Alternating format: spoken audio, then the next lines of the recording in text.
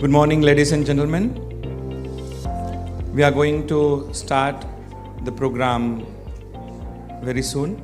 So I request all the dignitaries off the dais, invited guests and faculty members, students to kindly take their seats.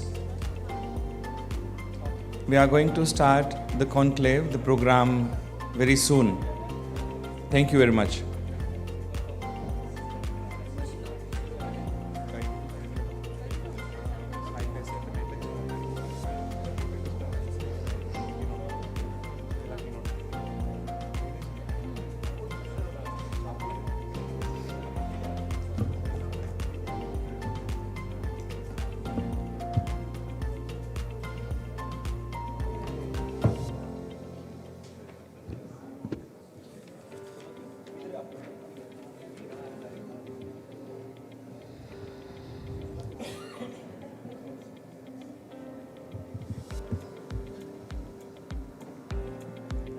Namaskar and a very good morning to one and all present over here. We welcome you all to this Maritime Skill Conclave 2025 organized by Ganpat University, Goa and Ganpat and Manju Foundation in collaboration with Gujarat Maritime Cluster. We request all the dignitaries to please take your seats as we are going to begin this event.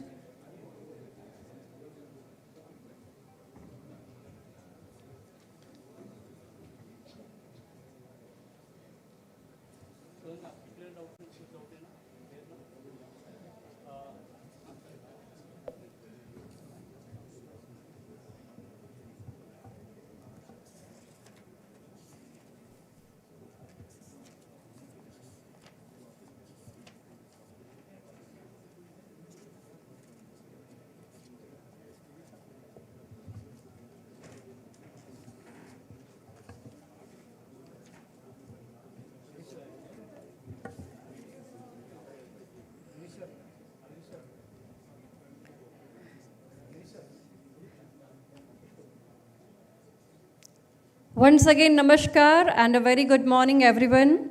We warmly welcome to the inaugural ceremony, but before that, we have a keynote addresses. So we welcome you all to this Maritime Skill Conclave 2025 on the theme Ocean, Opportunities, Competence, Emerging Technologies, Academia, Industry, Synergy, and Navigating Sustainability in the Blue Economy, organized by Ganpat University, Goa, the Ganpat and Manju Foundation, and the GUNI Foundation in collaboration with the Gujarat Maritime Cluster.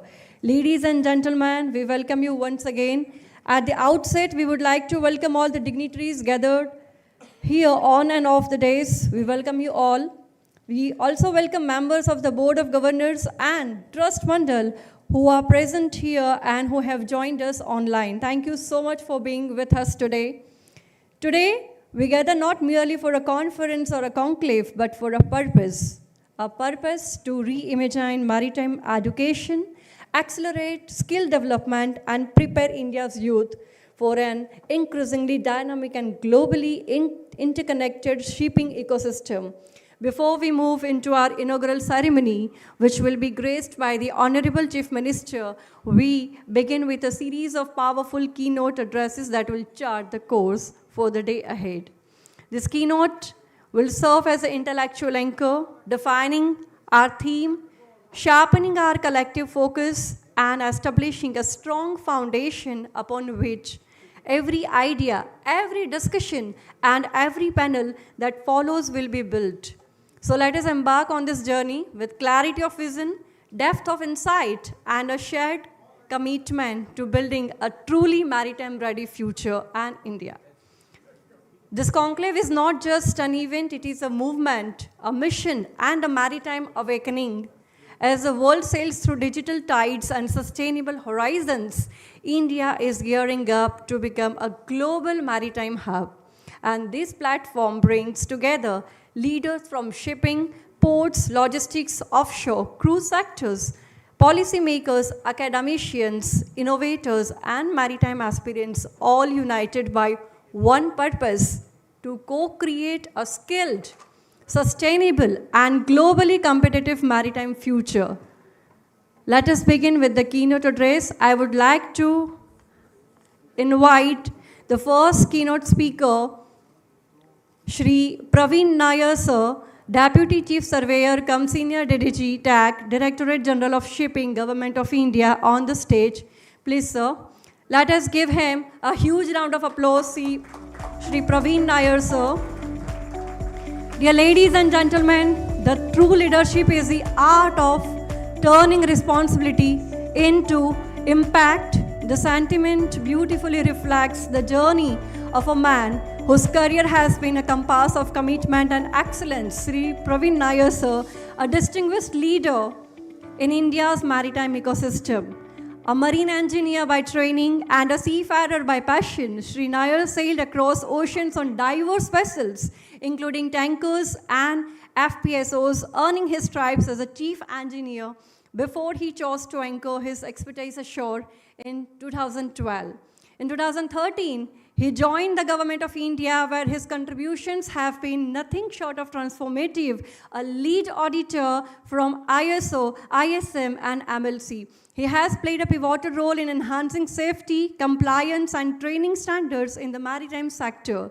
Like a navigator guiding ship through challenging tides, Shri Nair now steers national capacity building as he carries additional charge as Senior Deputy Director General Training Branch, ensuring that India's maritime workforce remain future-ready and globally competitive.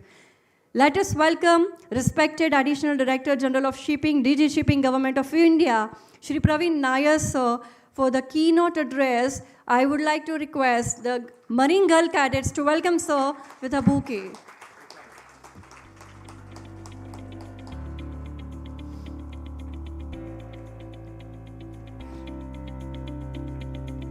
A very warm welcome to Shri Praveen Nair sir. Thank you so much, sir, for gracing this event.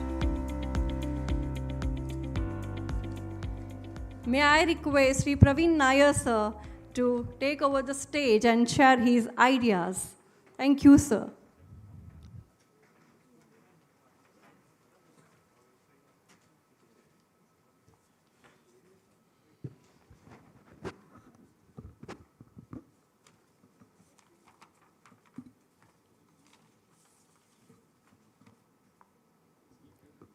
Good morning, everybody.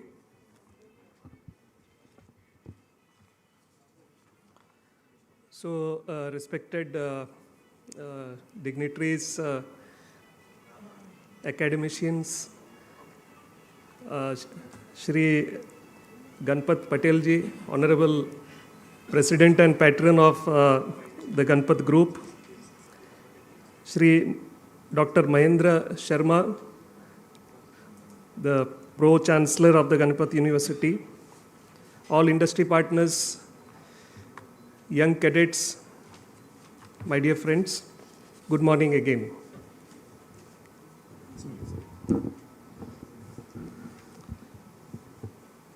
It's my privilege to be here at the Maritime Skill Conclave 2025. And I was going through the key focus areas that was there in the brochure, the 5 T's of the ocean.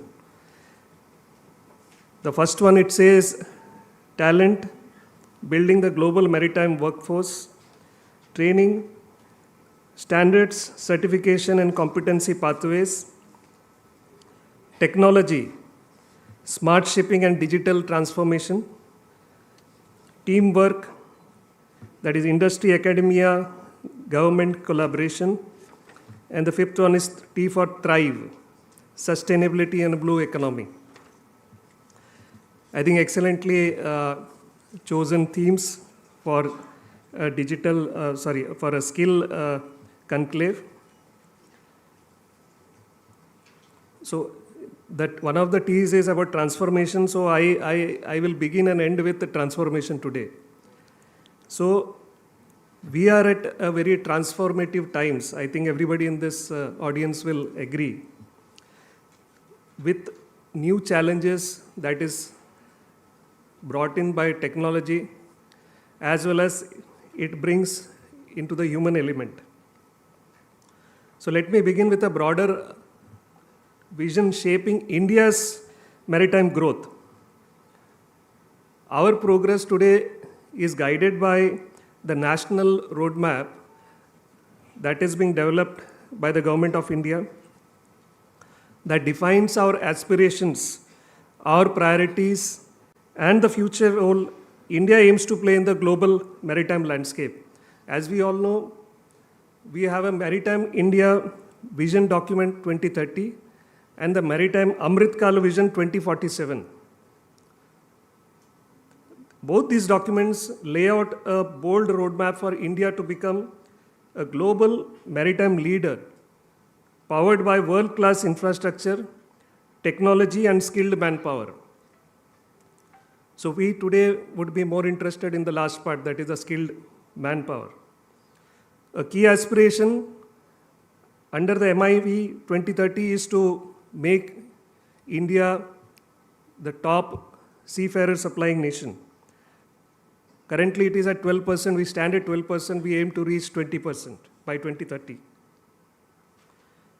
So India today is the third largest supplier of trained and competent seafarer with over 3 lakh Indians serving across all international fleets. The global officer shortfall, this again is a figure which is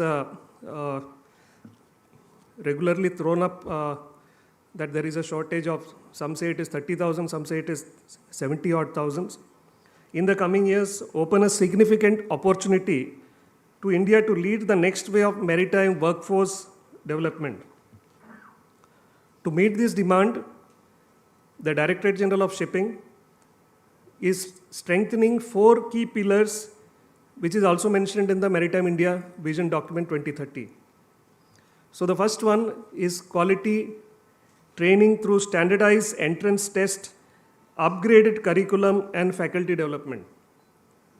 So we all agree that is a lot of work to be done in this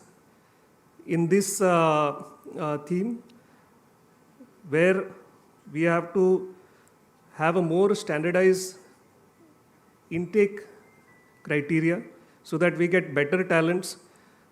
We make maritime sector more attractive to our masses. Earlier, we all know it is only the coastal states that used to provide the workforce for the maritime, the shipping sector. This is slowly changing, and there is more work that remains to be done. Improved on-board placements via increased tonnage, training berths, and bilateral agreements. So this is again something which is very dear to us, because without placement, I think that is a main problem area for most of the pre-C institutes, because without placement their CIP scores come down, so there are no much takers for doing these courses. So this we have to improve, and we are doing initiating a lot of things. How well we can improve it? Increasing the Indian tonnage is one of the items on our agenda. Then providing training berths, whether it is Indian shipping or foreign shipping, we have to see how well we can increase the provision of training berths for Indian cadets, both officer and ratings. The next is the promotion of career at sea through campaigns, regional academies, and scholarships. This also DG Shipping is already doing. We are going to schools. We have engaged a company to take this initiative further away from the coastal areas in the hinterlands, so that right from school the students are aware of a career that can be made out in merchant navy.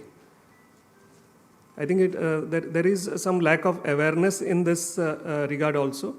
So with the awareness comes the next part, the 4th pillar, that is better welfare, career pathways with flexible learning and post-sea opportunities. So under welfare, there are a lot of things that we need to cover. It is not only canvassing and promoting merchant navy as a career, it is further a responsibility on us, like how each one of those young boys and girls are treated, and how their welfare is taken care of. Because if one bad incident whether it is some malpractice or a cheating or somebody has lost, had to pay money and not got the job as was promised. It's all, I always say it is a very bad advertisement for the maritime sector. This is again where we have to take care, especially if that person is from a village where he is the first person to go on a ship. So if he is a success story, then I don't think we have to look beyond. He will be our mascot, he will be our ambassador to get more people into maritime. The next item on the agenda is the gender inclusion. So in this, India has made a remarkable progress, but we have a long way to go. In 2015, there were about 1,699 women, which has risen to 14,255 in 2024. So in terms of percentage, this is an increase of 739%, but much more can be done. And in this, I would like to acknowledge and congratulate Ganpat University for the work they are doing.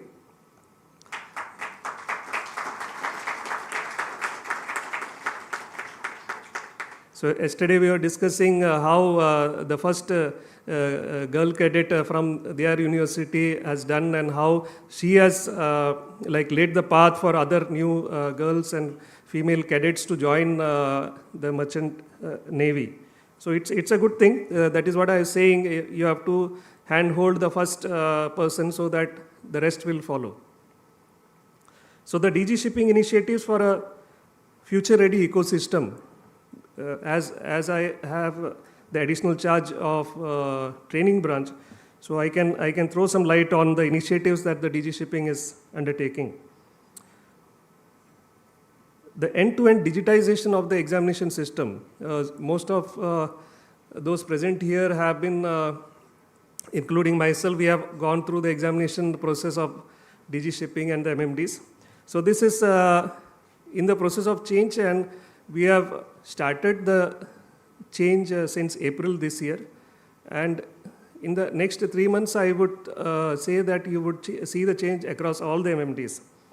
The entire system, now also the system is partly digital, but the entire system will go on end-to-end digital mode. So that will enable faster evaluation, lesser of human interface, and faster declaration of results, and therefore the COCs. We have an agreement with the National Testing Agency and the CDAC. Both are government entities. So they will be hand-holding us, and together we will be steering this examination digitization reforms. The second one is about the learning management system. A modern LMS is being developed to support online STCW training, COC preparatory courses, digital assessments, and hybrid learning environments. This is in the pipeline. Hope to have it up and running in the next 6 months. The centralized attendance system. A unified digital attendance platform is being rolled out to all the MTIs to ensure transparency, compliance, and real-time monitoring of trainees and the faculty. Now, this is not something new. This has been there, but not very effective. So we want to make it into a very effective system so that we know no certificates are issued without undertaking the course, as well as every MTI has got the adequate number of faculty, the trained faculty, so that we don't have an institute where the students are there, but the faculty is not as per the qualification that is being issued by the DG shipping. So this initiative was there, but there were a few shortcomings. So we are trying to rectify those and come up with a better system. Web-based simulator is again in the pipeline. All going well, this should be available in the next 4 to 6 months. We are developing a browser-based bridge and engine room simulator to support the classroom and remote practical training. Faculty development program. I hope every MTI would agree that an MTI is only as good as the faculty that they have or they can engage. And currently we don't have a centralized faculty development program. So we are planning to have one so that we have uniform standards across all the MTIs and the faculty that they engage, so that we have, together we can build a leadership, mentorship capabilities among the faculty. Additional initiatives by the DG Shipping is the digitization of the training and assessment record book. Many of the MTIs, they have already begun with having a digitized tar book. But we at the DG Shipping, we are in the process of issuing some guidelines for a digital tar book. We also wish to have a placement portal and an authentic job portal. This is to just prevent any kind of cheating or our young seafarers being taken for a ride by whether authorized agents or unauthorized agents, both sides. Transparency and zero tolerance for fraud. This is again a very sincere commitment from our side, and we have taken it through social media campaigns. We also have a grievance redressal, which is which has got some limitations, but all going well, we'll have a complete digital grievance redressal mechanism where any seafarer can log in their grievance, and whatever is a grievance, whatever is a complaint, it will reach the right places and there will be a response. The campaign to promote merchant navy as a career, the DG Shipping has taken this with the ministry, and they further has taken with the Ministry of Education, NCERT, about 10 bagless days in schools, so that the school children at the around 8th standard, 9th standard, they are made aware of a career in merchant navy. What is merchant navy? If I can take a little more time, I think the main problem with merchant navy, if you ask me, is the visibility of merchant navy. I lived all my life in Mumbai, but never, other than if you go to the Gateway of India, you don't see a ship. I think most of you would agree. But when I got transferred to Cochin, that is a time I used to see ships. If any of you have been to Cochin, you can see, you go to the Netaji Subhash Park and you can see the ships. You can see the tankers loading or discharging maybe at a distance of 100 meters. You take the boat ride and it will pass through 2 ships on either sides. You have a Cochin shipyard which is in the heart of the city. So Maritime is like the local, and then there is a Southern Command, Naval Command in Cochin. So in Cochin, I found that maritime visibility is much more than even in a bigger city like Mumbai. I don't know about Goa. So this is one area that we need to do more about promoting merchant navy as a career, right from our school days. Then since we are dealing with skilling, the ITIs in India. So the Ministry of Shipping has been laying the thrust on promoting ITIs. So we have been requesting all MTIs to visit the local ITIs under their jurisdiction and run a promotional campaign. Because ITIs, again, it's not a new initiative. ITIs has been there and successfully doing what they are doing for the last so many years, maybe 50 years or something. But with the aspirational youth of today, we have to find how well we can utilize them by training them, skilling them at the IT, and then giving them avenues in the maritime sector. here I will not say it is merchant navy alone. There are a lot of things happening in the shipbuilding sector.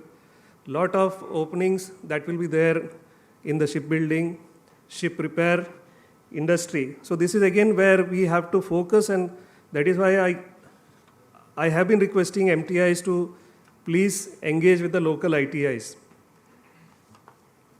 Then there are other avenues where an ITI pass out can join the GP rating course, do the course, and then based on his ability, he can even become an engineer in the merchant navy. So all those things are there. We have liberalized our entry levels by issuing a lot of circulars in the last 2 years. So it is for the MTIs to take it further, canvas, and get more people employed in the maritime sector. So as we have spoken about our initiatives, there are a lot of challenges that we are facing in the current age.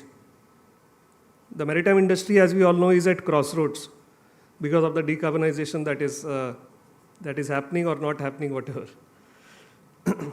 The transition to zero carbon fuels for the maritime industry is challenging and diverse, with no single pathway to decarbonize as yet. This is inevitable as different sectors and regions of the world are expected to adopt the decarbonization pathway best suited for them. So this we are already witnessing the different regions. If the East is choosing one type of fuel, the West is having another choice. So nobody is having a one single choice. And again, we are not talking about a maritime sector alone. We cannot do anything in isolation. It's a collaboration amongst different sectors. Historically, the maritime sector has been connecting all allied sectors and regions of the world, providing an uninterrupted supply of the required product, and has always played the role of an enabler. The improvements in technology and the manner in which other sectors prepare and finally make the transition to alternate fuel shall have a bearing on the shipping industry as well. The transition to future fuels present a significant challenges, particularly concerning the safety and training of our most critical asset, that is our seafarers. So this is just a background, then we come to the seafarers. Again, are our seafarers up to the challenge? The seafarers of the future might be quite different from the seafarers of the past. I hope there is no disagreement on this. In terms of what they have to deal with, whether it is safety, environmental protection, or the technological aspects. In consideration of these challenges, it is acknowledged that the seafarers are not fully equipped. I don't think there is any dispute on that. Whatever be the fuel that is coming up, none of the countries can say that their seafarers are fully equipped to handle those. And it is something that IMO is going to consider while they are in the process of reviewing the STCW convention. The STCW convention is under review. In February again we have the STW meeting. So all these issues concerning the reskilling, the filling of the gaps, everything will be discussed in detail. So since I used reskilling is a word that is going around everywhere, more connected with the technological transfer as well as the decarbonization. A significant gap exists in the knowledge and expertise required to handle new fuel systems safely and efficiently. A good number of seafarers require partial or full training in the alternative energy sources. This is a very important thing. Like when we say that the Indians seafarers have been sailing on most of this tanker fleet worldwide, but when you look at the decarbonization sector, it is not only the tanker fleet. The entire even the dry fleet would open up opportunities for trained seafarers. That is where we have a gap. So that is where we need to train them, skill them, equip them so that they have the knowledge, so that when the transformation needs to be done, they are ready. The other aspect would be the qualified trainers and facilities. Are our MTIs equipped? Are we having sufficient number of trainers who can train them? Because if the trainer have to train them, they also need to have some kind of an experience in handling this type of new challenges. Whether it is brought in by different set of fuels, their handling, their hazards. So there is a shortage of competent instructors with practical real-world experience on ships using these new fuels. Training facilities and need substantial investment to acquire equipment, simulator, AR, VR tools that mirror the onboard realities. This is again a challenge, and some work needs to be done on this. The industry has to invest in modern training facilities, simulators, and blended learning programs that combine online modules with practical hands-on training to ensure the seafarers gain necessary competence in a risk-free environment. This again will not limit to seafarers only. We need the entire ecosystem to be trained, whether it is on the shore side, the bunkering side, the port side. So, lot of training, not only limited to seafarers, but the entire people involved in this industry. Then comes the sharing of knowledge, because whenever we are doing something new, the sharing of knowledge, best practices, and data between early adopters, whether it is early adopters or early movers, they need to share whatever knowledge, their experience, their best practices, so that the wider industry will be able to accelerate the learning curve and help mitigate the setbacks that these people had encountered. The energy transition is not merely about new engines and different molecules. It is about a fundamental transformation of our industry and workforce. So by proactively tackling the challenges in training and safety, we can ensure a smooth, safe, and sustainable journey towards a greener maritime future. So in conclusion, the future of global seafaring is being shaped today, and India is ready to lead it with skill, technology, and resilience and inclusive growth. With the collective effort of the government, the industry, the academia, and institutions like Ganpat University, we are building a future where Indian seafarers will set global benchmarks of excellence. So with this, I once again thank Ganpat University for having me here today, and I wish everyone participating to have a very fruitful seminar on this skill development, because skill development, it's a very underrated word.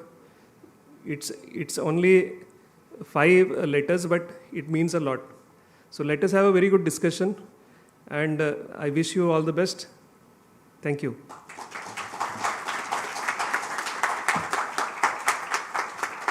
Please remain on the stage, sir. Thank you very much, sir, for steering our thoughts towards a forward-looking horizon. I would like to invite Dr. Ganpat Bhai Patel, Honorable Patron Chief and President, Ganpat University, Dr. Mahendra Sharma, sir, Honorable Group Pro-Chancellor and Director General of Ganpat University, to kindly come on the stage to felicitate our first keynote speaker, Shri Praveen Nair, sir, with a statement of gratitude, a specially crafted memento, and a shawl. Let us have a huge round of applause, please.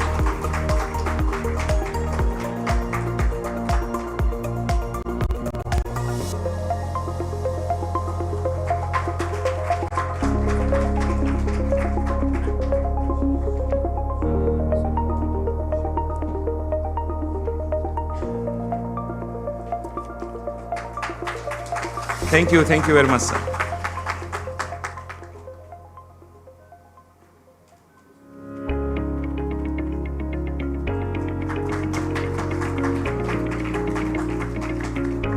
Thank you, sir. Thank you very much.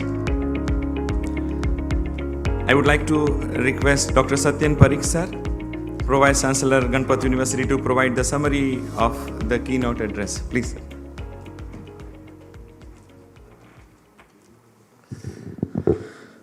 Thank you, Professor Anand Mankodia, for giving me this opportunity. First of all, I would like to thank Shri Praveen Nair, Honorable Deputy Chief Surveyor and Senior DDG Tech at Director General Shipping to commence our prestigious event, Maritime Skill Conclave 2025, with his impressive keynote address. Shri Praveen Nair, sir, emphasized that maritime industry is on the brink of profound transformation. By embracing technology, collaboration, and empowering seafarer with the future-oriented skills, India can play a defining role in shaping the next chapter of global shipping. The future belongs to those who navigate changes with the vision, agility, and resilience. And India is ready to lead the new wave of future increase.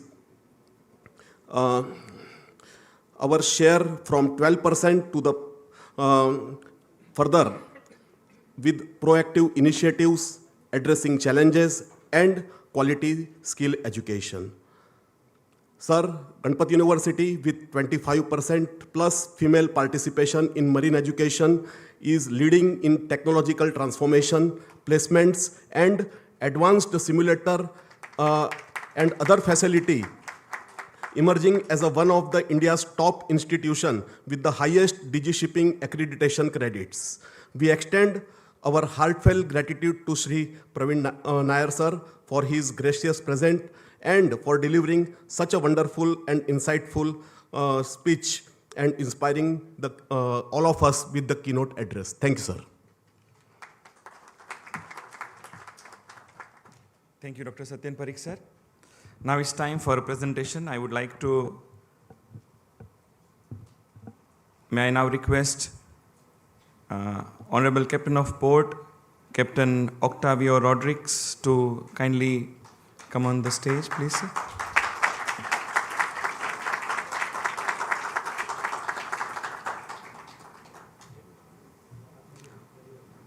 Please, sir.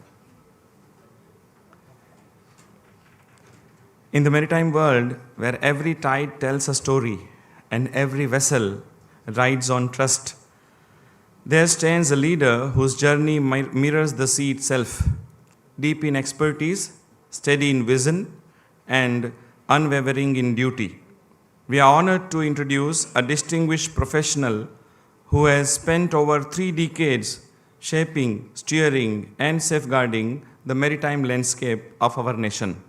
Captain Octavio Rodriguez, the esteemed Captain of Ports, Government of Goa, a man of both precision and passion.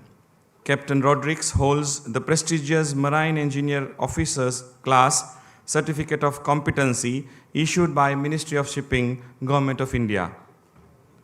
Complemented by a robust foundation in mechanical engineering, his academic and technical brilliance form the keel on which his illustrations maritime journey has sailed.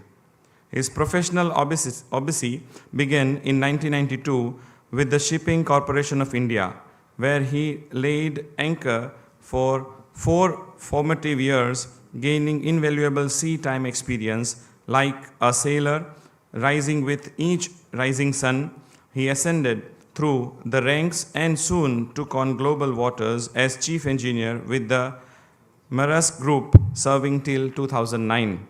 He also served as technical superintendent and technical manager with Maersk, demonstrating a masterful blend of technical acumen and managerial excellence. If the sea shaped his discipline, these roles sharpened his strategic mind, turning him from a marine expert into a maritime visionary. In January 2011, his journey found a new compass when he joined the government of Goa, and in February 2024, he was promoted to the prestigious role of Captain of Ports, the highest authority in Goa's maritime administration.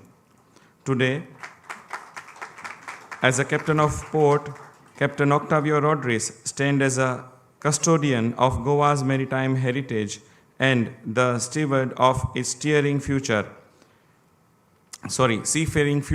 Under his leadership, the department continues to strengthen ports operations, enhance maritime safety, encourage coastal development, and uphold the highest standards of marine regulation. I would like to invite Marine Girls Cadet to welcome Sir with a bouquet.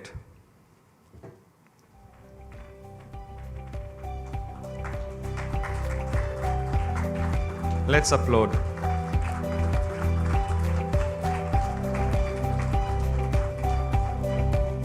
Thank you, girls. Thank you, sir. I would like to hand over the stage to sir for his presentations.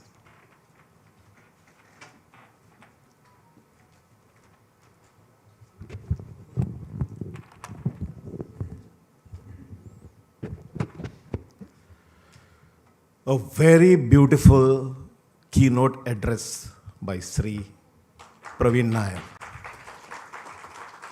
Honorable Deputy Chief Surveyor, DG Shipping, all the dignitaries among the audience, distinguished guests, industry leaders, ladies and gentlemen, a very warm welcome to you and greetings from the Captain of Ports Department, Government of Goa. First of all, I would like to thank Ganpat University and Ganpat Dada over here for giving me this opportunity to come here and do a small presentation of our Goa State Ports Department, that is the Captain of Ports Department, including GIME. GIME is Goa Institute of Maritime Excellence in collaboration with the Captain of Ports Department for the better future of all the seafarers, mostly the inland waterways, working in the inland shipping. So I will just do a small presentation so that you understand what is exactly happening in the tiny state of Goa. Presentation, please.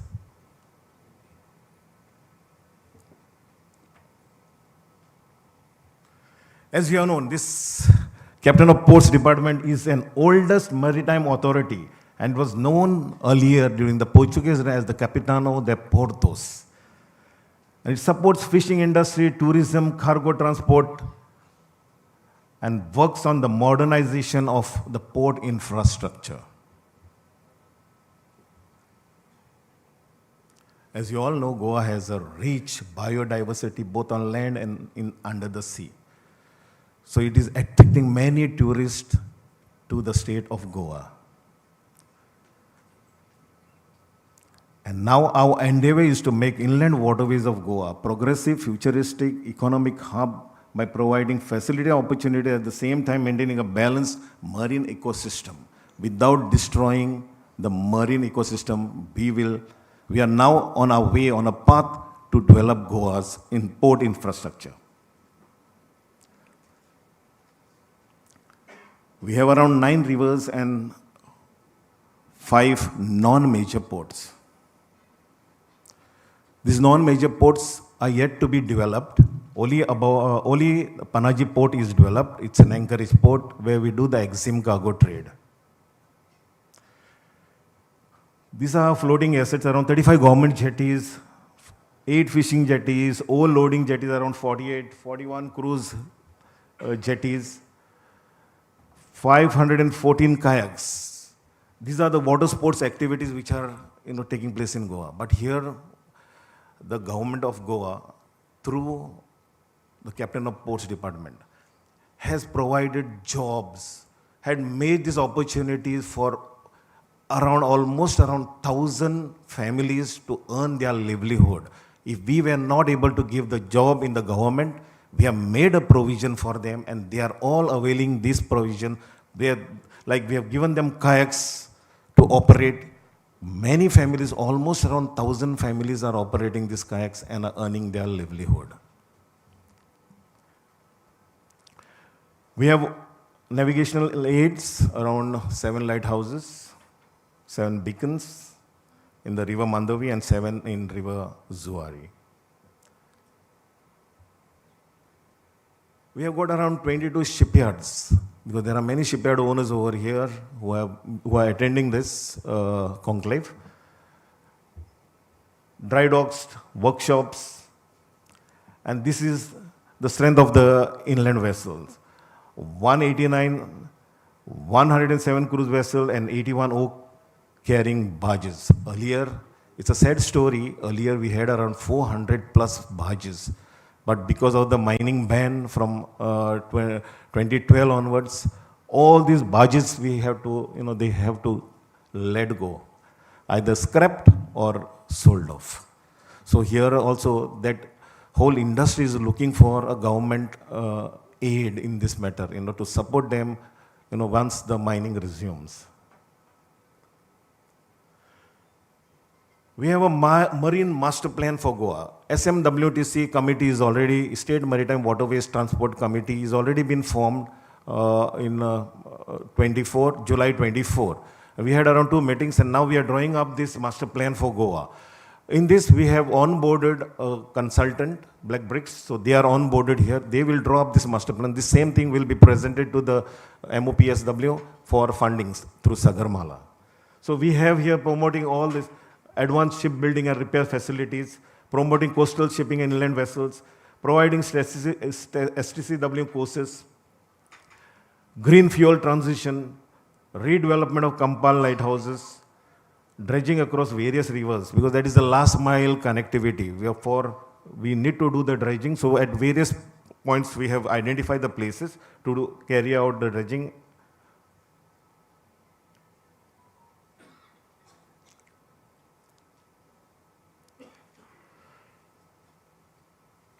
Shore reception facilities, trailing wall, groins at the river mouths, because at the river mouths, there is a lot of accidents which are taking place. We'll see on the further slides.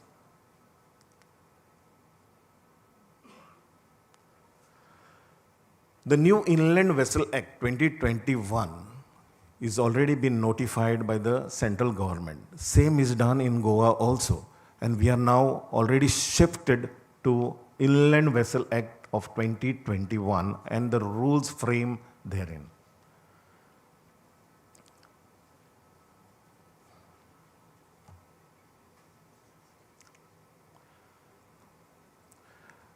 This was a long pending project. It was supposed to be started in 2012 when the mining was in boom and there were a lot of ships coming to our Panaji anchorage port. So that time we were supposed to install these mooring buoys which were remotely to operate.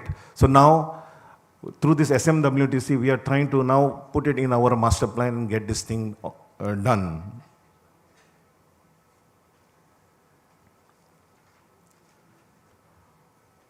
Mumbai-Goa ferries, we are now seeing the feasibility of resuming this back as it was in the earlier times. Also development of islands and submarine tourism. So we have got one island called Bat Island. So that we are trying to see whether there is any study can be done to develop it in the terms of how Sentosa is, because it's very close by. As we have seen, Sentosa also is a small island. So like this, an island which can be connected from the mainland. And submarine tourism, we are going to introduce very shortly. This is done through MDL, Mazgon Dock Limited. Yeah, in the Marine Master Plan, these are the proposed projects. Construction of concrete jetty with highly advanced crane. This was a request from all the Shipyard Owners Association, as we have got a limited bridge height. So they could not compete in building the ships for the global market because the air draft was restricted due to this. So we are trying to have one more jetty which is on the western side of the bridge where they can fit the superstructure on this, on the boats, on the ships, what they are going to construct. We are going to set up a mini harbor at Kortalim. Earlier there was a harbor, but now it is totally silted, and so now we are going to resume it back through through the master plan. We have one slipway in our own slipway where it will be developed. So this proposal also has been put up. So there are many buyers, many takers for these projects who are already approaching us, to carry it out on the PPP mode. This is a compiled lighthouse which is dilapidated, so it will be now demolished and reconstructed with observatory like a tourism spot and for our navigation.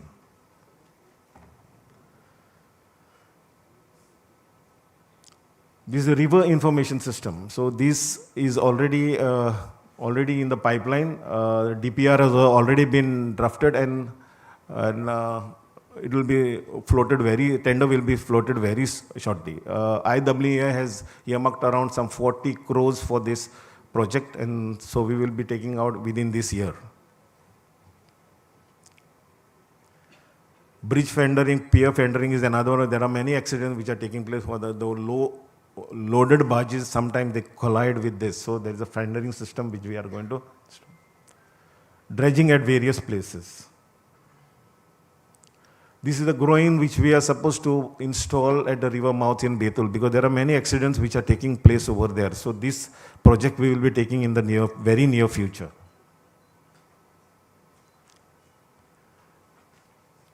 Implementation of ERP software for maritime operations. This is under study now. So we will be assigning through DOIT to get this thing done for our non-major port of Panaji. Maritime Master Plan also proposed to have the smart jetty products, which we have already started installing through IWAI. So we have made this provision of shore power supply to mostly all the jetties. So this is also an ongoing project which we are going to take, to develop, to make our Goa, Vikashit Bharat.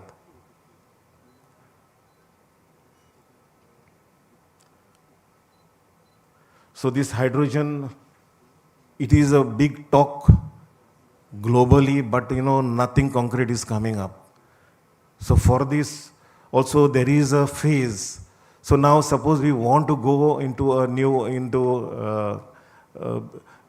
zero carbon footprint, so we reduce the carbon footprints. So for this, we need to have a transition. So for this, what we have done is, I have already made a study, and now during this transition stage, we will be converting all the boats with outboard engine on gas. So I have already done the study. So now I will just take the government approval, and we will be taking it. All the boats having outboard motors will be running on gas. And it is very, very economical, and also it will reduce the fuel consumption by 50%. I have already done the study, and this I am going to take forward. And let the hydrogen, let other alternate fuel come into picture. But first, we will go as per the Honorable Prime Minister's vision that we must be a developed India, and a carbon footprint has to be reduced. So by 2030, I'm trying for the government of Goa, our Goa state, to reduce these footprints by 2030. So this is our vision. We are going to work very hard on this part.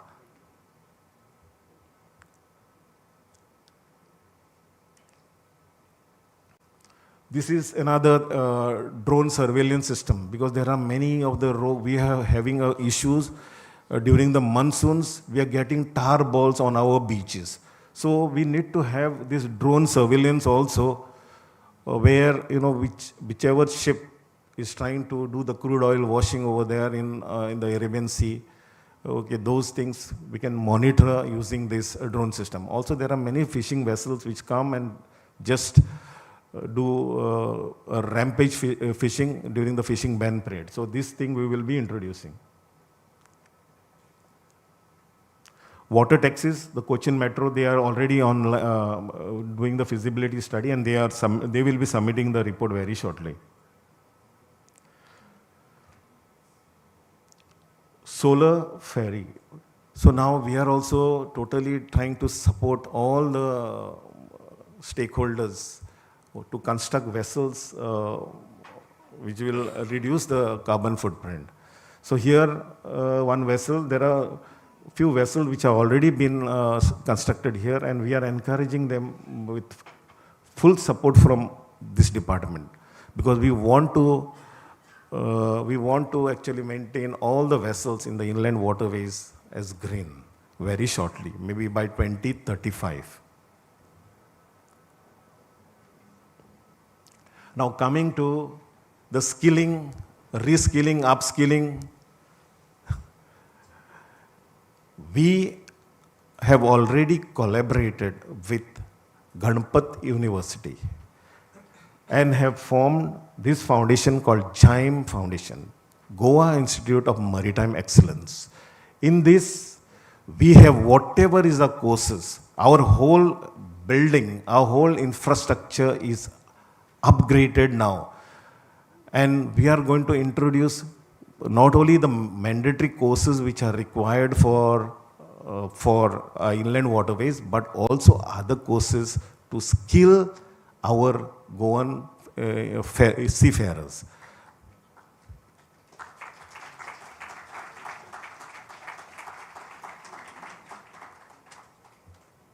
We have signed a concession agreement on 15 July 2024.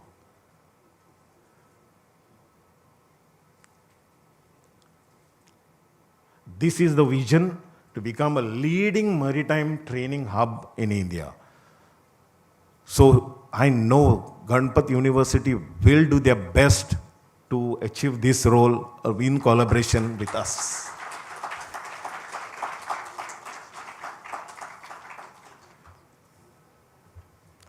Also, the inland waterways, as per the new rules 2021, IV Act and the rules which are framed, the syllabus also needs to be redefined. So now, we are the first, Goa will be the first, along with GIME, to restructure the training, to incorporate all the training modules for the inland, for the seafarers, for the operators, crew on the barges, so the inland waterways. So we will be just forming and drafting these new rules and new questionnaire, new modules for the seafarers. So this is our, it's already in the pipeline, and I think we have almost completed it. Yes, sir?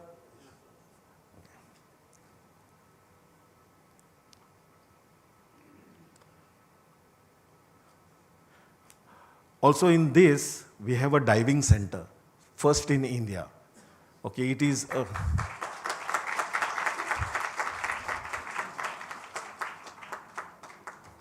and we have got many divers in Goa who have done their training somewhere outside of India.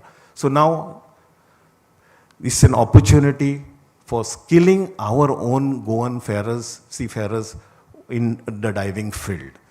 So that is one of the beautiful taken by GIME.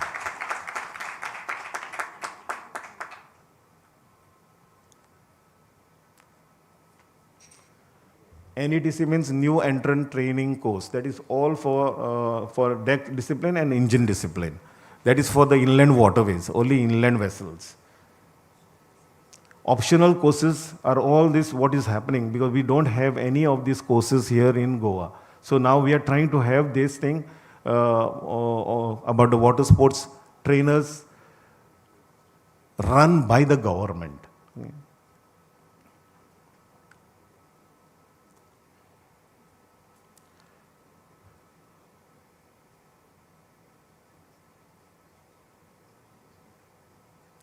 Besides, GIME will continue to strengthen state maritime ecosystem, delivering high quality training, upskilling manpower, upgrading infrastructure, adopting modern teaching methodologies, and supporting the nation's growing demand for competent maritime professionals.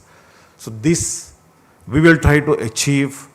We will do our best to become the state, to become the number one in the whole of India in the terms of training for the seafarers. And finally, I thank once again the whole team of Ganpat University who is here, and our full support is there for you all. And we know that you will also support the cause of all our seafarers, our Goan seafarers and Goan people. So thank you very much, sir. Ganpat Dada, thank you very much. Thank you. Thank you. You can keep it, sir. Please be here. Thank you so for your insightful presentation. May I now request Dr. Saurabh Dave, Pro Vice Chancellor, Ganpat University and Director Ganpat and Manju Foundation, and Captain Shri Prakash Sir, Chief Compliance Officer and Licensing Officer, JIME, to felicitate the Captain of Ports, Mr. Octavio Rodriguez, with a Bandhani shawl, GUNI handshake kit, and a statement of gratitude. Please, sir. Let us all join for his felicitation.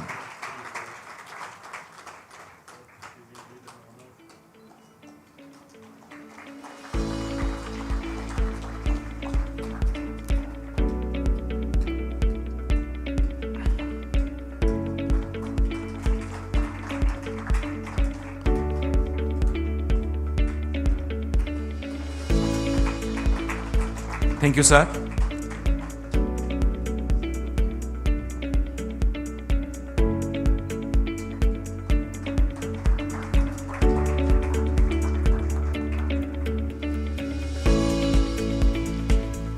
Thank you very much.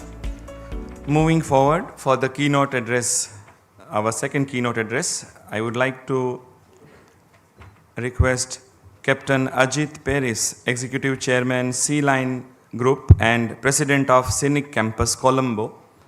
Please, sir, to come on the dais and take his seat, sir.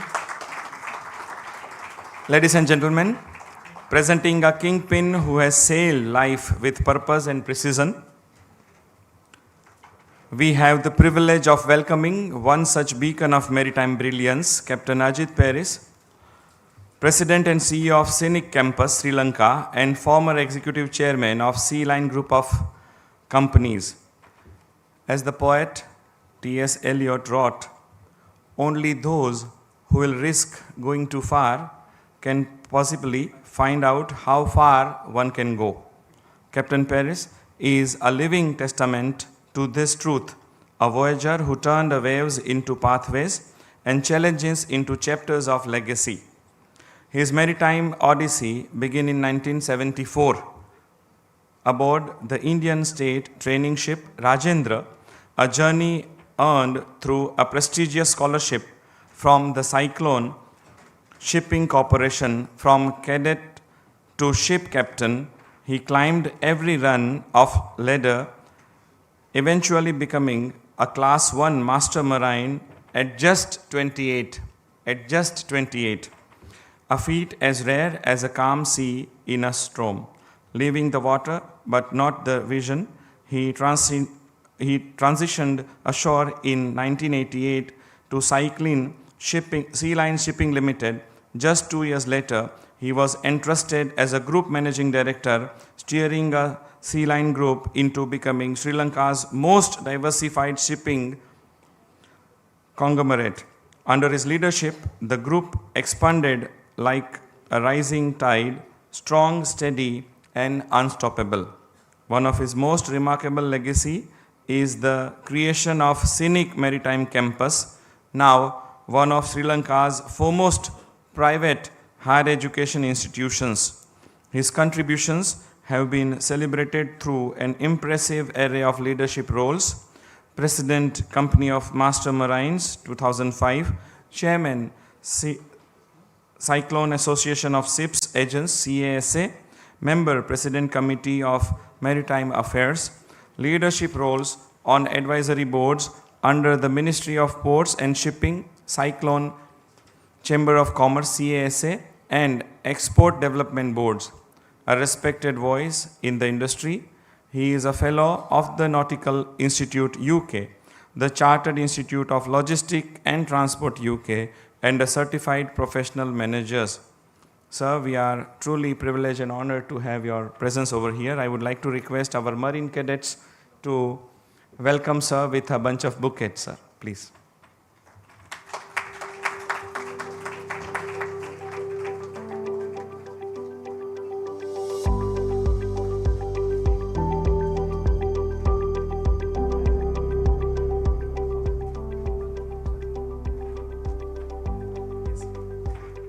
I would like to request sir for his keynote address, please. Sir.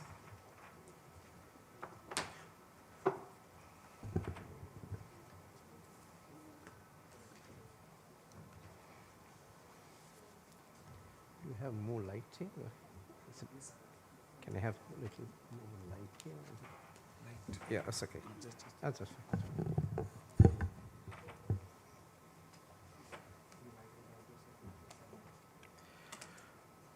Good morning. Dr. Ganpat Patel, the founder and the president of Ganpat University. Dr. Mahendra Sharma, all the other dignitaries who are present today and the distinguished guests, ladies and gentlemen. First of all, let me thank the Ganpat University for inviting me today to deliver this keynote address, which I am delighted and happy to do so.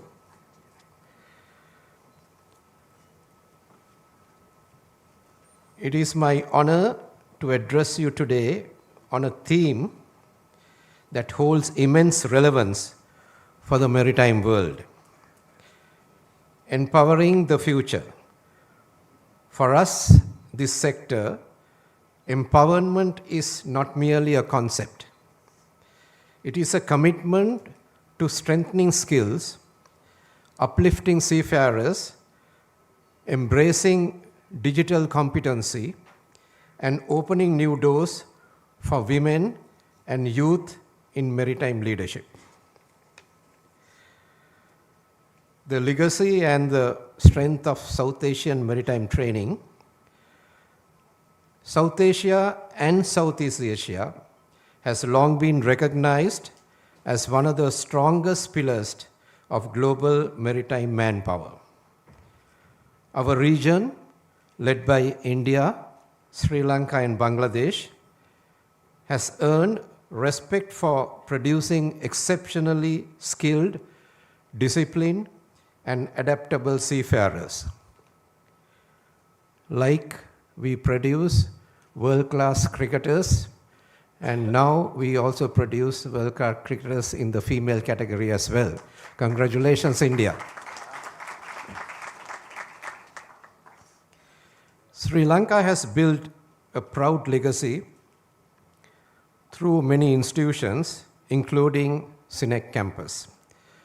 In Sri Lanka, though we are a small nation, we have 18 maritime institutes, and out of those, 100% production of senior officers are carried by SINEC campus. And together with our subsidiary, MSTI Maritime Academy, we are responsible to produce 60% of the officer cadre, that is marine officers and engineers in Sri Lanka. These institutions have not only produced thousands of officers and ratings, but have also shaped a culture of professionalism, integrity, and resilience. I would touch base on evolution of maritime education system in Sri Lanka at this point. Prior to establishment of Ceylon Shipping Corporation, our national carrier, there was hardly any structured training programs for seafarers in Sri Lanka. There was a government scholarship scheme given by the government of India to train 3 or 4 Sri Lankans on training ship Duffer in those days, and then later on T.S. Rajendra. Per annum, we had only 3 to 4 Sri Lankans doing that. And in 1974, I was lucky to get one of those scholarships, which I did from 1974 to 1976 on the training ship before I embarked on ships which belong to Ceylon Shipping Corporation. Actually, that training, which was a very structured, very hard and disciplined training, really gave me confidence to start our own CINEC campus way back in 1990, which is 35 years ago, which now has come to the most, I think, the biggest in South Asia and Maritime campus, and the biggest in non-state marine and higher education institute in Sri Lanka. We cater to 21,000 to 22,000 students per annum, and we are very proud that we have done a great service mainly to the maritime industry and to other industries to our education system. Government of Sri Lanka introduced a formal and structured maritime education system in late 1980s, creating a sustainable pathway for Sri Lankans to train and qualify as professional seafarers. The Sri Lankan government vision, among others, is to produce high-quality professional seafarers in order to enhance employment prospects. Looking back, the past statistics and regional growth trends. Over the past 2 decades, global officer demand has consistently outpaced supply, creating opportunities and that South Asia was quick to seize. Actually, when you really look back, when a country develops, the people going out to sea from those countries has reduced drastically. We had ship-owning countries like United Kingdom, Germany, Denmark, Norway, and then Japan, Greece, Korea, and now China. All these countries, people who have been to sea, they have stopped going out to sea. So that has created an opportunity for developing countries, especially for the South Asia and East Asia region countries, to embark on sea carriers. So that is the normal trend. Now, China is also having a problem of having Chinese people on their ships. Now they are looking elsewhere. I think those are the opportunities where we could really capture. India has a massive population of 1.2 billion, whereas Sri Lanka has only about 21 million. So the opportunities are immense, and I think it's a very challenging and rewarding career when it comes to seafaring. The maritime industry confronts serious challenges that will impact its long-term sustainability. These include the cadet to berth gap, which our former keynote speaker mentioning, saying that when you train people to place them on board as cadets or trainees, we have a massive challenge. I think the ship owners should really realize, and also the flag state or the governments should really bring some regulations to say that you have to provide training berths on every ship so that the shortage can be easily tackled.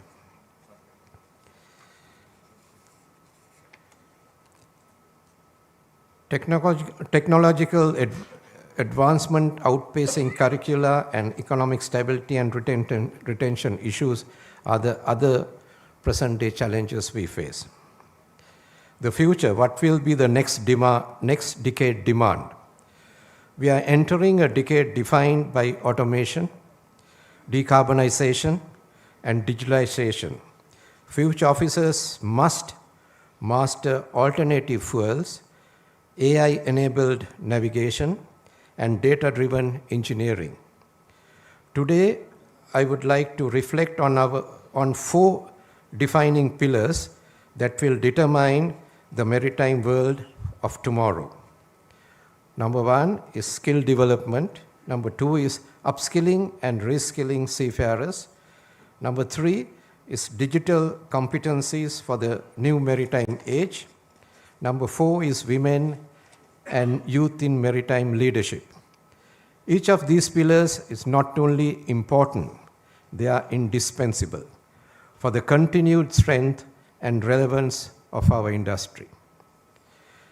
The digital future of maritime has already arrived. Smart ports, autonomous ships, AI-enhanced navigation, satellite connectivity, remote surveys, blockchain-based documentation, these are no longer futuristic ideas. They are operating realities. This means the modern maritime workforce must be digitally empowered. Every maritime professional must be digitally literate, technologically confident, able to interpret data-driven insights, aware of cyber risk and digital hygiene, proficient in new generation equipment and platforms. Digital competencies is now the new currency of maritime excellence. Without it, competitiveness declines. With it, opportunities multiply. Institutions have an obligation to design curricula that are not trapped in the past, but oriented towards the horizon. Governments must create incentives and for modernization. Industry must guide training centers with real-time needs, and our youth must be encouraged to see maritime not as a rigid field, but as a dynamic, tech-driven global profession. Skills development is no longer optional. It is the passport to global competitiveness. Upskilling seafarers, preparing for transforming industry. Our seafarers are the lifeblood of global trade, moving over 90% of the global goods, often under demanding and unpredictable circumstances. Yet the world they operate in today is not the world it was 10 or even 5 years ago. Automation is advancing. Engine rooms are becoming data hubs. Navigation is increasing AI assisted.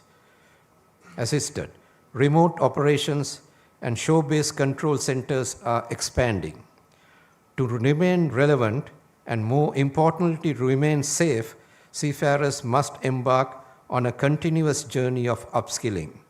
This includes digital navigation, understanding automation and smart ship systems, data interpretation and remote monitoring, cybersecurity awareness and response protocols. Green skills for low carbon and alternate fuel vessels. Predictive maintenance using AI and sensors. The AI revolution has created opportunities where it has enhanced safety and predictive maintenance, but also have brought in risk, including job displacements for those who do not upskill. Let me be clear. AI will not replace seafarers, but seafarers who do not adapt AI may be replaced by those who do.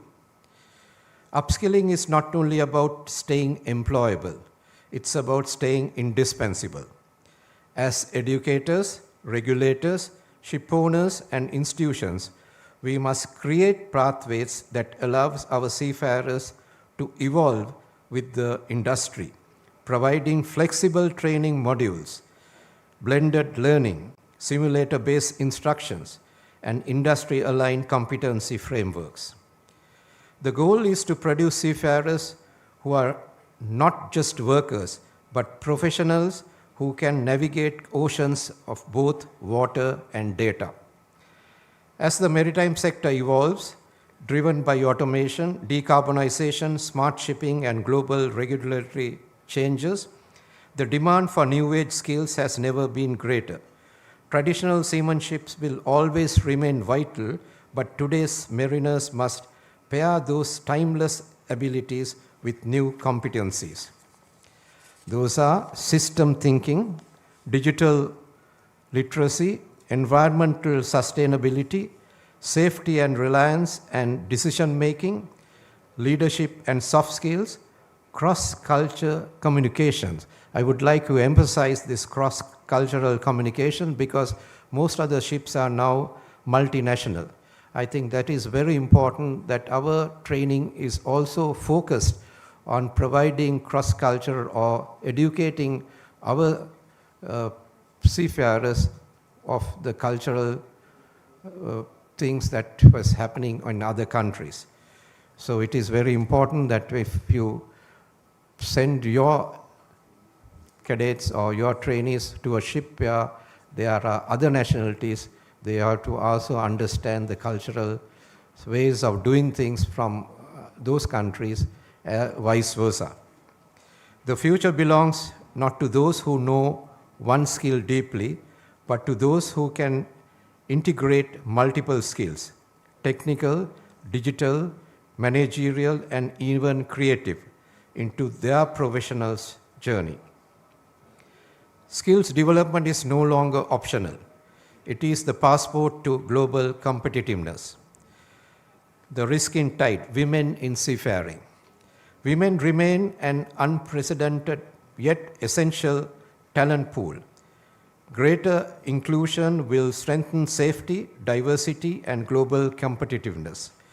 No conversation about empowering the future is complete without addressing diversity, inclusion, and representation. For decades, women represented a tiny fraction of the maritime workforce, but that tide is changing and must change faster.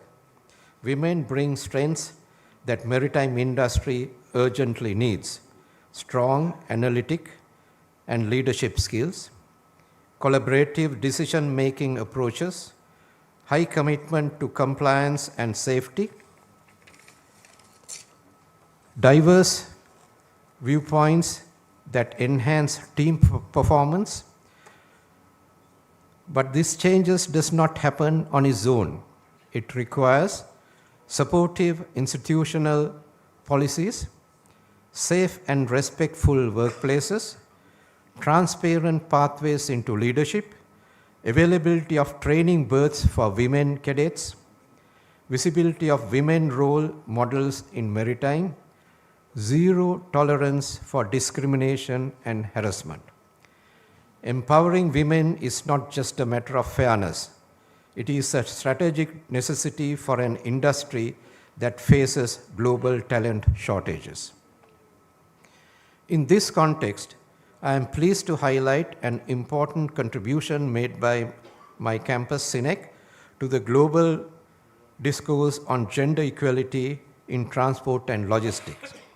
A dedicated research team from SINEC, led by Chair Professor Lalit Edurisinghe, was invited by the United Nations Secretariat to conduct 3 comprehensive studies on gender representation within the transport, logistic, and maritime sectors. These groundbreaking studies, now officially published on United Nations website, providing valuable insight into the gender gap in the workforce both in Sri Lanka and across the broader region.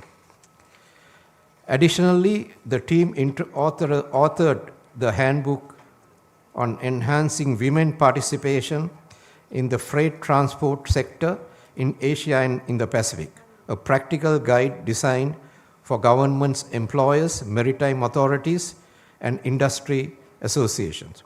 This handbook outlines clear policy recommendations, institutional reforms, and workplace practices that can significantly increase women's involvement in the sector. These United Nations publications reaffirms SINEC leadership in advancing gender equity and demonstrate our commitment to shaping a more inclusive and forward-looking maritime and logistic workforce locally, regionally, and globally. SINEC has also been at the forefront of promoting gender diversity in seafaring in Sri Lanka. Over the last few years, we have actively recruited women cadets and ratings, many of whom are now successfully serving on board international vessels, demonstrating both their capabilities and growing acceptance of women in global maritime roles. Empowering youth, the next generation of maritime leaders, our youth are entering a world we could not have imagined at their age, a world where ships think, port speaks, and decisions evolve instantly through algorithm and global data networks. But they are also entering a world full of unprecedented opportunities. We must empower them not only with skills, but with confidence, creativity, and courage. We must invite them into research, innovation, AI-driven analytic, environmental stewardships, maritime entrepreneurship, and global collaborations. When youth lead, industries reinvent themselves. When youth innovate, industries grow.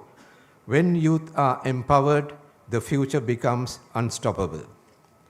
In this context, SINEC have initiated many strategic actions to increase the attractiveness of the maritime trade. SINEC follows an innovative educational philosophy, namely education vertical integration. Under this, SINEC has pioneered a unique model of nurturing talent from school level through to university and beyond, by working with the national education authorities to integrate logistic, shipping, and maritime studies into secondary curricula. We ensure that students are guided early, nurtured through relevant degree programs, and empowered to contribute meaningfully to industry and society. Last year, SINEC provided a national leadership in establishing Sri Lanka's first ever National Seafarers Day, an important milestone that elevates public awareness of the maritime sector and recognizes the invaluable contribution of our seafaring community.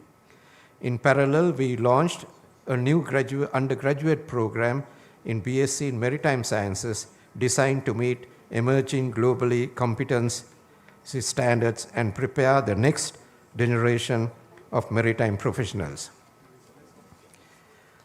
A call for collaboration between industry, academia, government, and communities. Empowering the future is not the job of one institution, one regulator, or one country. It requires collective commitment. Academia must modernize curricula and infrastructure. Industry must guide, mentor, and invest in talent. Governments must enable policy, safety frameworks, and provide incentives. Communities and families must encourage youth, especially young women, to pursue maritime careers. International partnerships must strengthen training, innovation, and talent exchange. This is not a single actor story. It is a shared mission, and every one of us has a role to play. Opportunities for India and wider regions, South Asia can become a global marine training superpower, expand marine technological ecosystems, and fill global officer shortages. Building the future, what we must do? We must modernize infrastructure, strengthen industry partnerships, ensure ethical and inclusive growth, secure government support, and prepare seafarers for hybrid careers. In conclusion, a call to action. Ladies and gentlemen, the maritime industry has always been an industry of courage, determination, and resilience. The sea has always belonged to the brave, but the future will belong to the skilled. Let us commit to empower the next generation of maritime professionals with competence, courage, and purpose. But for the future, we seek an empowered future will be built not by chance but by choice. A future where seafarers are digitally fluent. A future where women thrive as captains, engineers, pilots, and CEOs. A future where youth lead with innovation and purpose. A future where skills are continuously sharpened, not stagnated. A future where digital competencies strengthen safety, sustainability, and global competitiveness. So let us choose today to commit to this journey. Let us choose to invest in people, because ships may carry cargo, but people carry the future. Let us choose to empower the next generation, not half-heartedly, but wholeheartedly. With that, I would like to wind up my speech, wishing you all the very best in all your future endeavors. And also, I would like to pledge my support to Ganpat University for their development in maritime side. And if there is a requirement or necessity, please do not hesitate to call us, and we'll be happy wholeheartedly support your maritime development. Thank you very much.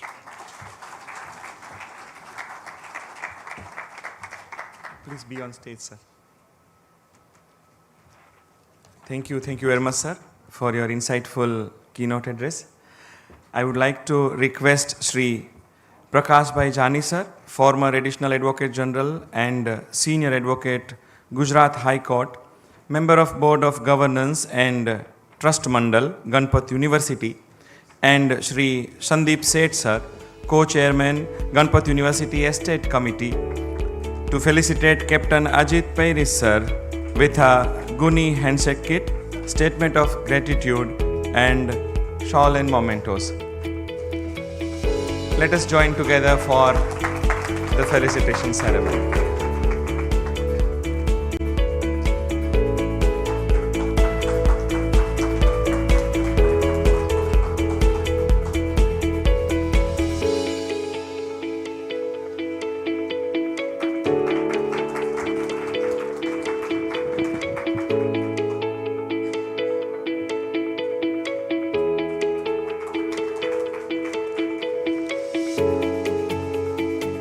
Thank you, sir. Thank you for gracing the occasion.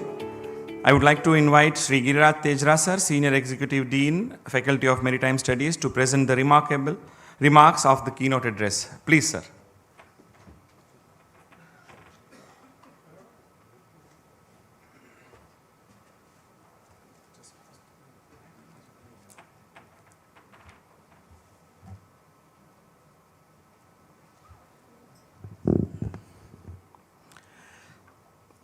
Skill competence is no more optional, but passport to global competencies. This is the takeaway message from the Captain Ajit Paris, who is not only leading the leading MTI in Sri Lanka, but also leading a leading shipping company in Sri Lanka. This is a rare blend of professional skills. We extend sincere thank you, sir, for uttering such an inspiring and forward-looking keynote address. Your decades of maritime leadership and the depth of insight you shared have set a strong and thoughtful tone for today's sessions. We'd like to especially mention and appreciate your remarkable views on maritime history of education in Ceylon, opportunities for South Asian countries like India and Sri Lanka especially for development and taking over the opportunities, challenges of providing seabirths, future digital skills requirement, and of course diversity and women participation. As you said, sir, that empowering means commitment. Ganpat University is committed to execute all such forward thoughts with its holistic team of maritime skill trainers, a team of seasoned experienced trainers, and young dynamic trainers, with parallel engineering skill specialists. In closing, Captain Paris has messaged both informed and inspired us. His vision for skills, technology, and sustainable maritime growth will guide our collective efforts ahead. We once again thank him for his remarkable contribution. Thank you, sir.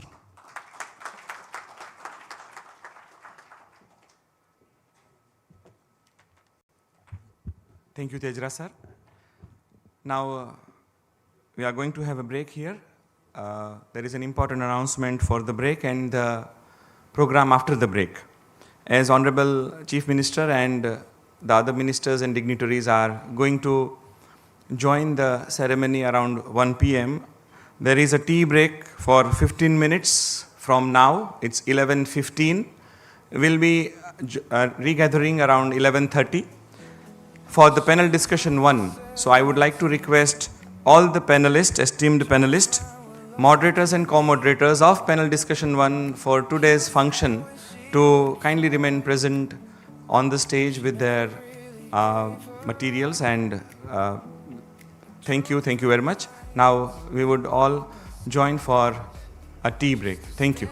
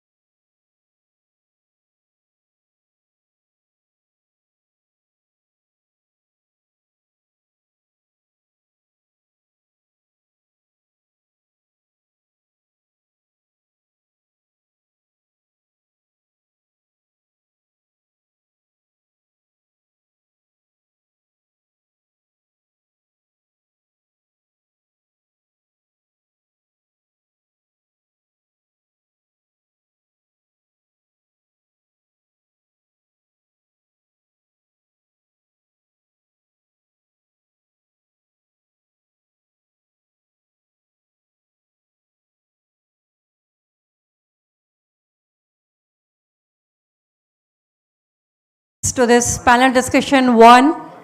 We request everyone to please take your seats as we are going to begin the panel discussion 1 on the theme of Digital Ocean Skills for the Smart Maritime Industry. May we now request the moderator and co-moderator for the panel discussion 1 to please come on the stage.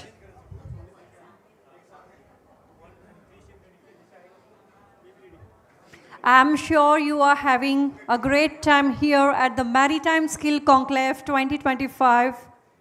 During this networking coffee break, you must have chat and connected with the near and dear ones. So thank you so much once again for being present here.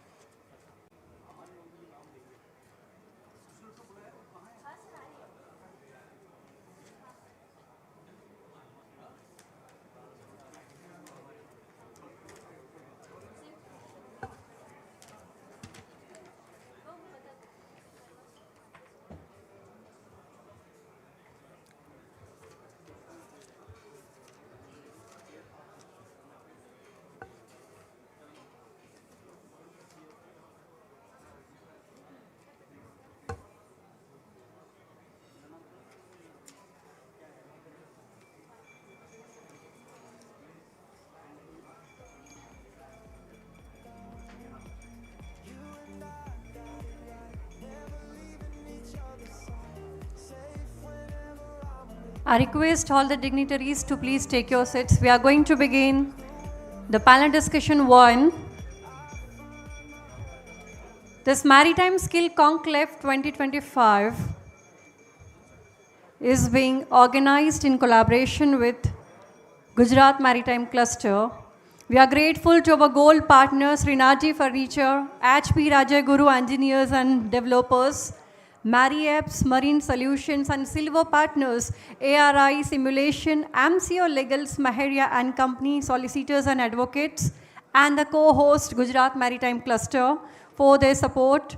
We are equally thankful to our esteemed supporters, Goa Marine Officers Association, the Institute of Marine Engineers India, IMEI, Gujarat Maritime Board, CMMI, Institute of Marine Engineering, Science and Technology, Institute of Marine Engineering, Science and Technology, ASSOCHAM, SEPC, Services Export Promotion Council. Our heartfelt thanks to the media partners, Bhandarkar Publications and Marex Media Private Limited, and the event partner, EMC. Gujarat Maritime Board plays a vital role in promoting maritime development and managing ports in the state of Gujarat.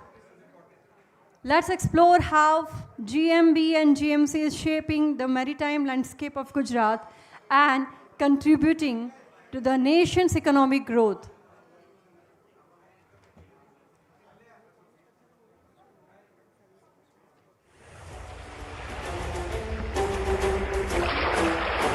May I have your attention, For ladies and centuries, gentlemen? Gujarat's shores have connected continents, cultures, and commerce. The maritime heartbeat of India.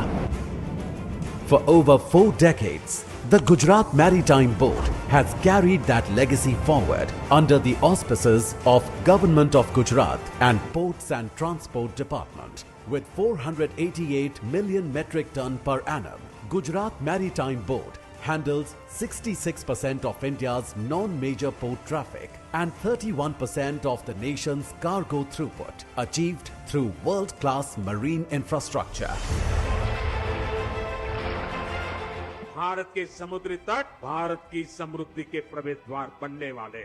One nation, one document और one nation, one port process अब व्यापार कारोबार को और सरल करने वाली। Under the visionary leadership of Prime Minister Narendra Modi and the steadfast guidance of Chief Minister Bhupendra Bhai Patel, Gujarat has redefined what a maritime state can achieve. Now, as India charts its course towards Vikasit Bharat 2047, the Gujarat Maritime Board unveils its bold Mission 2047, 5 transformative pillars that will reshape not only Gujarat's coastline but India's maritime destiny. Gujarat pledges nearly a third of India's promise to handling 10,000 million metric ton per annum by 2047. A vision measured not just in tons of cargo, but in the scale of ambition it carries.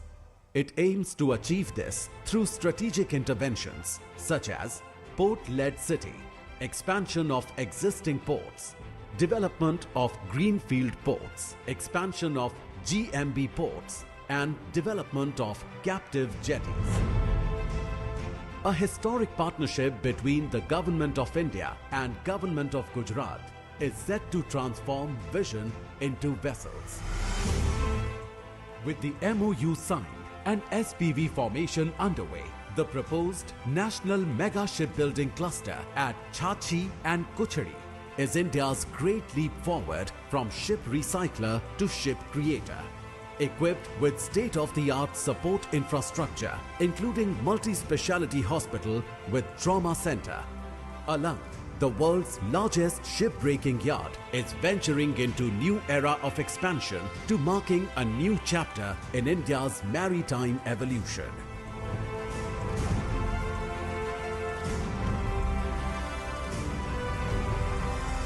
Gujarat Maritime Board's policy transformation is strengthening the foundations of transparency, efficiency. So thank you very much for your attention for this video. Let's give a huge round of applause to Gujarat Maritime Cluster. I would like to invite the moderator for the panel discussion 1, Dr. Kishore Barat, Senior Director, Placement and Executive Education, Ganpat University, and co-moderator Dr. R.K. Patel, Senior Pro Vice Chancellor, Ganpat University, on the stage. Please, sir. Dear ladies and gentlemen, as the maritime world sails into a future defined by automation, data and intelligent systems, the need of the hour is not just manpower, but smart skills for a smart industry. We request moderator and co-moderator to please come on the stage.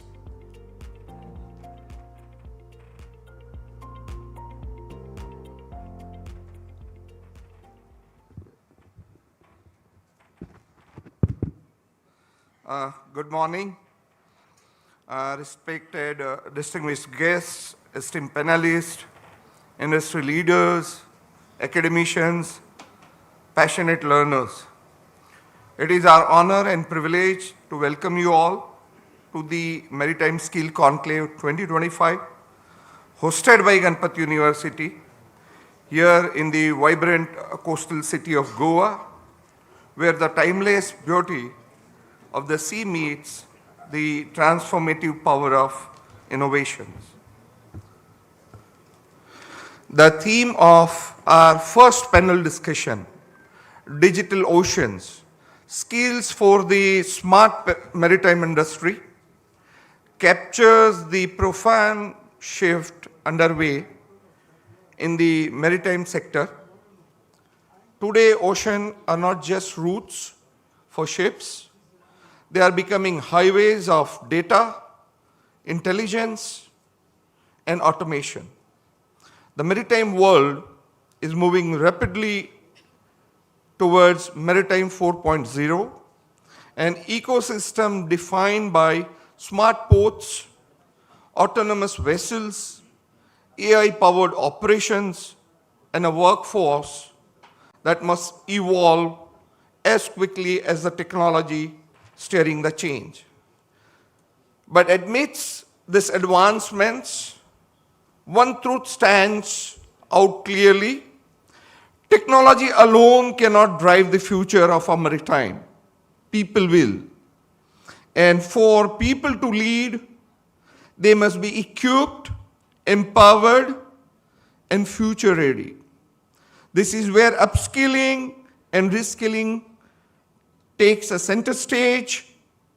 Building a Maritime 4.0 workforce requires academic institutions and industry partners to work hand in hand, co-creating curricula, enabling continuous learning, offering real-time exposure, and fostering digital competencies at every level. Esteemed guests, at Ganpat University, I'm proud to inform you, we believe strongly in this collaborative model, and today's conclave is a testament to that commitment. May I request my esteemed colleague, Dr. R.K. Patel, to take forward the proceedings for the day.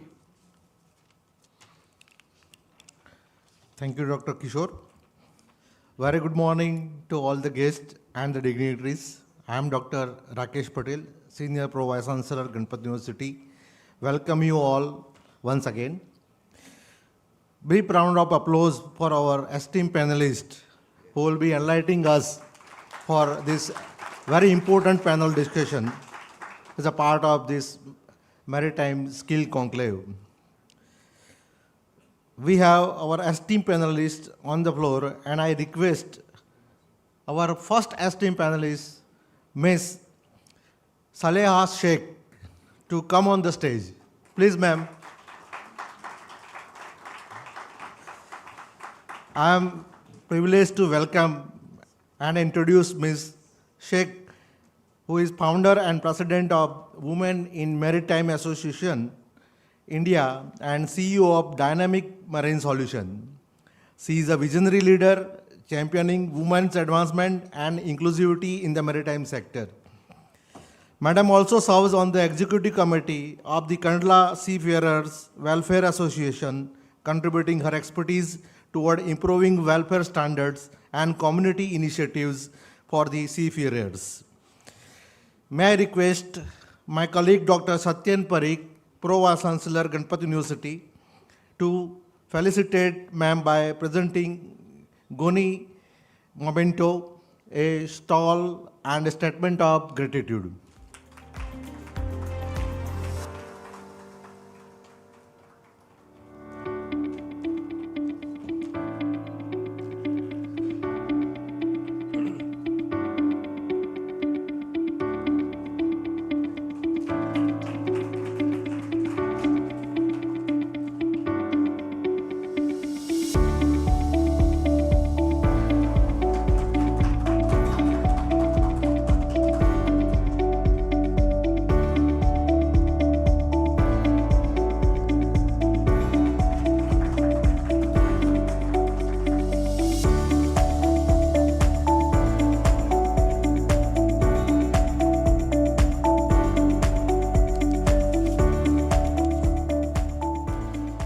Thank you.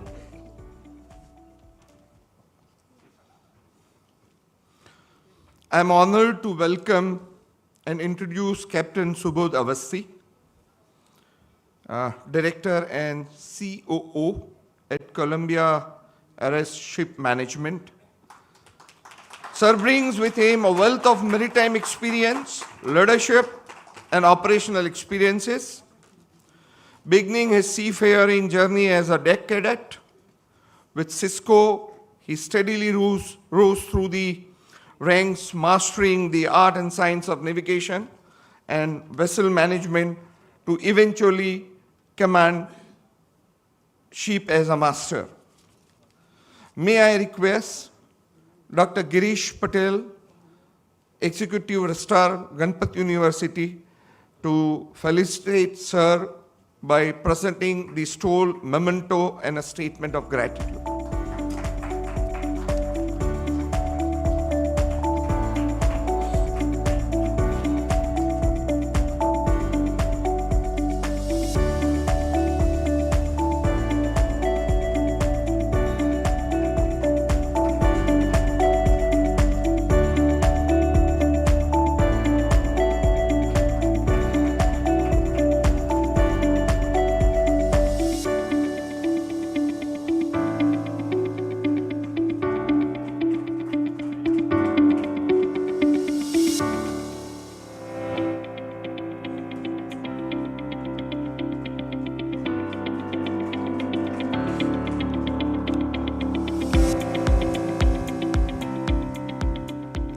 Thank you, sir. My request, our esteemed panelist, Dr. Vinayak Kambli, sir. I am delighted to welcome and introduce Dr. Vinayak Kambli, Director, Skill Development, Directorate of Skill Development and Entrepreneurship, Government of Goa. In his leadership role, he oversees Goa's strategic mission to bridge the skills gap, empower youth, and align vocational training with industry demand. Under his stewardship, the DSDE coordinates 10 government ITIs and several private ITIs, ensuring that training programs are relevant, future-ready, and responsive to the need of both employers and learners. Notably, his department has guided Goa to become the only Indian state whose entire skill development department is ISO certified. May I request our colleague Dr. P.R. Patel, Executive Dean of Skill Development, to felicitate Sir by presenting a stall, memento, and statement of gratitude.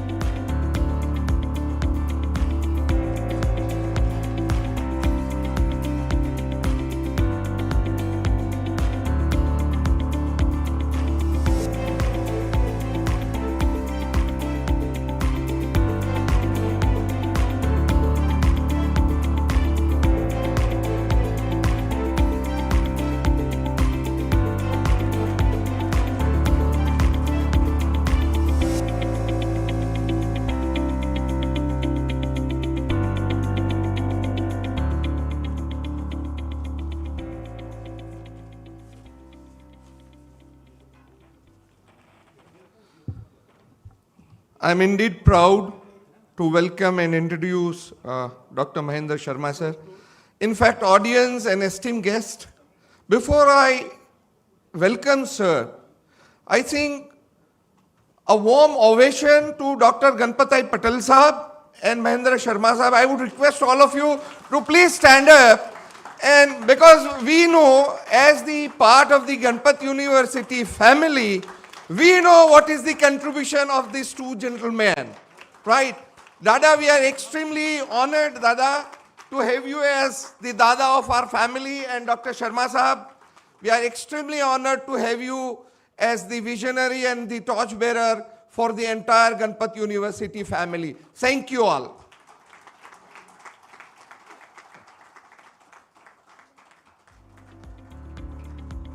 Please be seated.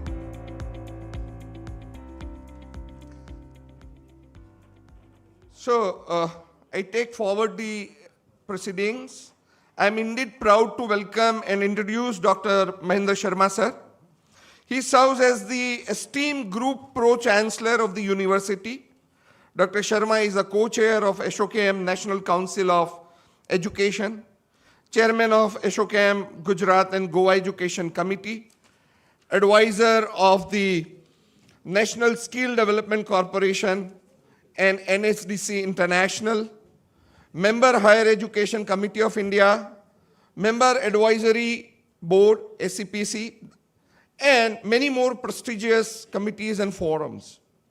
His leadership has been recognized through several prestigious awards, including SOKM Edupreneur of the Year 2015, Economic Times Tech Visionary Vice Chancellor 23-24, etc.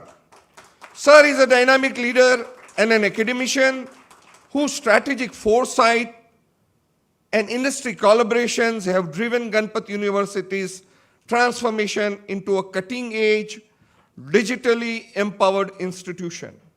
Needless to mention that both these events, that's the one happening today and the other one happening tomorrow, that is happening here, are brainchild and product of his vision. May I request Dr. Priyanka Pathak to kindly felicitate sir by presenting a stole and the floral bouquet.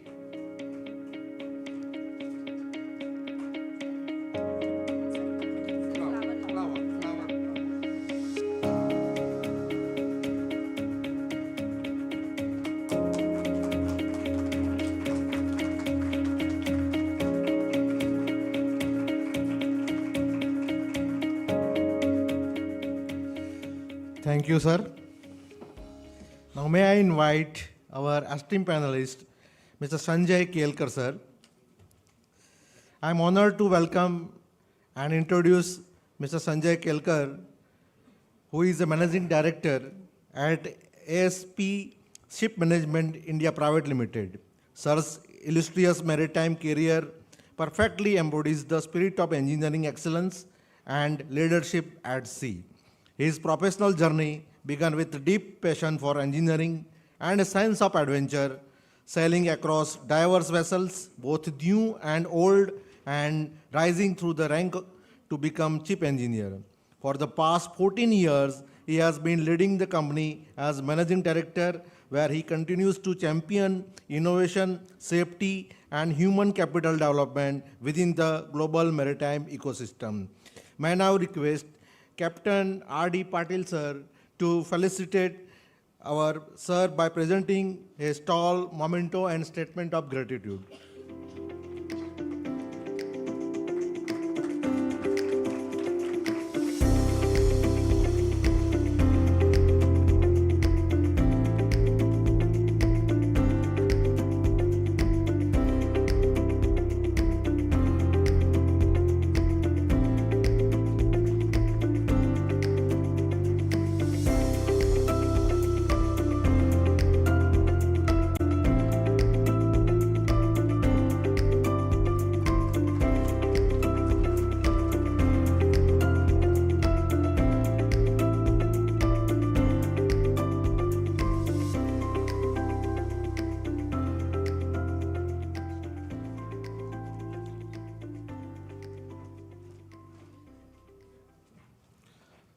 I'm privileged to welcome and introduce Captain Rajiv Unikrishnan. Sir is currently the product manager at Maritime Marine Solutions, a global leader in digital maritime software. Before transitioning to the tech side, he served as a seafarer for 8 years, even commanding vessels, bringing deep domain experience to his role. At Maritime, Captain Unikrishnan plays a central role in shaping and driving the development of the company's flagship product, including the ship management suite, that's Smart PAL, P-A-L, Smart PAL. That's the tool, app that they have been the honor of it, among other digital solutions for fleet operations. His journey from bridge of ship to boardroom of maritime tech company makes him a powerful bridge between operational experience and product innovations, ensuring that Maritime solutions are both practically grounded and technologically forward-looking. May I request Captain Girish Fernandez Saab to felicitate Sir by presenting a GUNI stole, memento, and the statement of gratitude.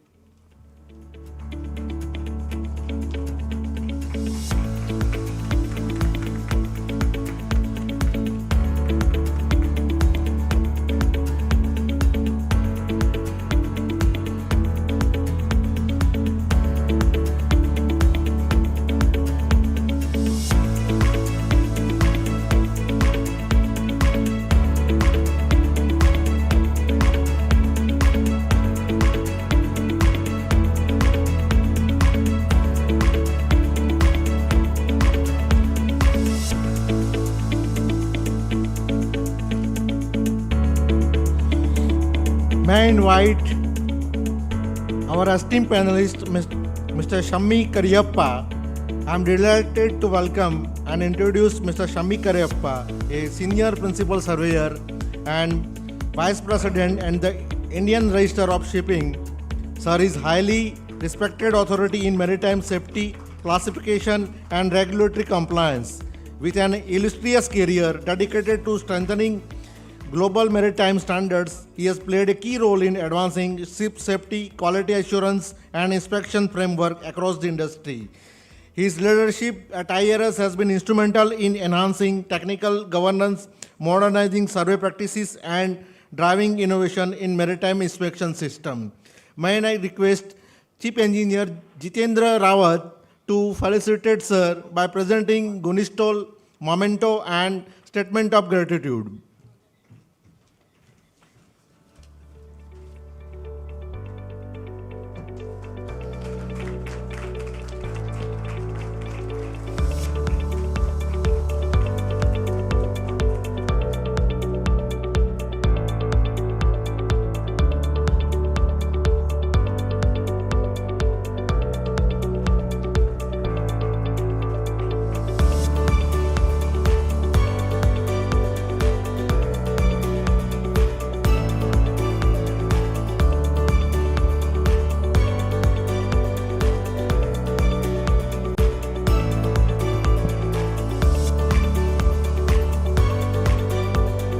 Thank you very much, sir.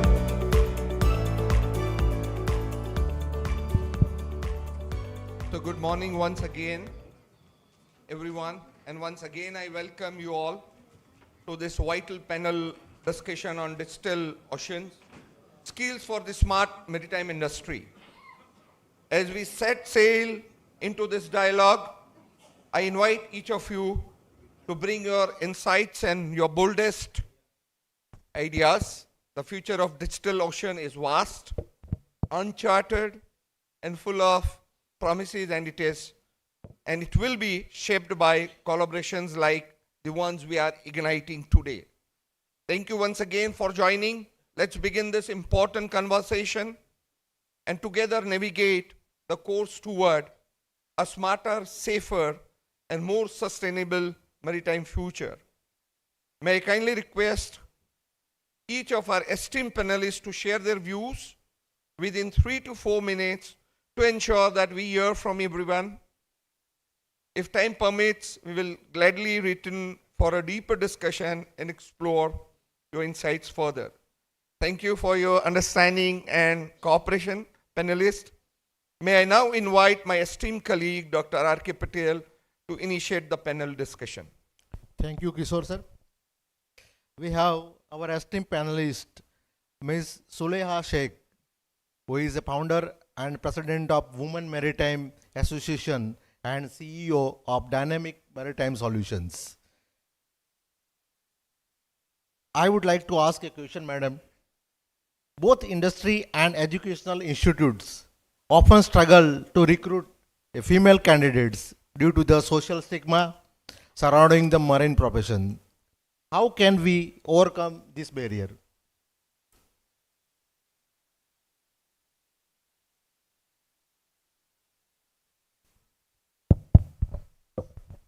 Thank you.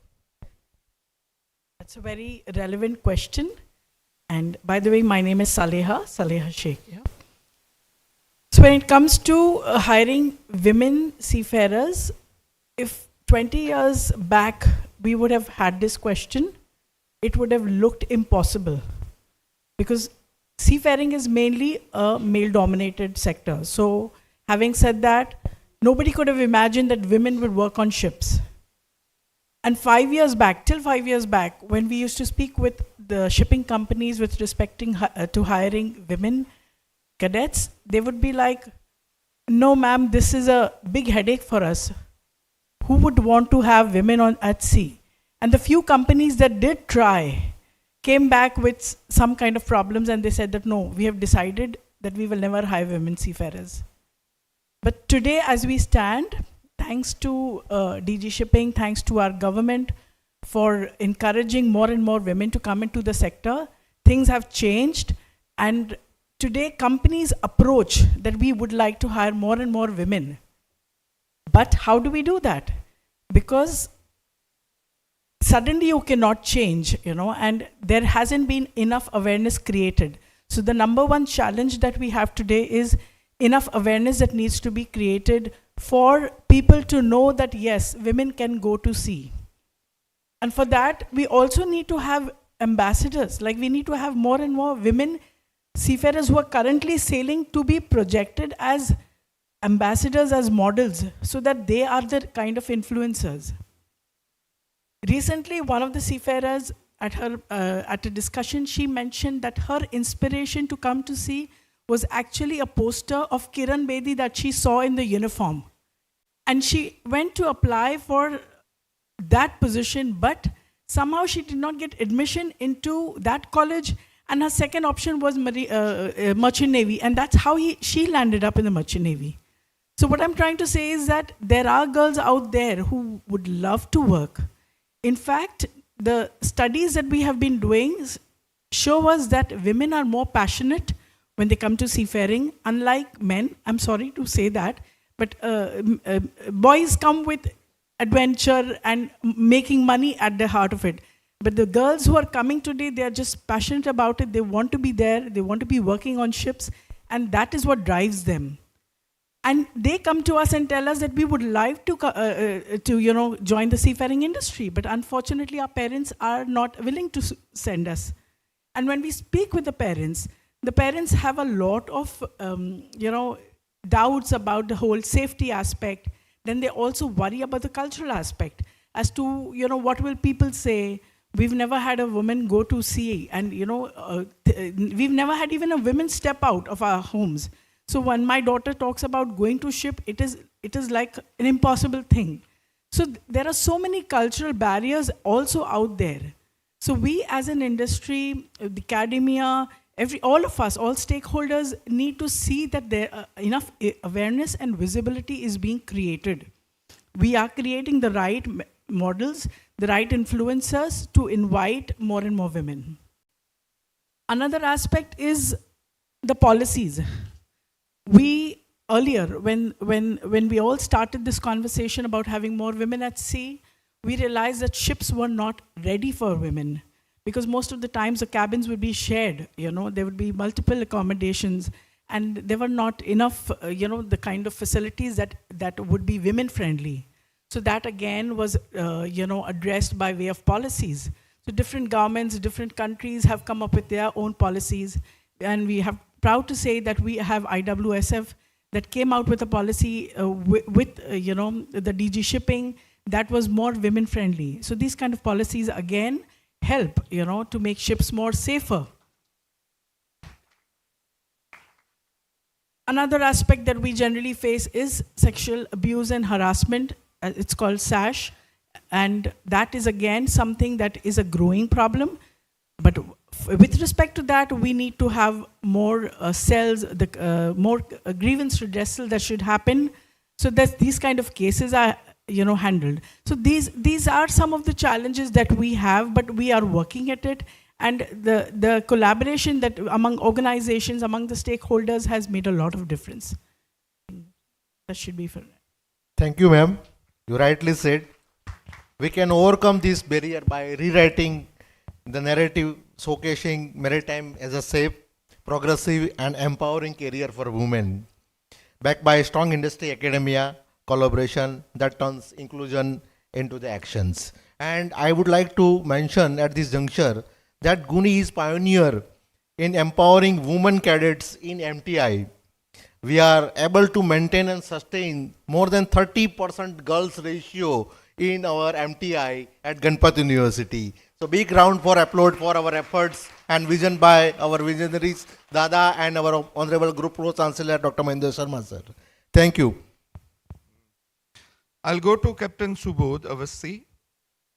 Sir, you have been serving the ship navigator for many, many years. And the question here is, do you foresee significant changes on the navigation breach with the introduction of AI in ship navigation?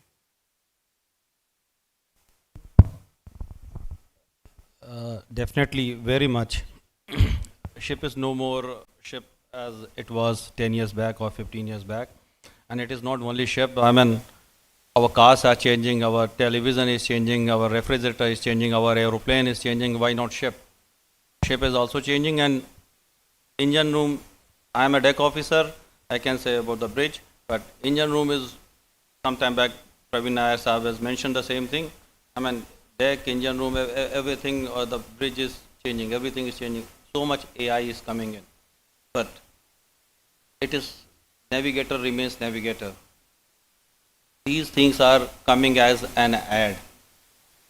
It will help to take better decisions, but decision maker still has to be there, and that we can use the AI for our use. Is not to replace the seafarer or to replace the navigator. Important thing is all these datas, AI, digital things need to be going to be assisting more to the person who is on the watch to take better decisions. Plus, in future, what is going to also happen? It is going to, algorithm will be formed. It will be checking it out, how to reduce, check out the anomalies, check out the issues falling in. Like we get the alarms, we are getting all the things like what to be done now, what to be done. New generation seafarers need to be upskilled again, I will say, in such a way that they should be using the digital alert like what we were using as a putting the fixes on the chart. They should be figuring it out what kind of digital alert is coming, how to make a use of this, put it on this thing. So it is going to be adding a lot for advantage. Ship is going to be changing. The bridge is going to be changing a lot, and the seafarers also need to understand and take it as it comes, and they need to go more quicker. One thing very nicely said by Captain Avasti, AI doesn't replace human thinking and human intelligence, right? It's merely a tool, students especially. It is a tool facilitating you to be effective and efficient on the job. Thank you. The questions to Dr. Vinayak Kamli, who is the Director of Skill Development, Government of Goa. Sir, Goa boasts a stunning coastline and a vibrant cultural heritage. In your opinion, which skills are most important for the local population to develop and master in order to make the maximum utilization of resource at hand? Good morning, all the panelists, especially Dr. Ganpat Bhai Patel and all moderators and everyone present here. It's my pleasure to be present here on this beautiful conclave being organized by Ganpat University. Thanks for calling me here. Now coming to our department, we are from Directorate of Skill Development and Entrepreneurship, is under Government of Goa, and we cater to various skills which are required for earning the livelihood. For example, we have got 10 government ITIs and 3 private ITIs. Under this government ITIs and private ITIs, we conduct various kind of courses, skill-based courses of 1 year duration and 2 year durations. Nearly on an average, 5,000 boys and girls are undergoing training in the various skill-based courses in the state of Goa. And annually, around 3,000 of them answer the exams and they pass out. And out of that, nearly 80% of the trainees, we call them, they are employed in various sectors. Now, coming to this blue economy skills, in fact, that is a theme. So, what skills we can focus on, or what are missing here are the blue economy skills like aquaculture, sustainable fishing, coastal management, water sports, cruise tourism, sea facility skills, lifeguards, digital tourism, hospitality, for online marketing and the foreign languages, and the port maritime skills, logistics, weldings, marine engineering, coastal entrepreneurship, like repair of the boats and all that. So these are the skills, in fact, we need to focus more so that the coastal youth is skillfully trained and he is employable. Nevertheless, we have tied up with the 5-star hotels. In fact, we have tied up with the Taj Group of Hotel, and all our 10 government ITIs are tied up for conducting courses on the dual system of training base, in which the 6 months, these boys from the hospitality related trade, like housekeeping, food production, F&B service, and and front office. These boys, they are trained for 6 months in the Taj group of hotels in their 13 properties. And similarly, other group of hotels also. And 6 months they are giving the classroom training. So these boys and girls, after passing, they cater to the jobs for the cruise liners and all these things, which is also related to the blue economy. Thanks. Thank you, sir.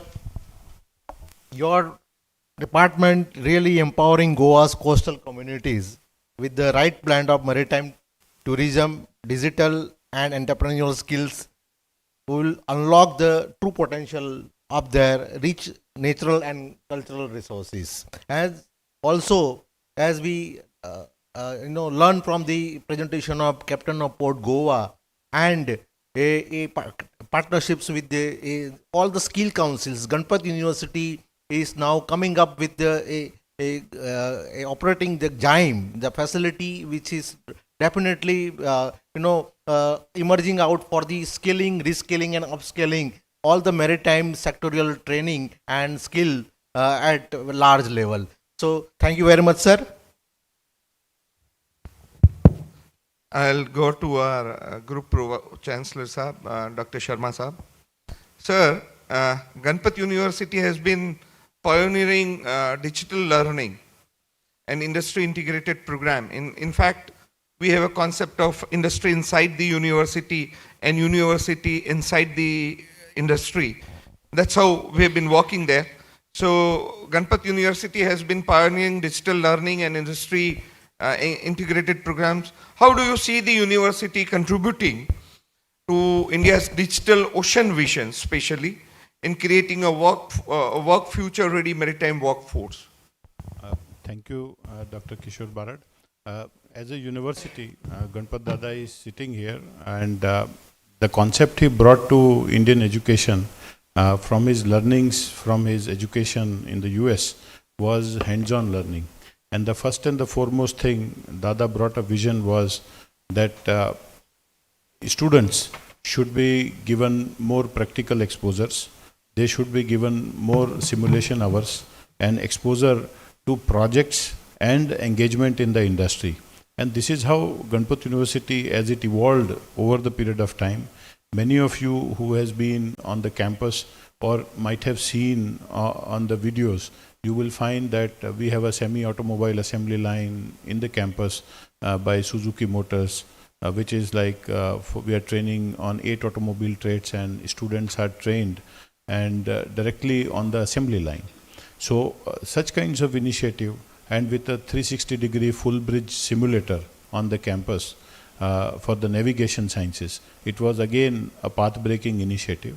And recently, one of the top automobile group is giving a CSR of around 40 crores to put up Center for Smart Manufacturing and Industrial IoT at Ganpat University. So coming back to the question, in maritime education, in the state of Gujarat, which has the biggest coastline in the country, Ganpat University was the pioneer and is the only institution which operates into the engineering and the sciences domain of maritime education and training. The part of the digital ocean, it's like there are 7 huge areas in which a lot of work has to be done. And many of the areas which are upcoming and where you will see, we were hearing other speakers talking about application of AI, there are cybersecurity issues, then there is applications related to robotics, we will see automation, we are going to talk about green shipping, and it's not going to happen without the technological participation and the digitization of it. If I look at from the ocean data science and analytics perspective, we will be needing ocean data analyst, maritime forecasting expert, GIS marine analysts, and there will be need for satellite oceanography. So there the digitization will come in a big way. If I look at digital twin of oceans and ports, we will need port conjunction prediction, we will need ship route optimization, pollution tracking, and you will need 3D modeling and simulation, IoT plus sensor integration, predictive analysis, cloud computing, where Azure Digital Twins, AWS, is already there. Marine risk simulation has to be done. If I talk about marine IoT and smart ocean sensors, you will find that the port authorities would need underwater sensors, autonomous buoys. We will need real-time telemetry, environment monitoring sensors. This will all call for integration of today's and upcoming technologies, because we are going to produce manpower for all this requirement. So universities have to gear up along with the industry to talk about it and to put labs and the training methodologies around it. If we look at robotics and autonomous maritime system, we will need marine robotics engineers. We will need offshore inspection technicians who will have knowledge of autonomous underwater vehicles, remotely operated vehicles. We will need marine drones for mapping, robotics, navigation and controls. Ocean floor surveying has to be done. And that's why when Honorable Captain of Port was talking about JAIM, we are going to put up India's first deep sea diving institution. You have to go inside the waterbed, and we will soon be talking about underwater farming. So it's a pollution-free farming. Tomorrow we may get on our platter food coming which is grown on the floor of the ocean. So this will need the technology, and that's why there is lot of surveys which has to be done on the floor. Otherwise it's not going to work out. And then in the era, Dada was there when recently a satellite was launched along with the chairman ISRO, and he was also there at SpaceX facility when Elon Musk satellite was having some problem, and he was there 3 weeks. Dada, 2 weeks you were there along with the chairman ISRO in that facility. So if we are talking about an era where India is taking a lead into satellite communication, then ocean, what we are talking about is ocean remote sensing will also come in the play. And this will be important for Indian Navy, shipping companies, disaster management, and we will have to have radar altimetry coming in, ocean color analysis, SAR imaging will come, and satellite navigation for ships will become prominent. So when we are talking about all such kinds of great technological initiatives, and which are going to transform the way we are looking at maritime industry today, universities have to be prepared. And not to forget, on the cybersecurity front, when we will need digital ports which are equipped to actually take care of the cybersecurity challenges. And the world is growing complicated. We are living in a VUCA world, which is volatile, uncertain. We don't know what's happening. Probably there are 36 wars going in the world, which is affecting the sea routes. So wars are fought in the air, but it is affecting the sea routes. And there is a lot of technology which will be needed to ensure that everybody is safe and sound and secure. So routes are getting changed. Today you buy Russian oil, tomorrow you are not buying Russian oil. So one route is open, another route is closed. Iran jumps into it, one route closes, another route opens up. So there is a cost escalation and other things are happening. Technology will change everything that we are talking about, whether offshore, onshore, any ways you look at it, and it will deeply impact how we are looking at maritime industry today, tomorrow, and the future is going to be way different than what we are talking today. So there has to be a research done, and we have to collaborate as all the stakeholders together to bring forth that prominent foundational change into way maritime education and training is happening. Thank you very much. In fact, Sir has very elaborately said, to add to it, Ganpat University is a multidisciplinary university. It's high tech. Whatever we do there at Ganpat, it's big, bold, clear and scalable. I'll tell you, it's not only the digitization of marine. We have a unique course called MSc Analytics. It's a 2-year master's program in MSc, which is a unique of its own. So with this, thank you, sir. I would request Dada. Dada has something to share. Dada, please. Good afternoon. Sharma Sahib talked a lot about the latest and greatest and technology and all that. And he said he forgot to talk about the tidal energy, which is one of my favorite subjects. I am a technology man, but I have spent 65 years in US, But one of the most important thing to me is teaching latest and greatest is okay. But let us not forget oldest and the most valuable values that we have in Bharat, which is called our values, our characteristics, our Nalanda education, our ashram-like campus, our green campus, harmony, peaceful, and sustainability. And those are the kind of education that we want to provide, so that our student will make a better citizen for tomorrow, for the world. That should be our contribution to the society, along with the latest and greatest. I am an electronic man, and I have seen 2 and 3 nanometer technology, and 5Gs and 6Gs, and I understand all that, and I talk all that, and I walk all that. But let us not forget our value system. Let us have the samvedna, karuna. How do you treat others the way you want to be treated? So those value systems that we want to make sure that we implement that portion of it.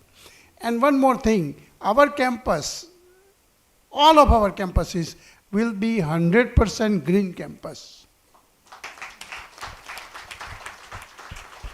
We will be 100% green campus. Do you hear me? That is a commitment from my end. And Goa will be no different. From day one, our design will be 100% green.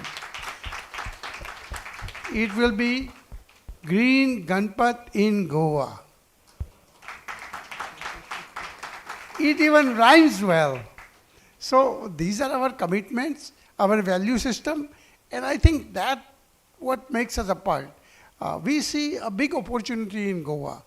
Goa is made for maritime. I don't know why maritime has not become big time here. And we're going to make sure that it happens. Our team is a fast and furious. I was talking to Captain Octavio, and I said, sir, we might frustrate you time to time. He said, no, I will frustrate you. I said, we have a speed like there is no tomorrow. And he said, this is exactly what we need in Goa. So I think we will make a good team. Thank you. Thank you, Dada. Very interesting and very inspiring for all of us as well. Thank you. We have our esteemed panelist, Chief Engineer Sanjay Kelkarji, who is having vast experience in crew and ship manager, as a crew and ship manager in MD ASP Ship Management Private Limited. Sir, question is for you. Motor ships have sailed the world's ocean for over a century. What then is driving the sudden urgency for digitalization today? Thank you for asking me this question, and for the audience. My background is I'm a marine engineer, and most of my shore career has been in ship management. So pardon me if my perspective of views are not wide and with limited perspective, but I'll try to cover this. There is the digitization and suddenness of it, it's not really that correct, I would say, because in 90s we started digitization, and in my opinion that's towards the paperless systems where human interface would be less and less.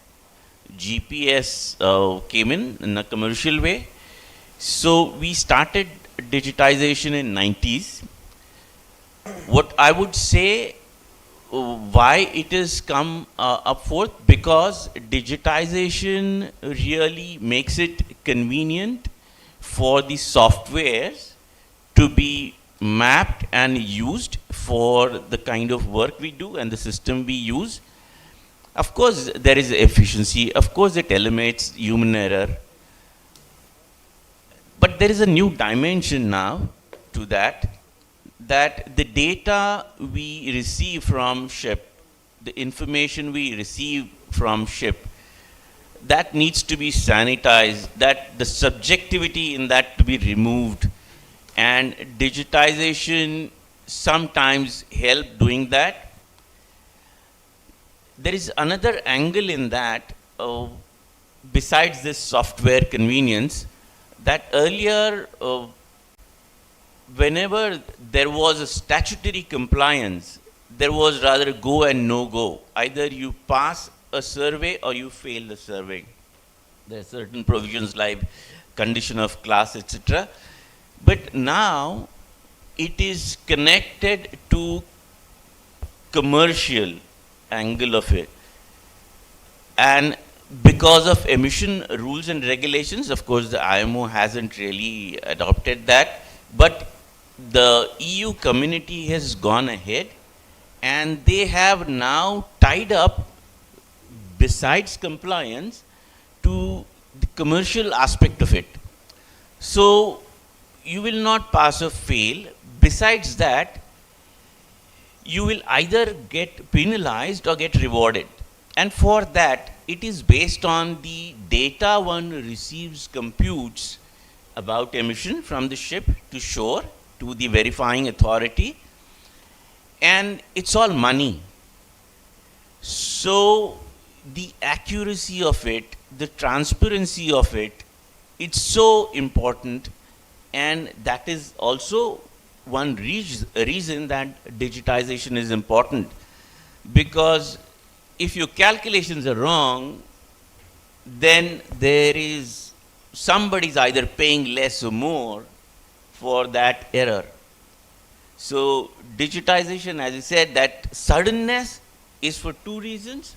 One is software convenience. Of course, it would help AI because that we say that it's data analyst. We will have this, any and all information in digital form can be used to develop AIs.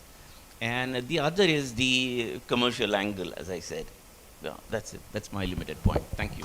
Thank you, sir. You rightly said digitization is not new. It started very early, but it is the speed, safety, and sustainability, and the efficiency, and the modern technology, AI, and the high-end speed of internets, which demand the digitization as fast as possible, and it's not met by a traditional methods of the alone. Thank you very much, sir.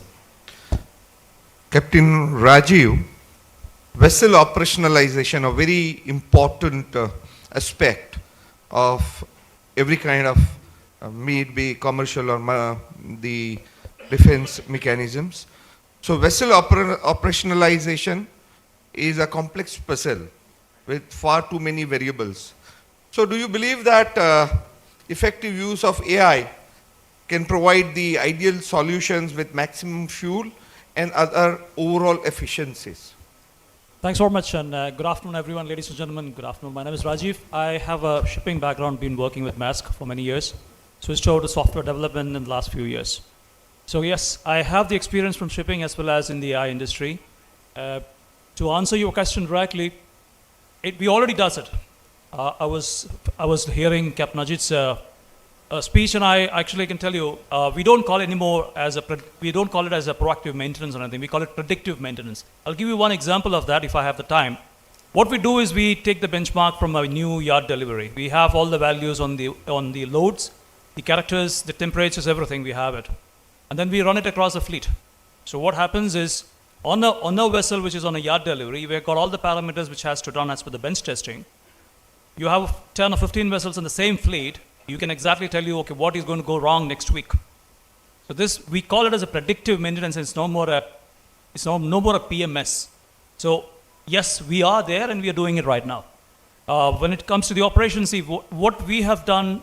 Let me just tell you, for those people who are not very familiar with AI, see, AI is really fastly developing. When I started my career in AI, it was just GPT 3.0. Today it's already 5.1. And we've got a lot of models available, and I'm sure many of you are using a lot of models. And it's so fast, the cost of LLMs have come down, the cost of tokens have come down drastically.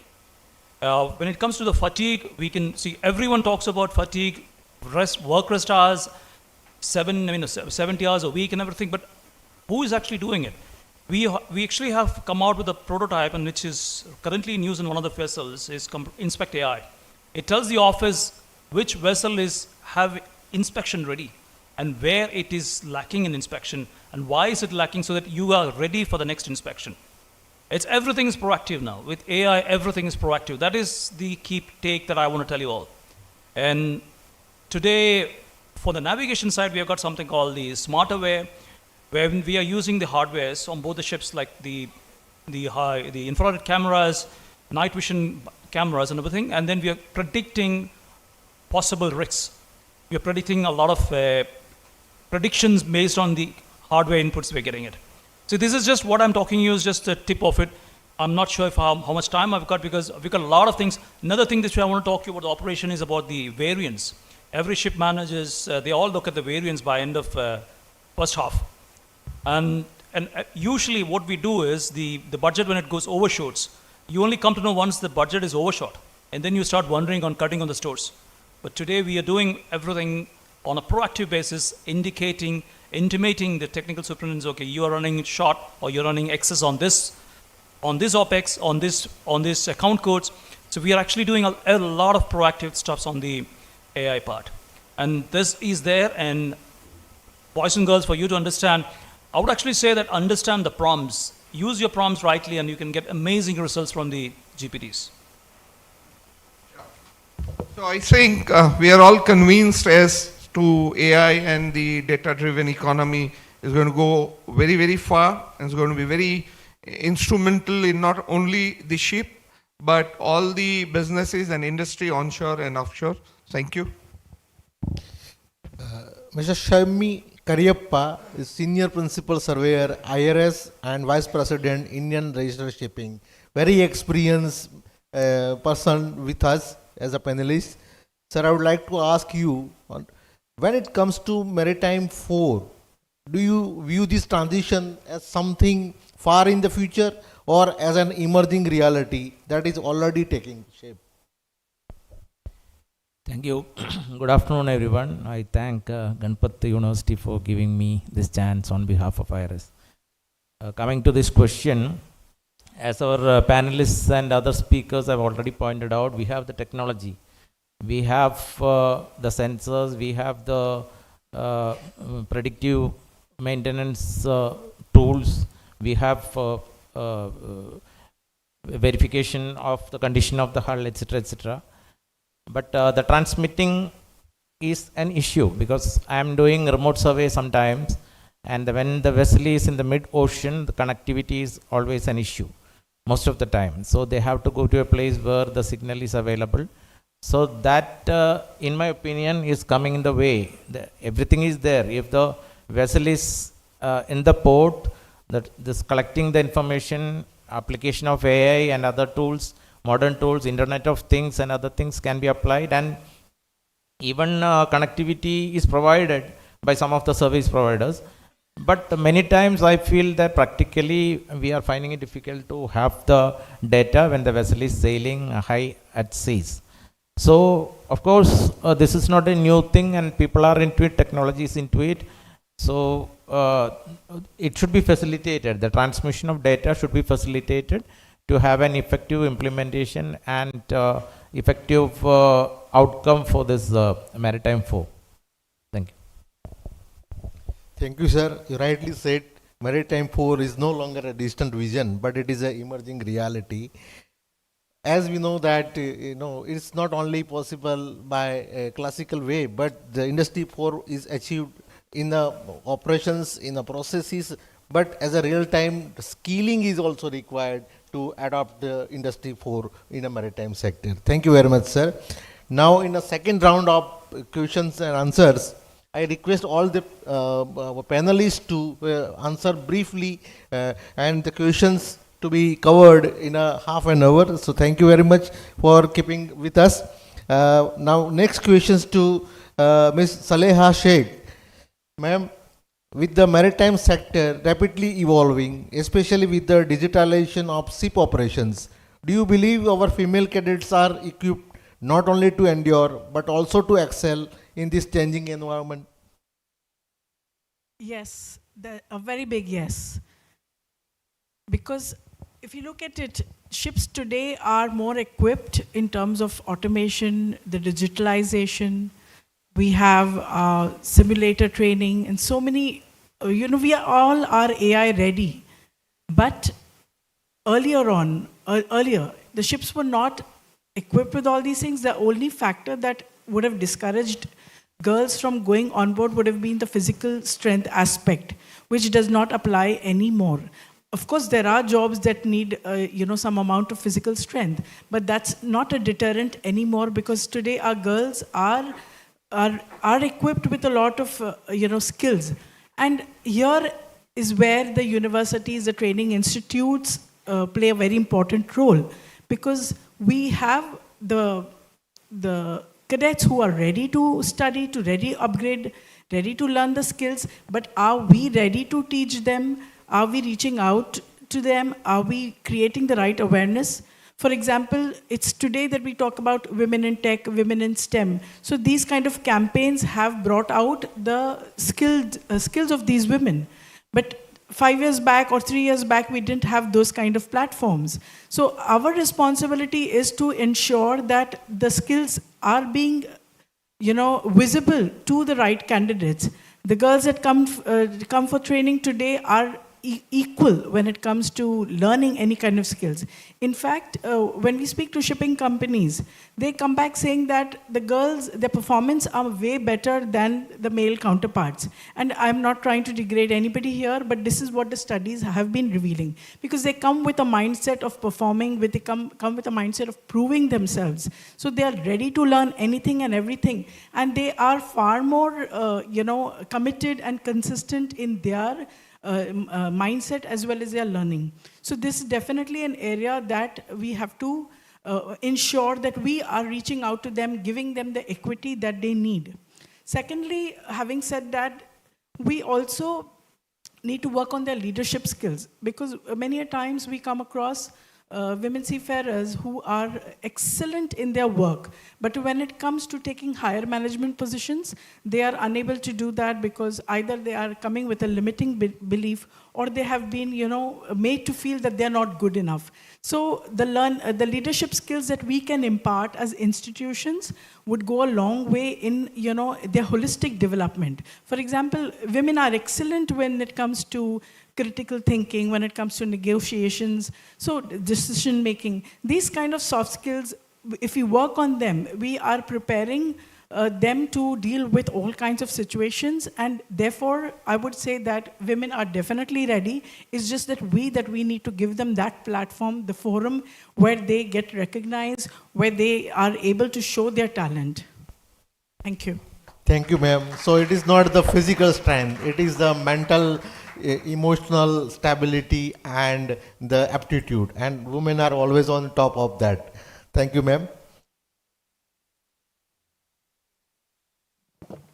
We'll wrap up our answers in 2 to 3 minutes only.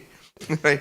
We'll have to be a little conservative as far as time is concerned. So, Captain Subodh, a lot of discussions, a lot of opportunities in terms of learning for people across all age groups, may it be the college-going, the marine engineers, or people of your age, or people of my age, or anybody. Are we really harnessing the knowledge that is being generated every day across the length and breadth of various platforms?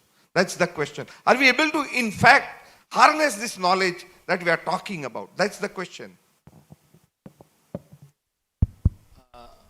Sorry, but my answer is also going to be vague like your question. So, so just apologize, sincerely apologies. It is not what, right now because it is a shipping related forum, we are all talking about the same, but it is in all the industry. When we are bringing the digitalization or AI, sorry, you have very less time or so as we. If we just little bit shift ourselves from shipping, engineering side, all the engineers or sometimes few years back people were only learning C++, Java, Python, Everyone has to keep on doing it, the new things. You cannot keep on working only on those things. Same goes back in the shipping. Here we are having an issue, and that issue is slightly bigger because I come in a other way answering the same question. Our seafarers are adaptable, or we, not only seafarers, we as a human, we are adaptable. But are we ready? No. There is a gap because technology is changing more quicker than we adopt. So that gap has to be bridged. How quickly? I mean, it got again 2-3 issues. One is academia has to come, regulatory bodies have to come, industry have to collaborate together. Then people need to come out with real-time simulator, real-time issues, real-time scenarios, rather than we still think about 20 years back what has been done in the shipping, got no relevance. Things are changing. So we have to be more futuristic. Boys and girls who are joining the ship, they should be open-minded to adopt the technology. Again, going back Ganpat Dada's word, not leaving our value system, but we cannot just, we have to go, both the things go hand in hand. That's what I can say. So it's continuous collaboration, continuous learning, and that's where we will remain with the curve. Thank you. Dr. Vinayak Kamli sir, I would like to ask very simple questions. Under your initiatives in the Department of Skill and Government of Goa, what are the key initiatives to engage the youth in skill and vocational training, and what are the important achievements so far? Thank you. From the ITF perspective, we have been implementing various courses, as I told earlier. Nearly 44 courses, different type of courses we have started in ITS. We have also introduced new age courses like drone technician, drone pilot, solar technician, and IoT. And we are in the process of starting many more such new age courses and the latest advanced courses in collaboration with the Tata Technologies Limited. We have already started the courses in 5 government ITIs, and Tata is contributing in a big way. And shortly, the remaining courses also will be started as per the new technology. The other initiatives we have started is that we are also implementing the apprenticeship policy, and the Honorable Chief Minister has introduced, with his initiative and his guidance, we have started in 23 a new policy called the Goa's Chief Minister Apprenticeship Policy, wherein which was implemented only in the government establishments. Earlier it was not happening with a full potential. But after the introduction of this policy in the government establishments, all the government departments, government corporations and autonomous bodies have started engaging the apprentices, which has drastically increased the apprenticeship training, which also has led to skilling the manpower in some or the other way. Similarly, the department has started also the one more policy called Chief Minister Kaushalya Path Scheme. What happens is that the routine day-to-day courses of ITS are 1 year or 2 years, and there was less potential to start the short-term duration courses, maybe ranging from 15 days or 1 month or 3 months or 6 months of that kind, which are very essential from the employers or industry point of view. So the department has also started the Chief Minister Kaushalya Path Scheme, and we have got a unit headed by the project manager, which caters to all the skilling requirement of the industry and the local youth also, and it is also going in a very full potential. So also we have been implementing various courses of short-term durations, which will ensure the inclusivity in fact. For example, the person with the disability, the candidates from the scheduled caste, scheduled tribe community, and the women category, all these marginalized sectors we have focused, and we have trained them, and nearly 400 to 500 all such category people were trained during the implementation of recently the Strive scheme and the Sankalp scheme of the government of India. So these are the various initiatives.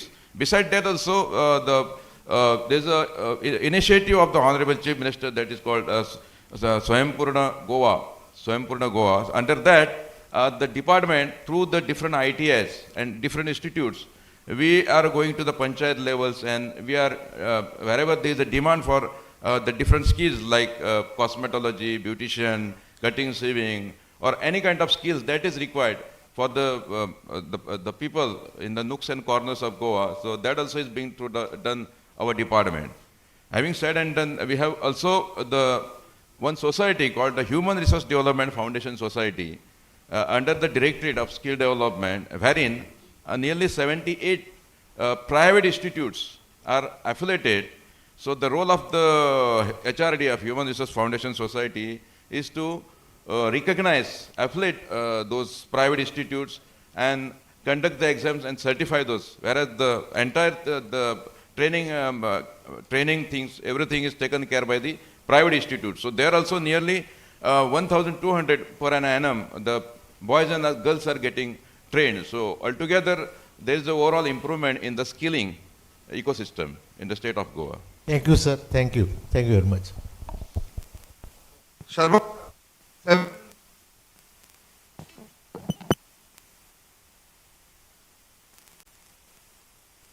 Ganpat University campus, like Center of Excellence, Simulation, Environment, AI Innovations Lab, and industry partner programs are being digital competencies. So which of these initiatives do you think will have the most immediate impact on maritime skill development? In fact, maritime sector is interconnected with all the disciplines that we talk about. Ganpat University being a multidisciplinary campus, our centers of excellences with IBM into cloud computing, into big data analytics, into cyber security, with SAS, the Global South Center for Analytics. These have all applications. We have a center for drone technologies. So marine drone applications would come into picture when I see that everything is interconnected. So today, a marine cadet, Ganpat University is amongst the few universities which integrated skill courses. Every semester, the student is supposed to take one skill course. Now, skill course is different from the normal education. In normal education, you study and you opt for what you want to be. But in skill, it is the job role you opt and you study. So when we give them skill courses, so during the course of study, a marine graduate would always get opportunity to opt for those kinds of job roles and prepare themselves. So integration of AI related learnings and its application, learnings related to robotics, even the National Center for Additive Manufacturing, where 3D printing technology is given, our cadets have been taking courses into 3D printing technology and its application. And the best part is that our startup and incubation ecosystem has in fact brought a lot of opportunities for marine education, wherein the students are coming with novel ideas and they are experimenting, and few of them are now getting into startups also. So a university, when it is multidisciplinary in nature, it doesn't not only brings the opportunities of multidisciplinary learning, also brings in the use of technology in various formats, but gives them both employability enhancement opportunity as well as entrepreneurship opportunities. So I see that as a maritime industry, if companies are looking for well-groomed individuals with a 360-degree know-how, probably a university ecosystem which is multidisciplinary in nature gives them a very bright cadet and with a scalability both vertically and horizontally and opportunity of using them. I have seen marine cadets even taking courses in food technology department. So they are opting for courses into food technology. So it's very important. And we have a program called Panchakriya, where it's a very unique to Ganpat University, and it will be very interesting for all of you to know also that every student takes 100 hours of training into how to cook. So they are not dependent on anybody. Second is they go to a garage, that is repair all the gadgets that you use. So you should have minimum knowledge of all the gadgets that you use, how to repair them.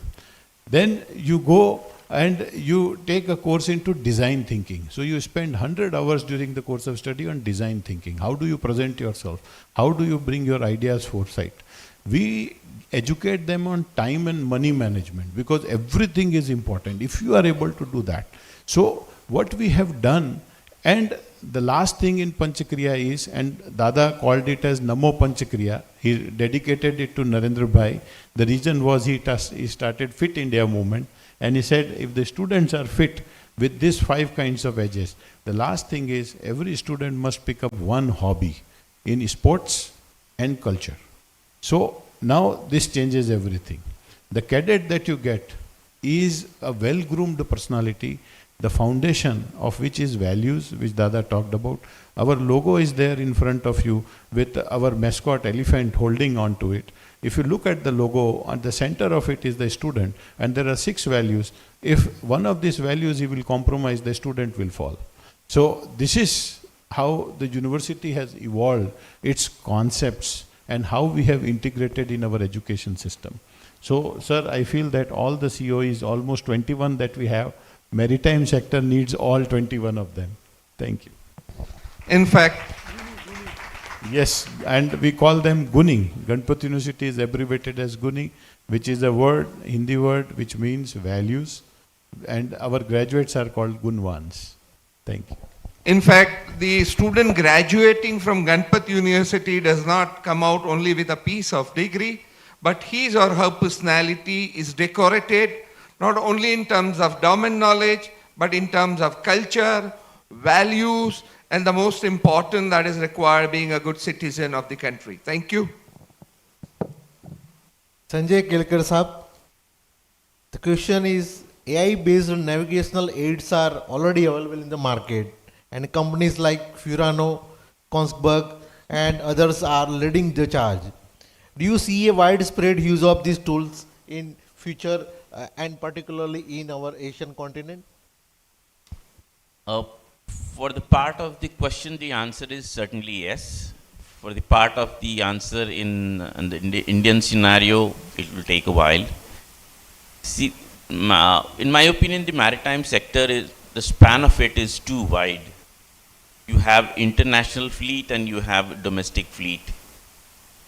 International fleet probably will have some kind of standardization because it is measured and it is operated by certain international standards. So domestic markets, they don't have any say in that. They have to comply with that. And in that sector, again, if you will, the developing countries and developed countries, they will have acquisition of different types of vessel and tonnage, because each regulation has certain window, and either you can be a little ahead of that regulation or just trying to be in compliance. So that's one part of it. The second is, in the domestic market, there is certain business activity or trade that happens which is still using primitive technology.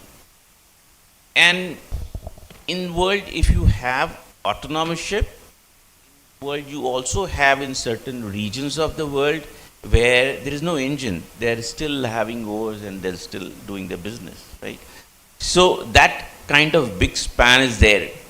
Now, the technology will come and they will equip the ships. The one who equips their ships with this modern technology will be definitely ahead in the market. He will quote its price, and that's for sure. When they would want to invest, because just to give idea, some of you may be aware of the fact that after MEPC 83, people were really looking up to the ratification of the new regulations and the compliance, but that did not happen. in the special session, unfortunately. So we've, in a way, thrown back, or the process is stalled by a year. So this is because of the geopolitical situation. Even if that uncertainty is there, the technology will sweep over the tonnage at whatever speed. So answer to your question is that yes, of course, there'll be vessels will be equipped with modern technology, and the speed of and the depth of it will depend. From region to region, and leadership in any particular country to country. Yeah, that's it. Thank you, sir. So awareness, adaptations, and availability will definitely, fill the gaps in the India and the Asian continent to match the global standards. Thank you, sir. Captain Rajiv, very important. What are the essential skills that future ship operators will need, and how can we ensure that these skills are accessible and best and latest in the trend? Well, to answer the question, I think Mr. Sanjay has already answered that. All those operators and owners who adopt to the technology would be actually leading in the front, because there's no going back. It's absolutely no going back, because everything today is money. Every second counts and everything is money today. Yeah. And the fastest and the most efficient way of running a ship is using technology. Like I was mentioning to you in my earlier point, the engine parameters or any data which is available today on board the ship, using high frequency, we're able to get it on the shore side, analyze and give you answer back. I'll give you a very simple use case. The AI works everything on a use case, okay? I'll give you a very simple use case is, you don't have to wait until the office opens today. We have bots answering the questions which is coming from the ship. Yes. So use the technology, use it to your benefit. You can run the same number of ships, or I would say you can double your fleet with half your fleet, office stuff. Yeah. That's where it comes in technology. So I really appreciate what Mr. Sanjay said. If you stick to technology, you grow faster. If you think, okay, you still have to go back in the same old days, you probably tend to lose. Yeah. So I think by continuously aligning training with industry advancement, that's where we can remain the ahead of the curve. Thank you. A question to our Sami Kariyappa sir. Do you see technologies like IoT, digital twins and data analytics being widely adopted across the maritime sector? Yes, as has been discussed during the speakers' subject and panelists, it is a subject, it's a hot subject, and technologies are there. But as I said earlier, it depends upon how cost effective it is to transfer that much of gigabytes of data live by a cloud or something. Technology is available, and it is up to, as sir has also told, that how much you are utilizing, whether it will be suitable for you. In the inland vessels, if somebody is not using the technology, he may not use it. But if the fleet size and efficiency and effectiveness have to be improved, they may use it.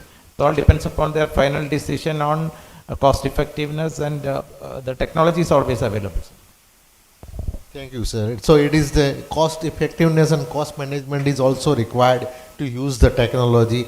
Thank you very much, sir. I would request my colleague, Dr. Kishore Bharat, to summarize this panel discussion. In fact, each and every panelist, as we all have witnessed, you made the discussion so interesting.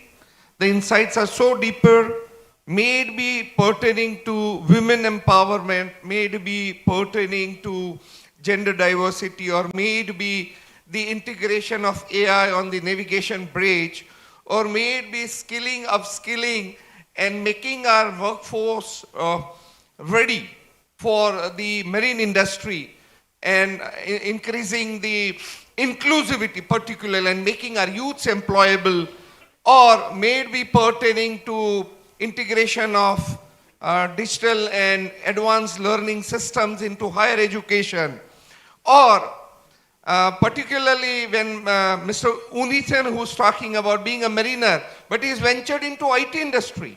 And that's where we were talking about interdisciplinary. Had you been in Ganpat, at that point of time, you would have been not only blessed to learn your marine, but you would be learning IT, that is computer science and engineering as well. And probably your journey as an entrepreneur would be more faster. I think many of my students are going to come into your race very soon, right? And so, in fact, each and every point that has been discussed here, the insight that has been brought, right, was fantastic. And thank you all on behalf of Ganpat University and Ganpat University Goa, right? So thank you all. I'll request all of you to please join for a group photograph here.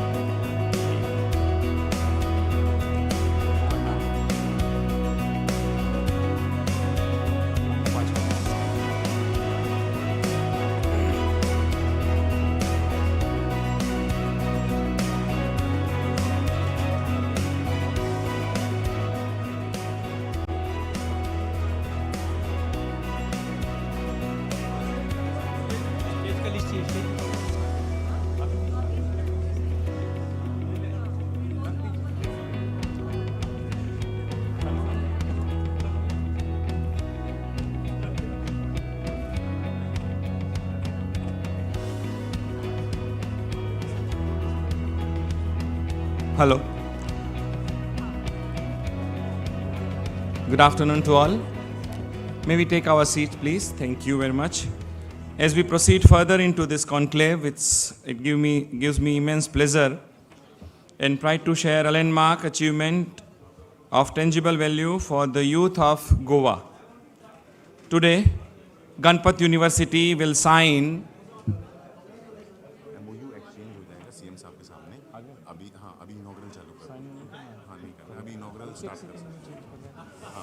Inaugural start कर सकते हैं।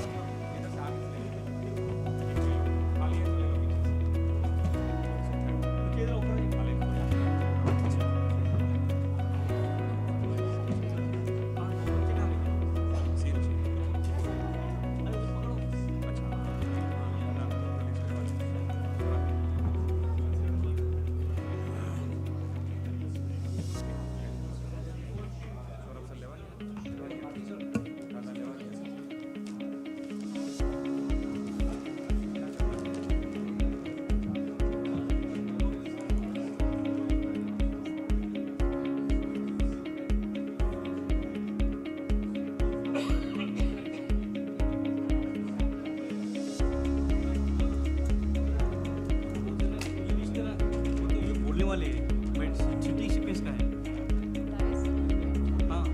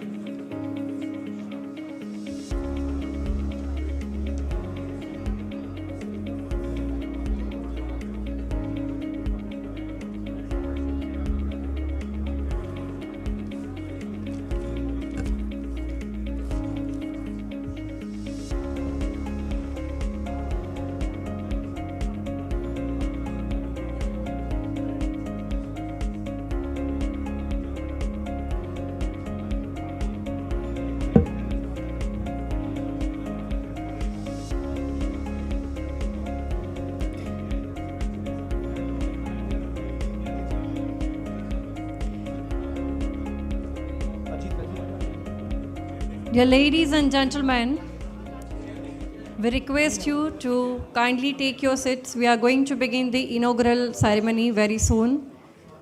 Honorable Chief Minister of Goa is on the way. And you will be very happy to know that Ganpat University during this conclave has signed MOUs with 6 different leading organizations and companies with an aim to provide the employability to the youth of Goa. With pride and privilege, I would like to say that Ganpat University has signed MOU with Dynacom Tankers Management Private Limited, and we are going to exchange the MOUs in front of the Honorable CM Sir. Ganpat University has also signed an MOU with ASP Ship Management, the Directorate General of Shipping, the Columbia Oro Ship Management, and the Oceanic Star Fleet Ship Management, and the Institute of Marine Engineers India. These are the 6 leading organizations with whom Ganpat University has signed MOUs to provide the employment to the youth of Goa. So let us enjoy this moment and give a huge round of applause to this collaboration, participation, and support for the next gen of Goa. I'm thankful for your gracious presence to this conclave. We are expecting the arrival of our Honorable CM Sir soon, and we are going to begin the inaugural ceremony.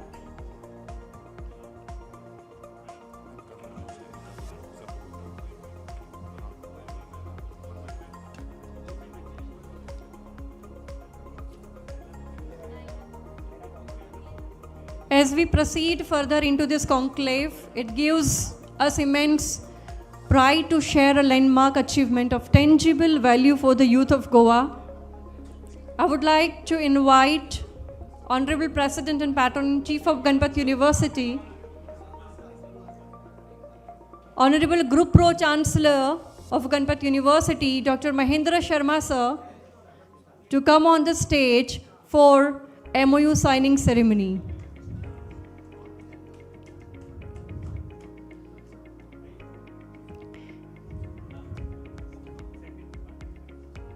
I would like to invite Captain Mohan Naik, Director, the Dynacom Group of Companies, to please come on the stage for MOU signing ceremony. Captain Mohan Naik, sir. Let's give a huge round of applause.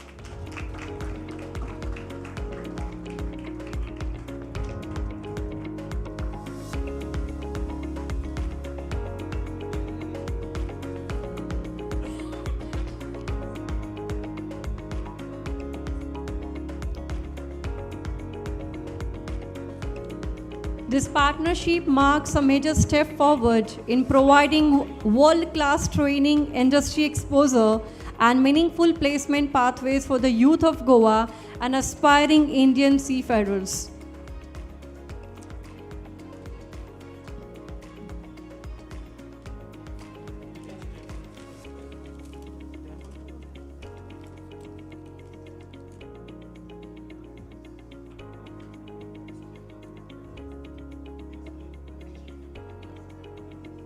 We are going to sign the MOUs with the 6 leading organizations.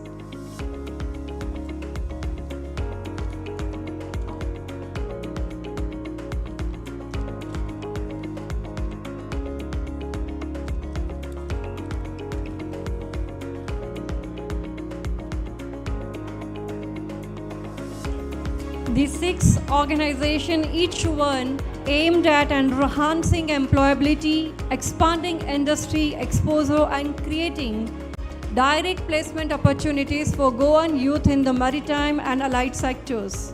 Thank you so much.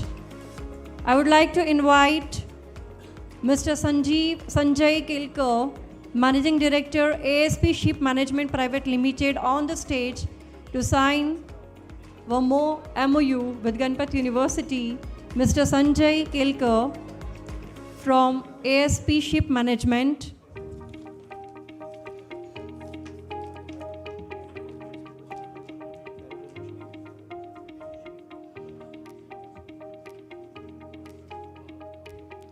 This partnership opens new doors of training, industry exposure, and global maritime careers for the youth of Goa.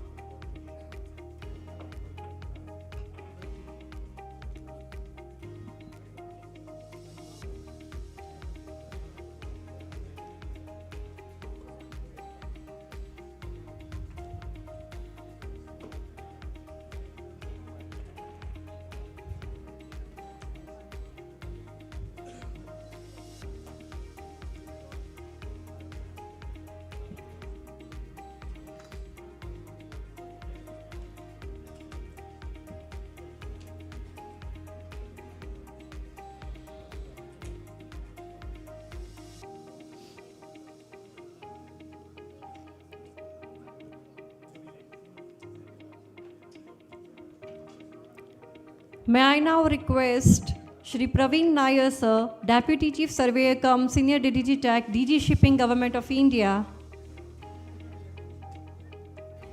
So please come on the stage and collaborate us by signing this MOU.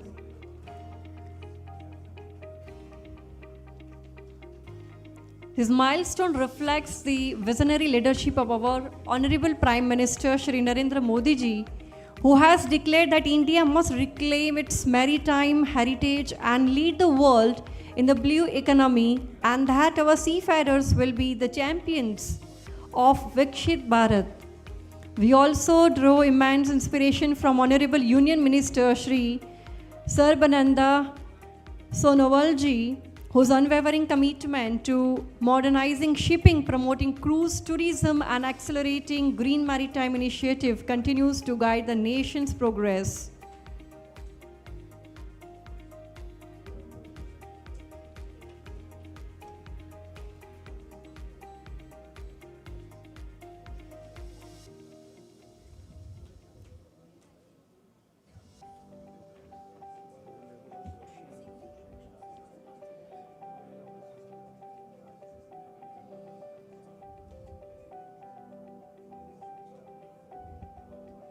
The signatures are paid on papers and opportunities are created for the bright future of the youth of the Goa.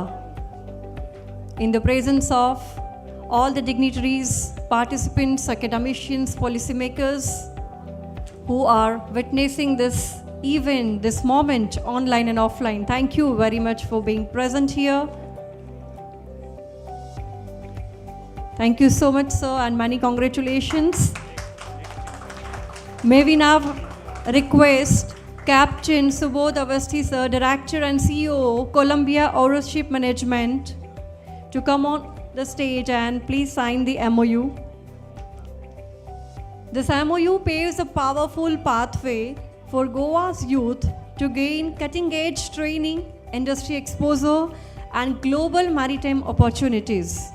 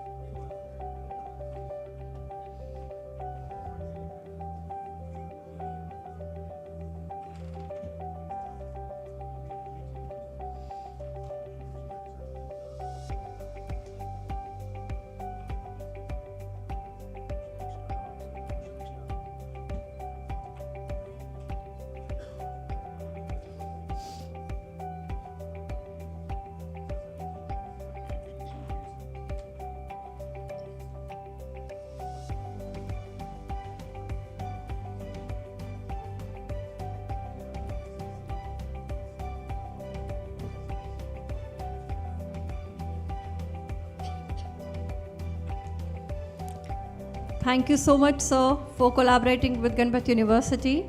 We may now request Mr. Sanjay Rane, Director, Cruising and Operations from Oceanic Star Fleet Ship Management, to please come on the stage to sign this MOU. I'm sure we all have had a breakfast and we have the energy. Let's make this a hall to be vibrant with your claps.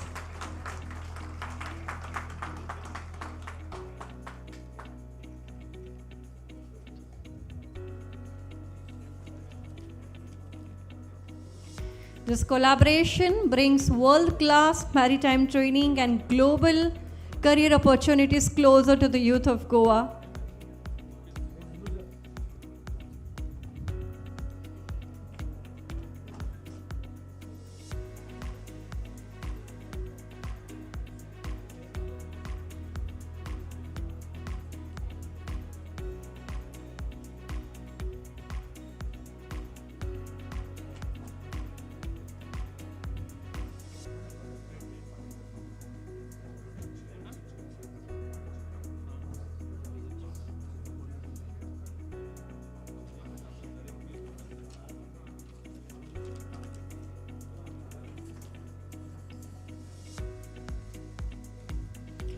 Thank you so much, sir, for this partnership, for your support. We may now invite the representative from the Institute of Marine Engineers, President, sir, Sri Kaushik Sil, sir, to please come on the stage.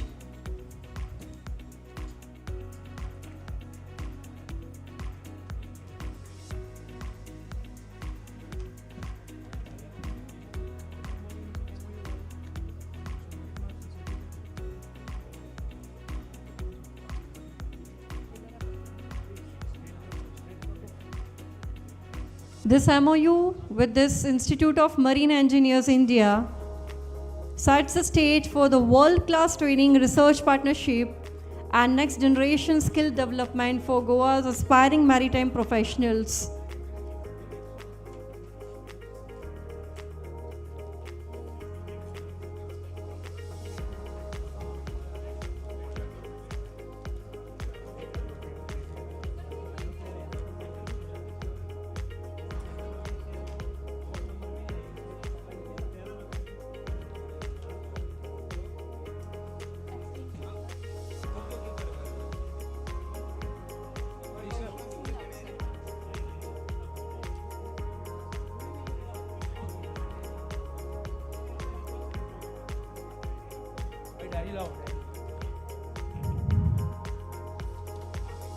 Dear ladies and gentlemen, we are grateful for your gracious presence here.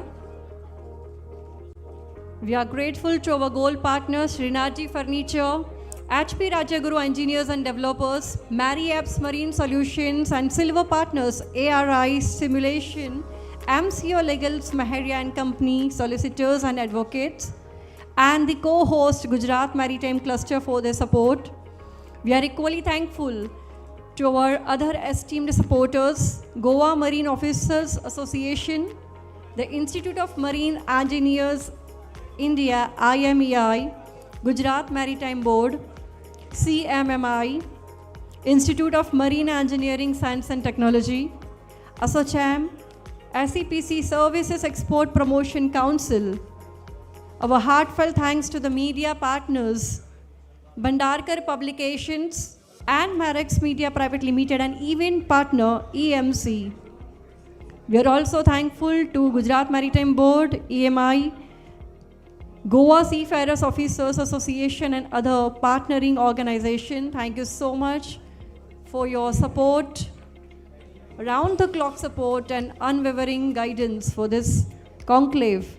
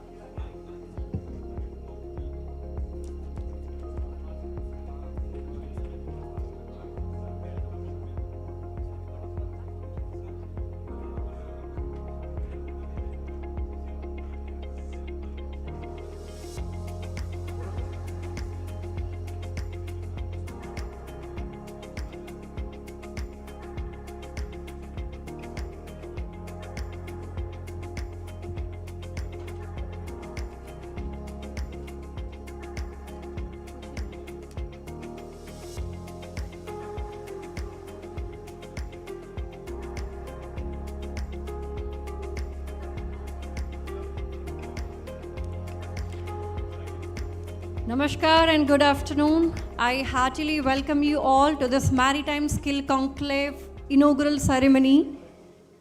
I request organizing committee from Ganpat University to please accompany and escort our distinguished dignitaries as we invite them onto the stage. Let us invite Dr. Ganpat Patel, Honorable President and Patron-in-Chief, Ganpat University, Chairman, Ganpat and Manju Foundation, Shri Subhas Phal Desai, Honorable Minister of Social Welfare, Drinking Water, River Navigation and Empowerment for Persons with Disabilities. We request Shri Digambar Kamatji, Honorable Minister of Captain of Ports of Goa, Public Works, Legal Metrology, Government of Goa. Please, sir.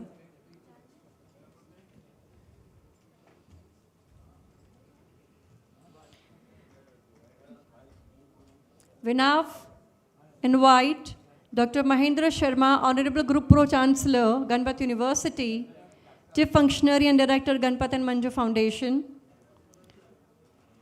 With due respect, may we invite Sri Praveen Nair, sir, Honorable Chief Surveyor cum Senior DDG TAC, Ministry of Ports, Shipping and Waterways, Government of India on the stage, please, sir.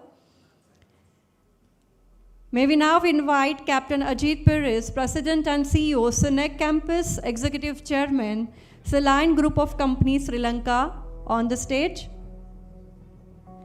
We would like to invite Dr. Sagar Salgaonkar, Chairman Asochem, Goa Council on the stage, please, sir. May we now request Dr. Satya Sahu, Associate Professor, World Maritime University, to please come on the stage. I think there is no tax on claps. So let's recognize the presence of all the dignitaries on the stage. Thank you. May we now invite Sri Prakash Jani, former Additional Advocate General and Senior Advocate, Gujarat High Court, Member of Board of Governance and Trust Mandal, Ganpat University, to please come on the stage. Thank you. May I request Dr. R.K. Patel, sir, Senior Pro Vice Chancellor, and Dr. Saurabh Dave, sir, to please come on the stage.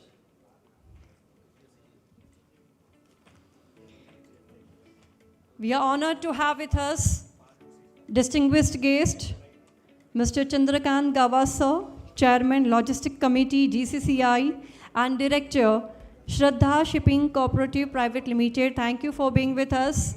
We welcome all the dignitaries, participants online who have joined us online and who are present here today with us at the Novotel Hotel to witness this Maritime Skill Conclave. So please clap for yourself that you are being present to witness this memorable occasion today with us.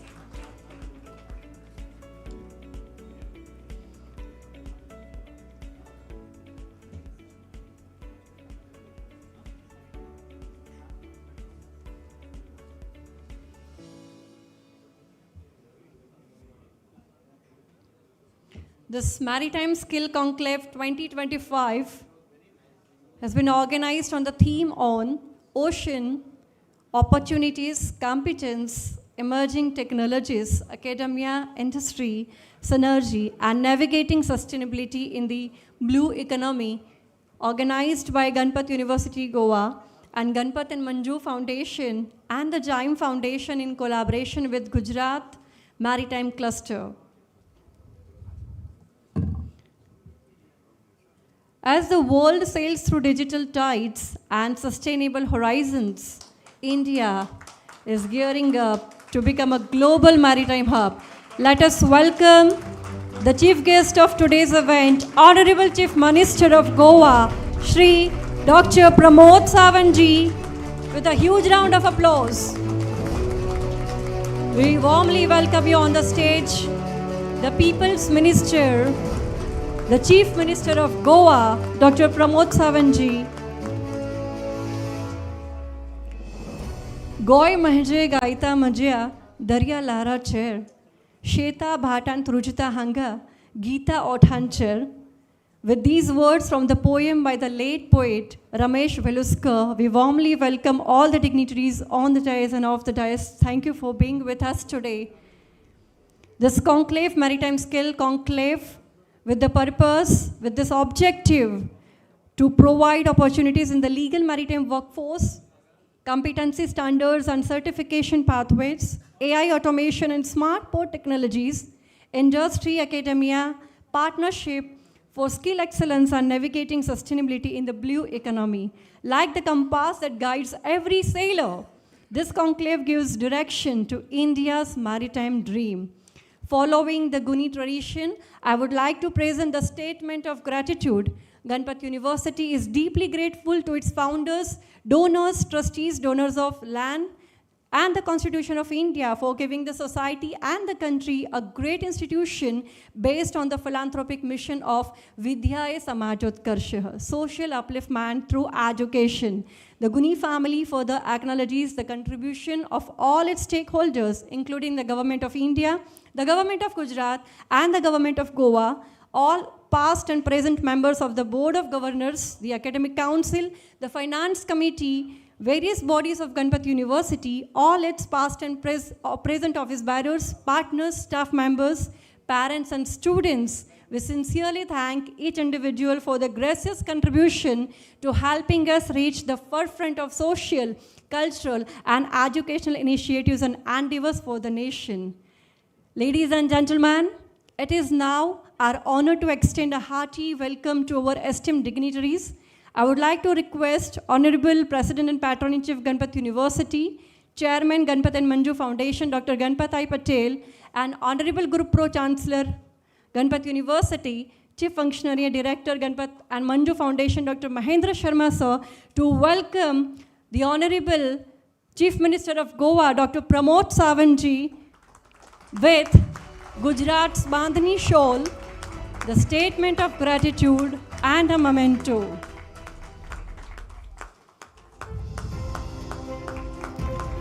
Bandhani. This Bandhani is a symbol that carries the colors, culture and craftsmanship of Gujarat, the timeless Bandhani shawl. The word Bandhani derived from the Sanskrit word bandh, meaning to tie, is one of India's oldest and most intricate tie and dye art forms. Each dot, each swirl and each burst of color is crafted by thousands of tiny hand-tied knots by the artisans of Kutch, Jamnagar and Saurashtra. And that is the timeless Bandhani shawl from Gujarat.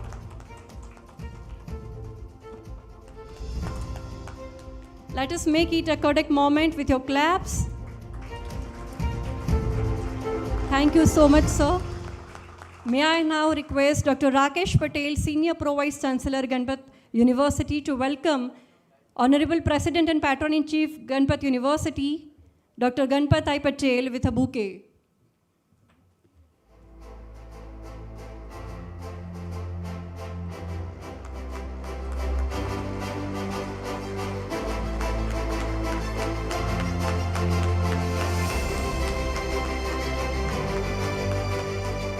Thank you, sir. May I now request Dr. Satyan Parikh, Pro Vice Chancellor, Ganpat University, and Dr. Girish Patel, Pro Vice Chancellor and Executive Registrar, Ganpat University, to welcome the guest of honor, Sri Subhas Desai, Honorable Minister of Social Welfare, River Navigation, Drinking Water and Empowerment for Persons with Disabilities.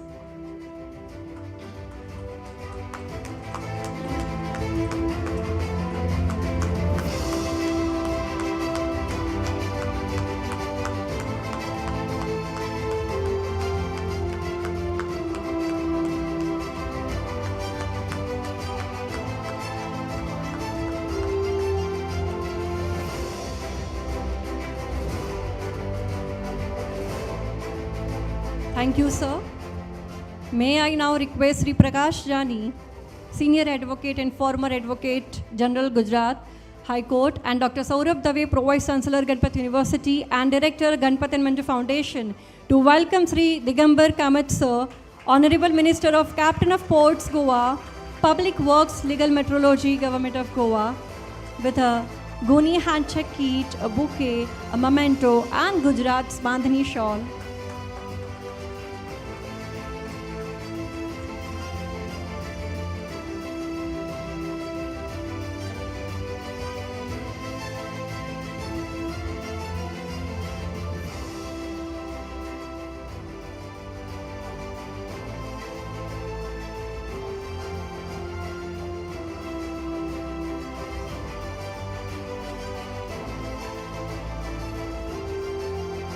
Thank you, sir.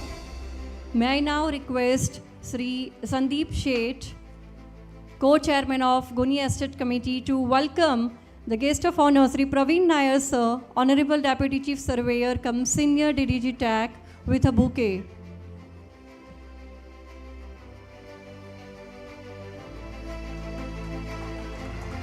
Sri Praveen Nair, sir, who has delivered the first keynote address in the morning, very beautifully.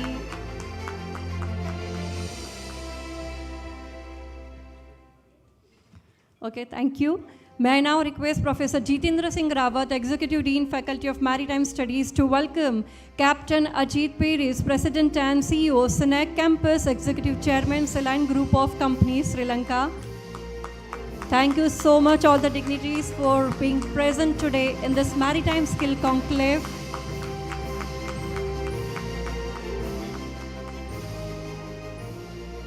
May I now request Captain Professor Sri Prakash Sir, Chief Compliance and Licensing Officer, JIME, to welcome Dr. Sagar Salgaonkar, Chairman of ASSOCHAM Goa Council, with a bandhani, a GUNI memento, handshake kit, and the statement of gratitude.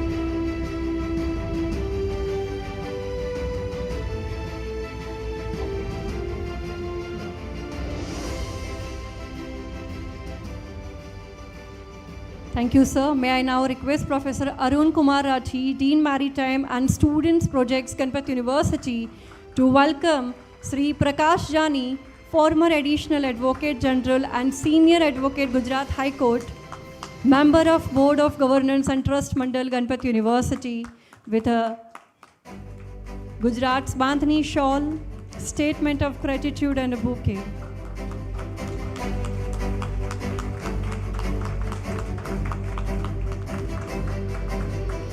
May I now request Dr. Bijya Lakshmi Mishra, Director, Center for Distance and Online Education, and Dr. Priyanka Pathak, Executive Dean IIC, to welcome Dr. Satya Sahu, Associate Professor, World Maritime University, with Gujarat's Bandhani shawl, statement of gratitude.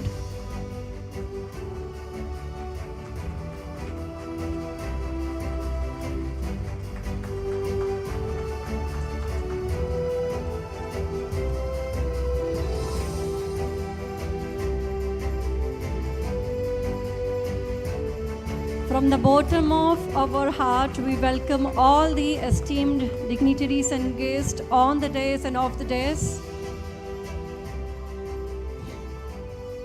Thank you so much. Dear ladies and gentlemen, when vision meets dedication, greatness is not far behind. Today we are truly honored to welcome a tower of wisdom and an ocean of leadership, Honorable Group Pro-Chancellor, Ganpat University, and Chief Functionary and Director, Ganpat and Manju Foundation, Dr. Mahendra Sharma. His name resonates in the academic world as a symbol of relentless commitment, transformative ideas, and educational excellence. Dr. Sharma's leadership stretches far beyond the boundaries of the university. Like a river that nourishes every field it touches, he serves as the co-chairperson of the ASSOCHAM National Council on Education and is entrusted as the chairman of the ASSOCHAM Gujarat Education Committee, shaping policies that influence learners across the nation.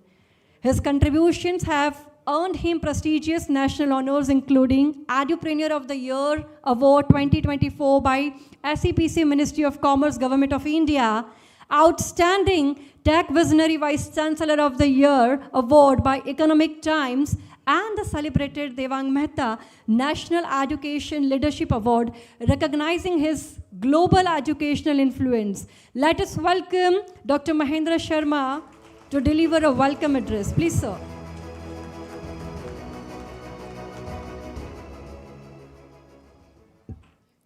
A very warm good afternoon to one and all present here today. We are really fortunate to have a very distinguished gathering today for this Maritime Skill Conclave. We are really blessed that we are in the august presence of the visionary Honorable Chief Minister of Goa, Dr. Pramod Sawant sir. Sir, we are really thankful that you have come, and all your initiatives which are resonating today with any people you talk to in Goa or outside Goa, the way the state of Goa has picked up the pace of development, it is not without your effort, without the support of Honorable Prime Minister Shri Narendra Bhai Modi ji, because Ganpat University is housed at the home district of Honorable Prime Minister. So for our thing, everything starts with Narendra Bhai. So we are really fortunate that you are here blessing this event, and we are really fortunate that what a very visionary team of leadership Goa has got. We have with us Shri Digambar Kamath sir.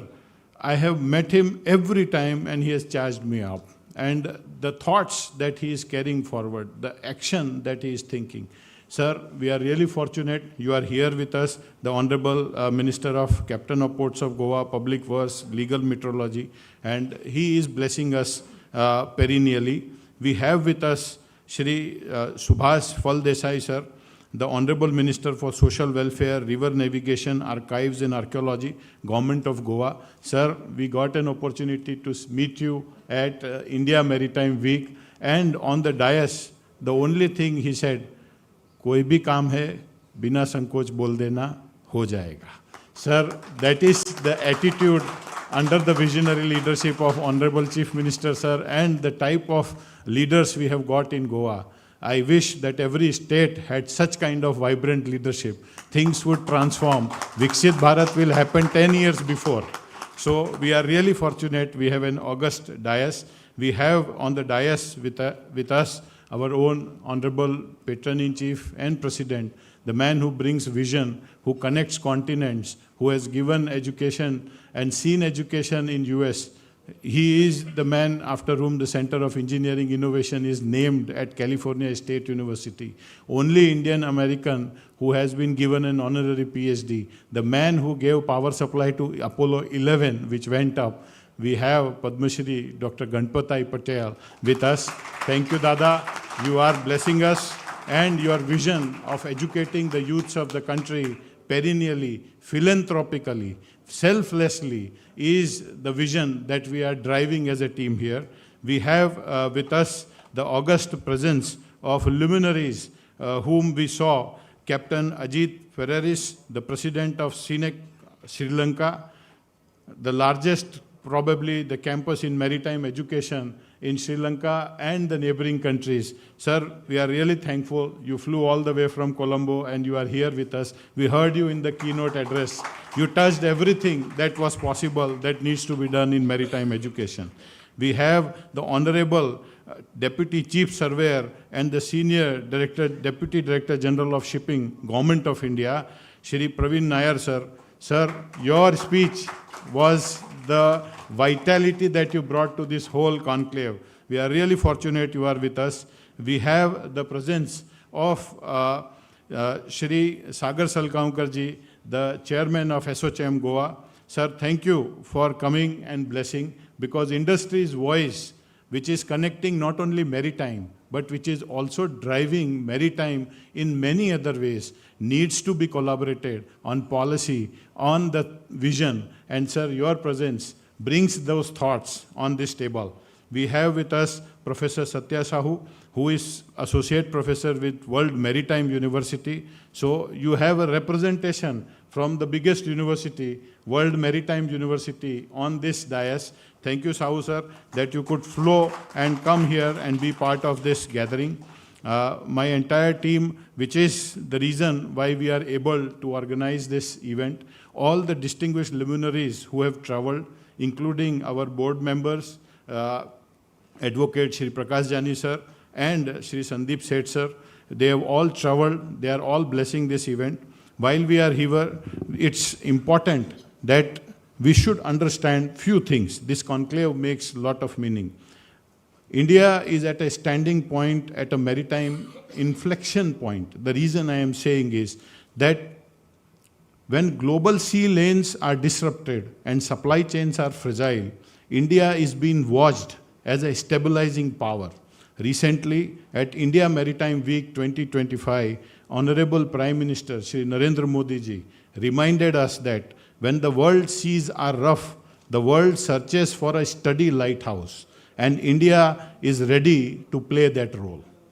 The legendary Goan poet Baki Bab Borkar once wrote in Marathi, Samudra Maja Sakha, Maicha Swapnacha Sathi. The sea is my friend, the companion of my dreams. The conclave on maritime skills is about ensuring that the lighthouse is not only made of concrete and steel, but of human talent. Our seafarers, our engineers, our logisticians, our port managers, coders, arbitrators, and innovators.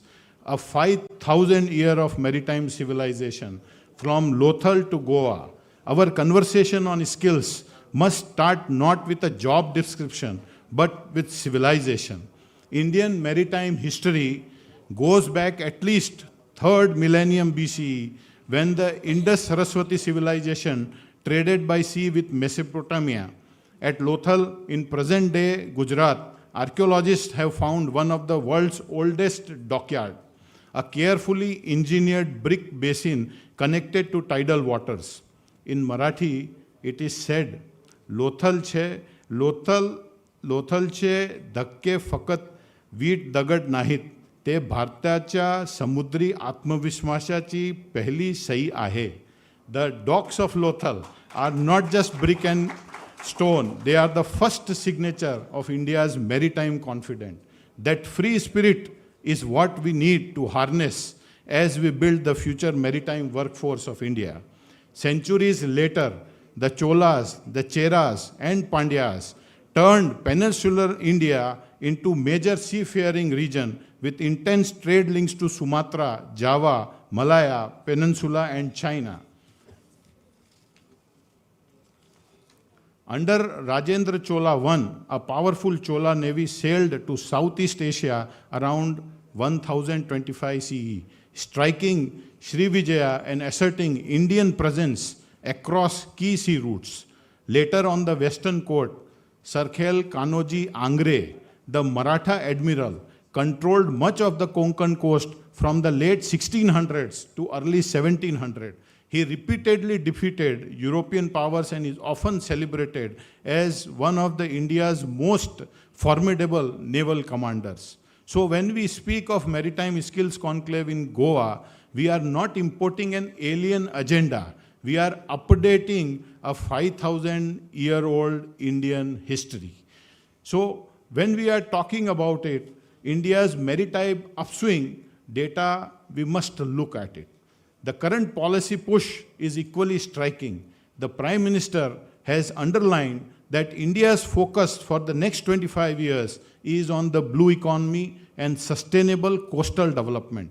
If we look at key statistics, major ports in India have handled 855 million tons of cargo in 24-25, up from 819 million tons from the previous year, a growth of 4.3%. And in the last decade, port surplus has reportedly grown 9-fold.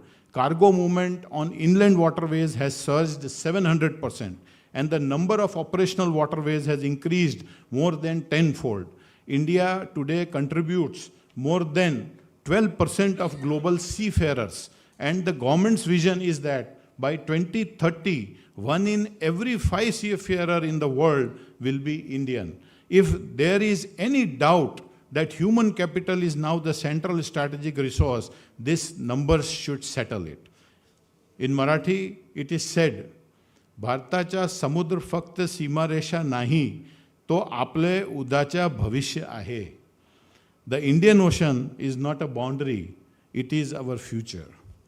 Goa's movement from green shipbuilding to skills, and great Goan poet Ravindra Kelkar said, Goa म्हणजे केवळ भूगोल नव्हे, ती माणसाची मुक्त आत्माची भूमी आहे. Goa is not a geography, it is the land of free human spirit.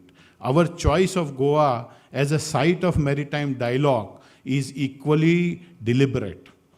Goa already accounts for 40% of India's commercial shipbuilding output, and the state government has announced a shipbuilding vision 2037 to become a green, export-oriented shipbuilding hub. Honorable Chief Minister Dr. Pramod Sawant Saab has said that Goa is preparing a master plan for sustainable passenger and cargo movement, positioning itself as a model for green maritime mobility.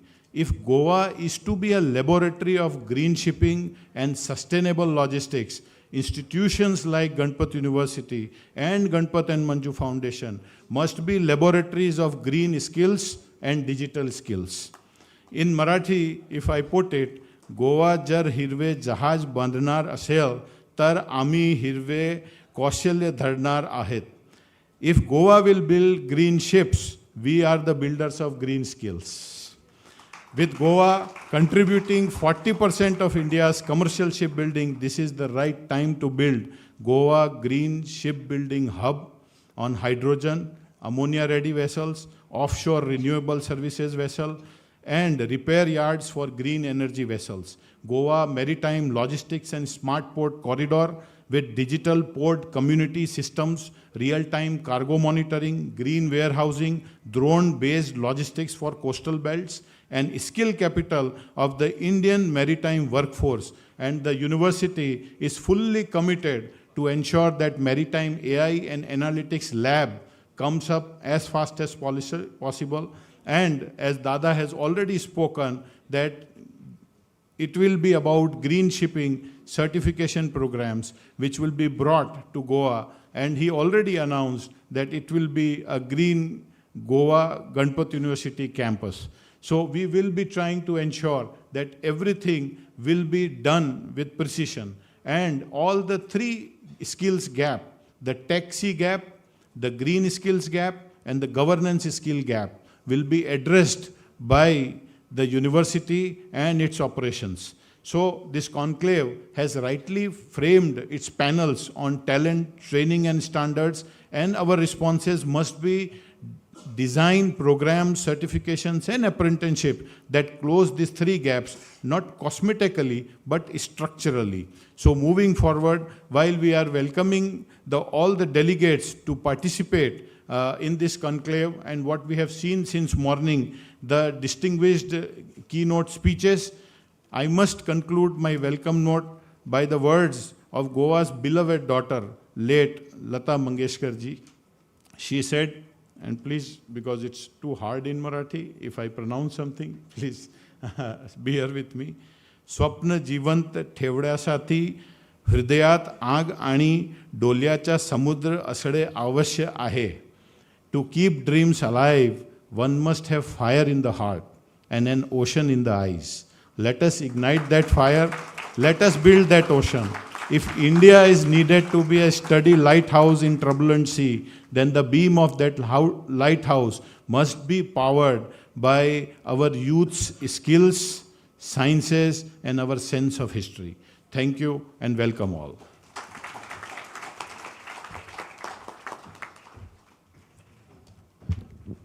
Thank you, Dr. Sarma sir, for your inspiring and visionary words. Ladies and gentlemen, it is my pleasure to welcome a leader whose journey reflects grassroots commitment, administrative excellence, and lifelong dedication to the public service. Our guest of honor today, Shri Subhas Desai sir, Honorable Minister for Social Welfare, Drinking Water, Empowerment of Persons with Disabilities, and River Navigation, Government of Goa, is a distinguished representative of the people and a dynamic policymaker. He has also held notable leadership roles such as Chairman of the Infotech Corporation of Goa, Vice Chairman of Koopman Urban Bank, Director of EDC Goa, Administrator of the Goa Marketing and Supply Federation, and various positions in sports and culture organization, including Chairman of the Modern Kho-Kho Federation of India. With a great respect and admiration, I invite Sri Subhas Desai sir to address the August gathering. Please, sir.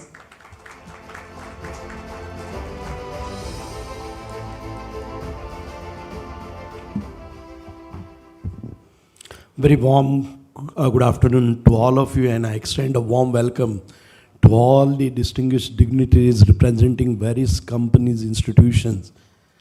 Friends, for this Maritime Skill Conclave 2025, we have amongst us the Honorable Chief Minister of Goa, the young, dynamic, and I would say the most successful Chief Minister across India, Dr. Pramod Sawantji, the most visionary leader.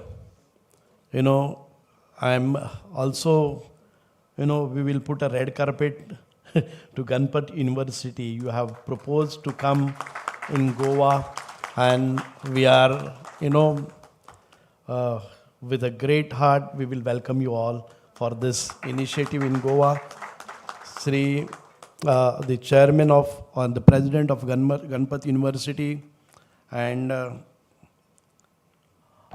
Ganpat and Manju Foundations, and a great leader, Sri Ganpatji Patel, Doctor, the Padma Shri awardee. Thank you for having been here. My, colleague in the cabinet and ex-chief minister of Goa and present minister, PWD minister, Mr.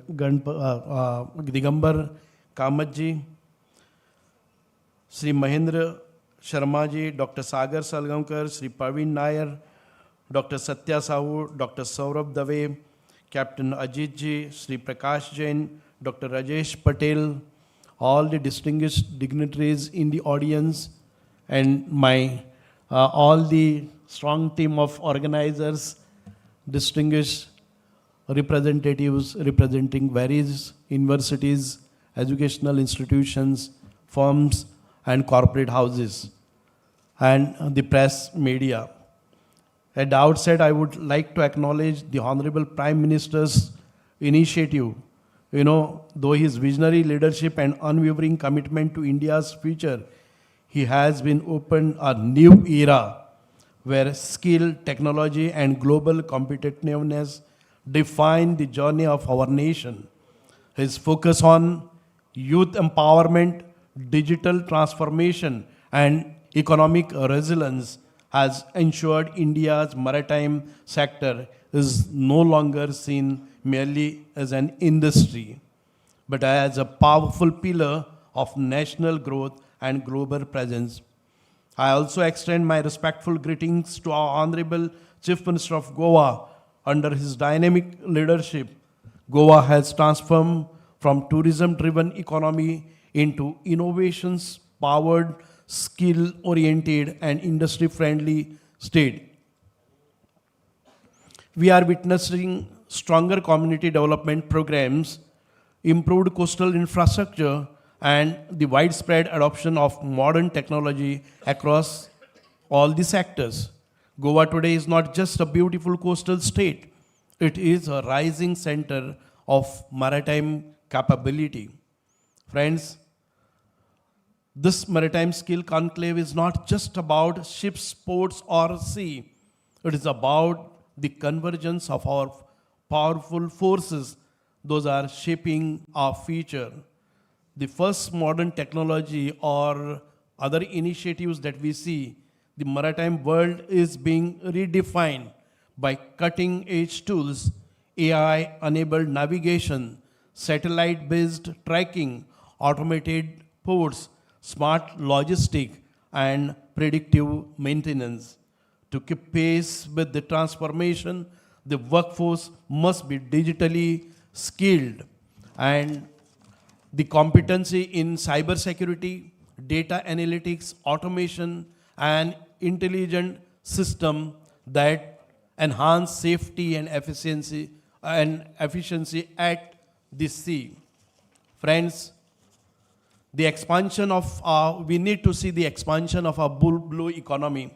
The Honorable Prime Minister has taken a special drive for exploring the possibilities of our blue economy, how we explore it. India's oceans are engines of growth, and we are tapping into multiple emerging sectors. The marine biotechnology, if you look at from marine-derived medicines to algae-based products and the biofuels, this sunrise sectors offers immense potential for jobs, research, and innovations. If you look at the ocean renewable energy, we talk about green energies, green ships, offshore wind farms, tidal energy, and wave energy are fastest becoming major opportunities. India is developing large renewable energy zones, opening new roles for engines, technicians, environmental specialists. And when we look at the deep sea exploration of our resources with Deep Ocean Mission, we are preparing scientists, submarine pilots, and robotics experts for the challenges of deep ocean mining research. When we look at the marine food processing, the modern processing, packaging, cold chain system, and value addition can significantly improve for coastal communities, skilled manpower, and which is essential for the overall transformation and growth. If you look at the Seafarers Welfare Global Recognition, so Goa was a pioneer for last few centuries, and we need to see the sea welfare of the seafarers, and that is very much discussed this year. India's seafarers are the backbone of global maritime operations. We are strengthening the health insurance, the accidental coverage, the safety standard on onboard welfare, post-retirement benefits, mental health support system, digital communication tools, and psychological well-being. Through all these NIB agreements with maritime nations, the international companies, we are creating more pathways for placement on merchant vessels, cruise, liners, offshores, and research ships. Goa's maritime priorities are the natural coastline, and the skilled youth is uniquely positioned to lead the next phase of maritime growth. When we look at the enhancing of skill mobility of our rural youth, which is very much required, the Honorable Prime Minister always emphasizes and focus on the development of our rural youths, the training and catering, housekeeping, recreation, and guest services for global cruise. Marine leisure industries gives us the etching, sailing, recreational, boating, which is the skills required, and the professionals in the operational field and the maintenance. When we have a very good environment in Goa for water sports, which has not been tapped and explored properly, and we would like to have the collaborations, all industry partners here. The safety certified youth can build careers in jet skiing, parasailing, scuba, sports, adventure, tourism. Even in the last International Purple Fest, we introduced this adventure water sports for the para athletes and for all the participants here. The oil, gas, renewable sectors need riggers, welders, technicians, and specialized support staff. We need to strengthen the coastal communities. There is always a fear amongst all the fishermen, and they object and they raise, protest against whenever there are new initiatives in the sea, but they should be properly guided. So fisheries cooperative is better pricing and share resources, modern cold chain infrastructure to reduce wastage and increase, safety training and navigations. Friends, without taking much of your time, the Honorable Chief Minister is with us, a very dynamic, and he does, whenever he takes up any initiative, he doesn't look at what are the, side effects or how the government will sail through, but he promises and he delivers. We, once again, I welcome all the participants here in Goa, and let us all together we will bring a big change in the ocean, and we would see and explore the resources of ocean to the best of our ability. Thank you very much. God bless you. Jai Hind.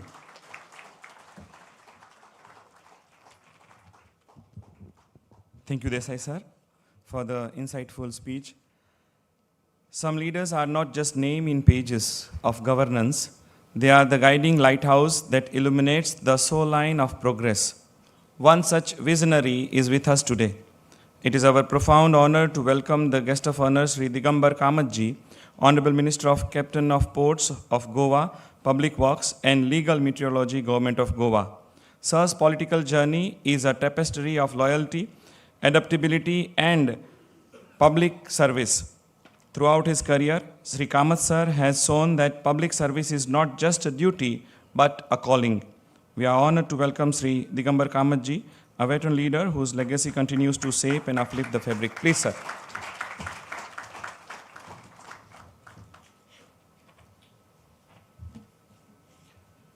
Good afternoon, everybody. Welcome to this Maritime Skill Conclave 2025, organized by Ganpat University. We have with us as the chief guest, Honorable Chief Minister of Goa, Dr. Pramod Sawantji. Guest of honor, my colleague, Sri Subhash Phaldesai, Honorable Minister for Social Welfare, River Navigation. Sarve Sarva of Ganpat University, Padma Shri Dr. Ganpat Patel ji, his wife Manjuben Patel ji. We have Dr. Mahendra Sharma. We have Sri Praveen Nair, Captain Ajit Piris, and our own Sri Dr. Sagar Salgaonkar, Chairman of SOCAM. All the other dignitaries, friends, representatives of various companies, all the cadets or students of Ganpat University, and ladies and gentlemen. It gives me immense pleasure to welcome you all here because this is a unique conclave organized by Ganpat University. I must congratulate Ganpat Patel ji, Urf Dada, for having organized this excellent conclave and very, very important conclave as far as Goa is concerned. It was the vision of the Chief Minister of Goa, Dr. Pramod Sawant, who signed an MOU with Ganpat University, and it was only because of that visionary thing that Ganpat University entered in the state of Goa with a dream to make Goa totally transformed as far as maritime this is concerned. When I was entering, they showed me lots of girls candidates. He has around 100 girls candidates, girls students in the Ganpat University, and day is not far when in Goa they will get more than 100 girls candidates in their own institute. Friends, education is considered as one sector which touches the heart of a common man. Prime Minister Dr. Narendra Modi ji gives utmost importance to the education sector and also utmost importance to Nari Shakti. He says that when we have Vikasit Bharat, his dream is Vikasit Bharat, it is Vikasit Nari, Sashakt Nari, Saksham Desh. This is the slogan of Prime Minister Dr. Narendra Modi. I think Ganpat University headed by Dr. Ganpat Patel is moving in a direction to fulfill the dream of our beloved Prime Minister Sri Narendra Modi ji. Just as Narendra Modi ji says about Atmanirbhar Bharat, our Chief Minister Dr. Pramod Sawant has a dream of making Swayapurna Goa. When he talks of Swayapurna Goa, he says that its Vikasit Bharat is going to happen in 2047. Swayapurna Goa should happen in 2037, 10 years earlier, in which Nari Shakti is also given utmost importance. Friends, we have 105 kilometers of coastline, and there is a tremendous scope in the maritime sector for further developments. This development should make employment potential maximum for the Goan children. So that is the dream of our Chief Minister, and Ganpat University, I have no doubt that Ganpat University will move in a direction to fulfill the dream of our Chief Minister for making Swayapurna Goa and also Goa Institute of Maritime Excellence, which they are going to start within 2 years. I am sure this institute can cater to the needs of even girls and boys on a large scale in the state of Goa. With this, I wish Ganpat University all the success, and I am sure that the Goa government will fully support, as Chief Minister was instrumental in signing the MOU. It is a unique, it's a landmark decision, I would say, for bringing in Ganpat University in the state of Goa. Because I had the opportunity of reading lots of papers, lots of things about Ganpat University. I must congratulate Dada for having devoted entire life now for the sake of education, because education can make impossible possible. This is the thing, and I wish him and his team all the success. Government will fully support them, and with this I wish you all the best. Conclave will be successful. You are hosting conclaves in Dubai, Oman. Dada was telling me they are exporting education. That's students from other countries today. When the students from here goes to US and Britain and all other countries, he gets students from Oman, Dubai and other places, which is a good sign, which is the dream of our Prime Minister. Wish you all the best. Thank you. Jai Hind, Jai Guru.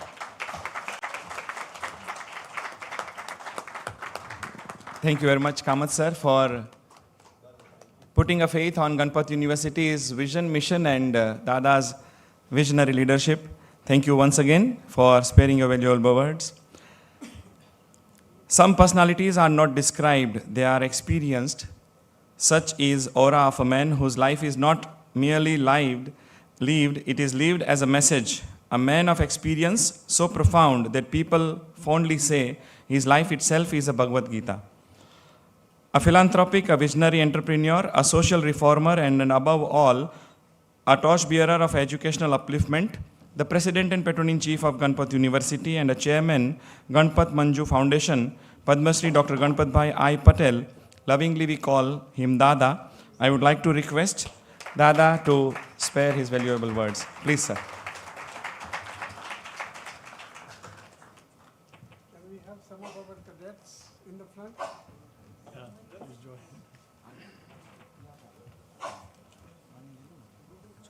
Is it open? Okay, let me change it.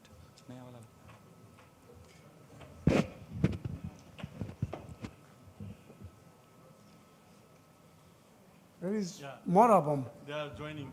They're joining? Okay. Good afternoon. So this is the second day. Last night we had a great dinner organized by Ganpat University. So people have been asking me, why are you doing all these? Dadi, can you please come here for a minute?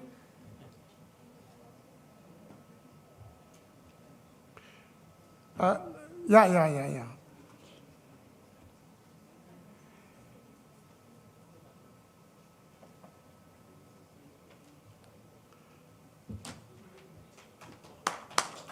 Thank you. Please stand on my right. You know why on my right? Because she's always right. And the man who said, who don't agree with me, think again. So many people are asking us, why are you've been living in America for 65 years, and what is in your mind? What are you doing all this for education, and people that you don't know you're educating on and all that?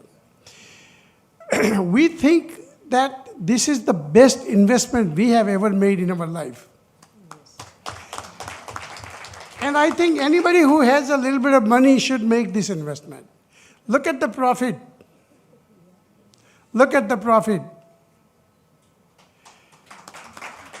And, I don't know how much money we have donated, maybe 100, 200 crore.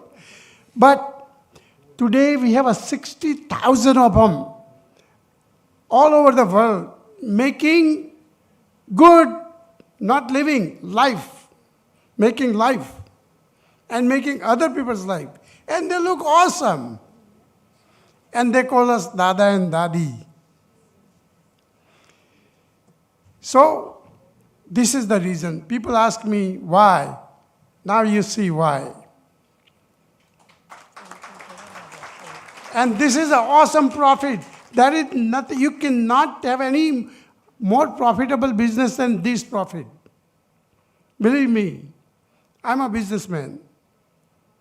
And so do more of it. Educate the world. We need to do that. And educate for a right reason. In a right manner. Give them a sanskar. Give them a sympathy. Give them apathy. The samvedna, karuna, treat others the way you want to be treated, the value system. Getting piece of paper degree is not good enough. We have to give them a knowledge. And this is what we want to do in Goa. And I want to thank you, Pramod Sawant Saab. Thank you for supporting us. I still remember our first meeting in Baroda, and we have come a long ways. But now, we have to be fast and furious. World is not waiting for us. There is AI coming and changing the world. I was just talking to Captain Octavio, and I said, we are about the speed. We might frustrate you. He said, no, I will frustrate you. We're both going to run like hell. Thank you. That is the spirit.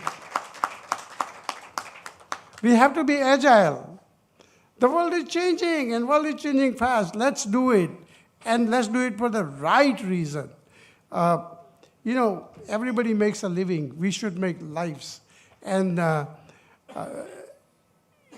people say we have a 33% women in our Maritime. We are the only university has that many women in the Maritime.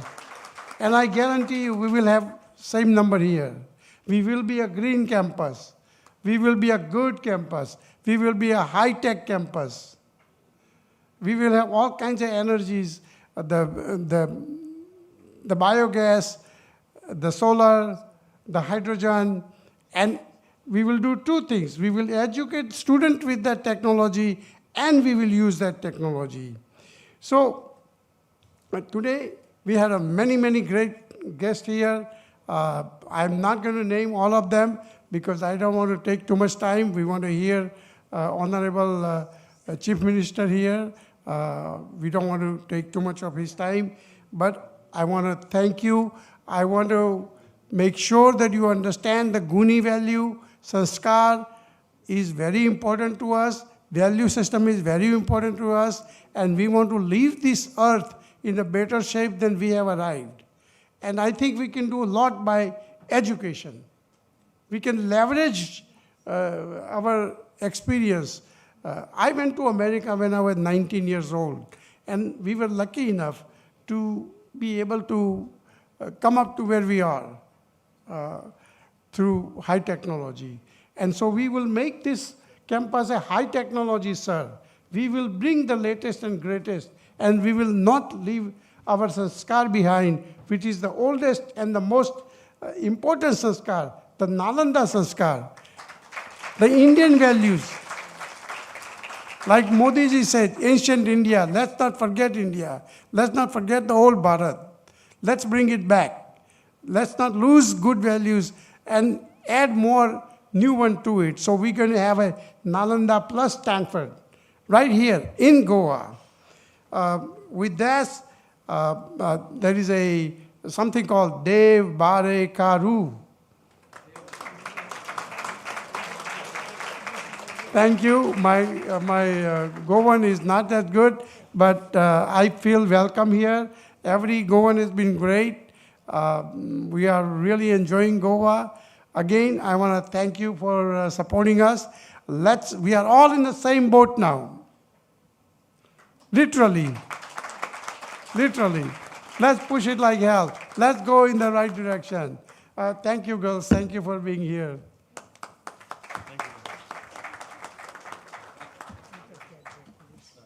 Thank you, Dadi.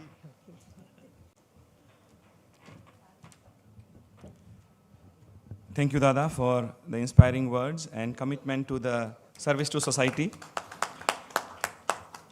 As Robert Frost wrote, two roads diverge in a wood, and I took the one less traveled by, and that has made all the difference.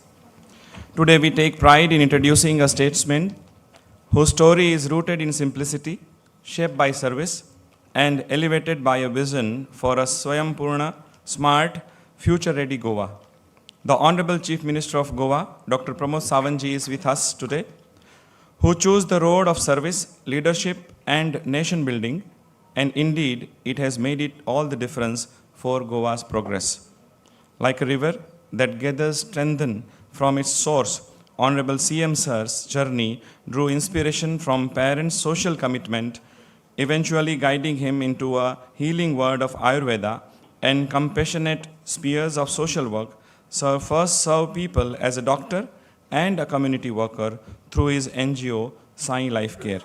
His political journey is a story of courage, conviction, and quiet determination. In 2008, Sir stepped away from a secure government career to enter a public service life. A leap of faith that planted the seeds of remarkable career.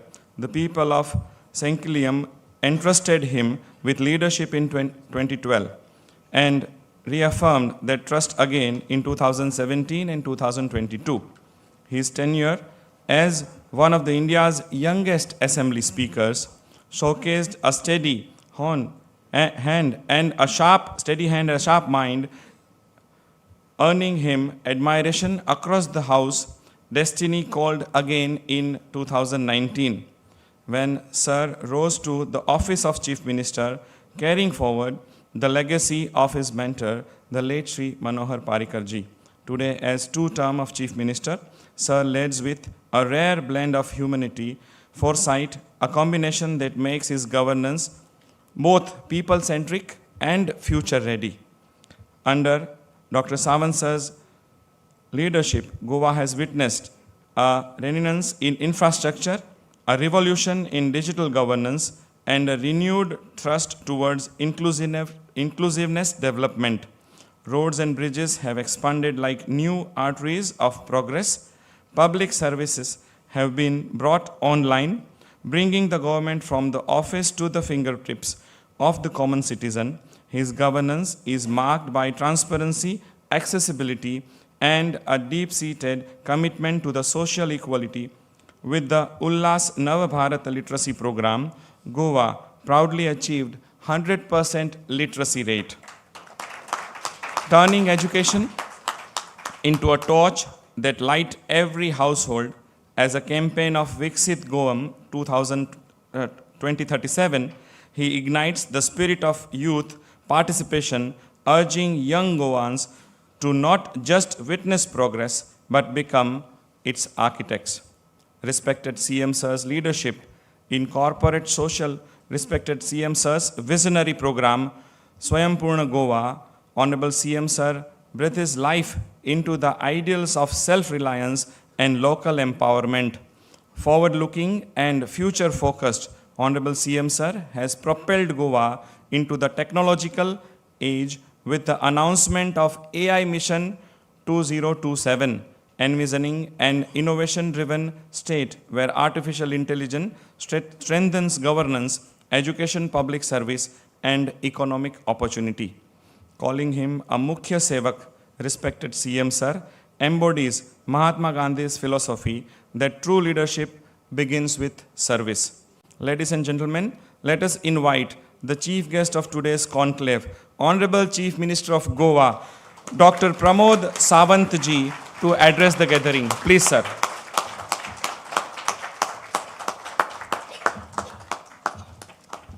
First of all, thank you for my introduction. For this Maritime Skill Conclave 2025, along with me, the dignitaries on a dais is Sri Digambar Kamath, the Honorable Minister for the Captain of Port, Mr. Subhash Phaldesai, Minister for the Social Welfare and River and Navigations, and especially with the blessings of the Ganpat University has come in our state. It is Ganpat Dada, the Padma Shri Ganpat Bhai Patel, the founder of Ganpat University and Manju Foundation. Sri Mr. Mahendra Sharma, he is an Chief Functionary and Director of the Ganpat University. Rest all dignitaries on a dais, dignitaries amongst the audience. Esteemed industry leader, senior officials from the Government of Goa and the global maritime experts, faculty members, and my dear friends. Actually, there are the two conclaves. One is a maritime skill conclave today, and another one is I think there is an Goa International Arbitration Mediation Council of Conclave 2027 is tomorrow. It is a good thing this type of conferences is happening in the state of Goa, It is only and only because of possible when the Ganpat University is doing the setup in the state of Goa. That's why this thing is possible. On behalf of the state of Goa, I welcome all of you at the Maritime Skill Conclave 2025. It gives me the great pride to join you as the chief guest at the Maritime Skill Conclave 2025, a national platform that is shaping the future of India's maritime talent, blue economy, leadership, and a global competitiveness. At the outset, I extend my heartfelt appreciation to Ganpat University, the Gujarat, Ganpat University Goa, and the Ganpat University and Manju Foundation for bringing this impactful conclave to Goa. Your presence in Goa represents the strong academic, industrial, and developmental partnership that will immensely benefit our youth and our economy. Congratulations to all the organizers and partners. Friends, it is my privilege to acknowledge the extraordinary philanthropist leadership of Padma Shri Ganpat Patel Ganpat Dada, his lifelong commitment to the education and nation building as an international for the entire country. Today, I am pleased to share that Ganpat Dada has committed to more than 200 crores towards building the world-class education and skill development infrastructure in India, in particularly in Gujarat and Goa, and it is continuing to so. Especially for the Goa, he has committed the 50 crores of rupees for the infrastructure development only for the state. Thanks, behalf of the government of Goa, from the people of Goa. This is one of the most significant individual contribution to the education and in the history of our state and country. The commitment will create the new pathway for the Goan youth in maritime career, global shipping, cruise and port operations, marine engineering, the coastal and blue economy entrepreneurship, the advanced technical and simulation-based training, emerging Goa as a global education hub. Ganpat Dada's vision is aligned perfectly with the Goa's aspiration for a skilled, empowered and globally commitment for the maritime workforce to realize the Swayambhurna Goa. I also appreciate Dr. Mahindra Sharma Group Pro-Chancellor and for his ability to blend the global academic standards with the India's skilling priorities. Whenever I met Dr. Sharma, and he has always shared the lot of reform for education, in particularly to the Goa. I congratulate him for his commitment and his vision. His leadership have accelerated the esteem of the Ganpat University to the Goa as a future-ready institution deeply aligned with the Goa's development agenda. Ladies and gentlemen, the Goa is not only the coastal state, but Goa is a maritime state with the global ambitions. The government of Goa is deeply committed to strengthening the maritime education at all levels, expanding the skill development aligned with the global shipping needs, building the state-of-the-art maritime training facilities, supporting the simulation-based and technology-driven learning, encouraging the women's participations in maritime sector, promoting the blue economy entrepreneurship, developing Goa as a preferred center for the cruise, logistics, and the marine tourism training. We believed in the future of Goa's youth is closely linked to the development of our port, waterways, oceans, and blue economy opportunities. I am happy to reaffirm that the government of Goa and the Ganpat University Goa are working together to develop a top-tier maritime and ocean study campus, the joint program with the global institutions, the industry-linked skill centers for ports, logistics, and cruise operations, the centers of excellence in maritime engineering, AI in shipping, coastal innovations, and green maritime technologies. This collaboration reflects our shared goal and to make Goa the national leader in maritime education and global standard training. The government of Goa assures the full support to the Ganpat University in enabling this transformative vision. Under the leadership of Honorable Prime Minister Sri Narendra Modi ji, India is entering into the new era of maritime growth through Sagarmala, Maritime India's Vision 2030, Maritime Amritkal Vision 2047, the Youth Skilling Reform, the Global Standard Safety and Training Norms, the Green Shipping and Hydrogen Port Development. India is not only expanding its maritime sector, but India is then redefining it. This Maritime Skill Conclave 2025 is more than a gathering, it is a roadmap of India's maritime future. The outcomes of this conclave will strengthen the training, innovation, and global competitiveness for the thousands of young Indians. I once again congratulate Padma Shri Ganpat Bhai Patel, Dr. Mahendra Sharma, Ganpat University, and entire team of the Ganpat and Manju Foundation for their visionary commitment for the Goa. On behalf of the Government of Goa, I assure our full cooperation in building a maritime-ready, future-ready Goa. Let us contribute to the best in the Maritime Skill Conclave and contribute to make it globally and impactful. I especially thanks for our Mahendra Sharma. He has reminded our Goan poet Bakiba Borkar, Ravindrabab Kedekar, and Lata Mangeshkar also. So once again, thanks for you for reminding our legendary, and once again, Dev Bare Karu to all of you. Thank you, one and all.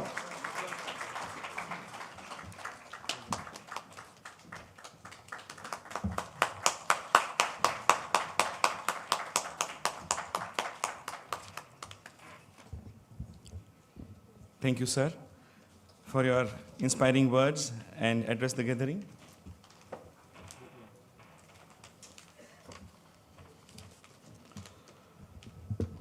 Dear ladies and gentlemen, honorable dignitaries on the dais and off the dais, we are delighted to announce the formal launch of Blue Verse 2.0, a distinguished compendium of thought-provoking articles authored by industry luminaries, maritime leaders, policymakers, and global experts. We request the dignitaries to unveil the book, Blue Verse 2.0. This book is not just a publication, it is a collective wisdom of industry, a lighthouse of knowledge, and a tribute to the spirit of collaboration that drives our maritime ecosystem forward. Crafted around the core theme of Maritime Skill Conclave, Blue Verse 2.0 reflects deep insight, visionary ideas, and strategic perspective that will guide the next phase of India maritime growth and skill development. Thank you all the dignitaries for gracing the occasion. Thank you very much.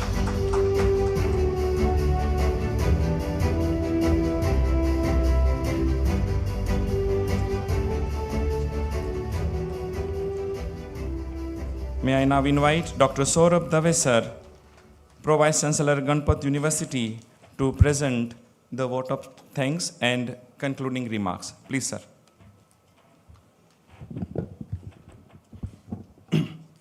Honorable Chief Guest Dr. Pramod Sawant sir, Honorable Chief Minister of Goa, respected ministers Sri Subhas Phaldesai sir and Sri Digambar Kamath sir, our Honorable President Ganpat University Sri Ganpat Bhai Patel, Dada, our Honorable Group Pro Chancellor of Ganpat University and Chief Functionary and of Ganpat and Manju Foundation, Dr. Mahendra Sharma sir, esteemed dignitaries from the Government of India, Senior Deputy Director General Sri Praveen Nair sir, from Director General of Shipping, Dr. Sagar Sargaonkar sir, Chairman SOCHM Goa, Professor Satya Sau sir from World Maritime University, and Executive Chairman of Saline Group of Companies, Captain Ajit Paris from Sri Lanka. My colleague, Dr. R.K. Patel sir, and all the dignitaries of the dais on the dais. It is my profound honor to extend a heartfelt vote of thanks on behalf of Ganpat University and Ganpat and Manju Foundation during the inaugural ceremony of Maritime Skill Conclave 2025. Today's conclave stands as a shining example of Goa's forward-looking vision, its unwavering commitments to maritime excellence, and its aspiration to lead India's transformation under the Blue Economy framework. Under the leadership of our Honorable Chief Minister, Dr. Pramod Sawant sir, Goa has emerged as a state that not only respects its maritime heritage, but also confidently step into the future with remarkable clarity and purpose. Goa's dedication to skill development, green innovation, coastal sustainability, and global maritime engagement has inspired every one of us present today.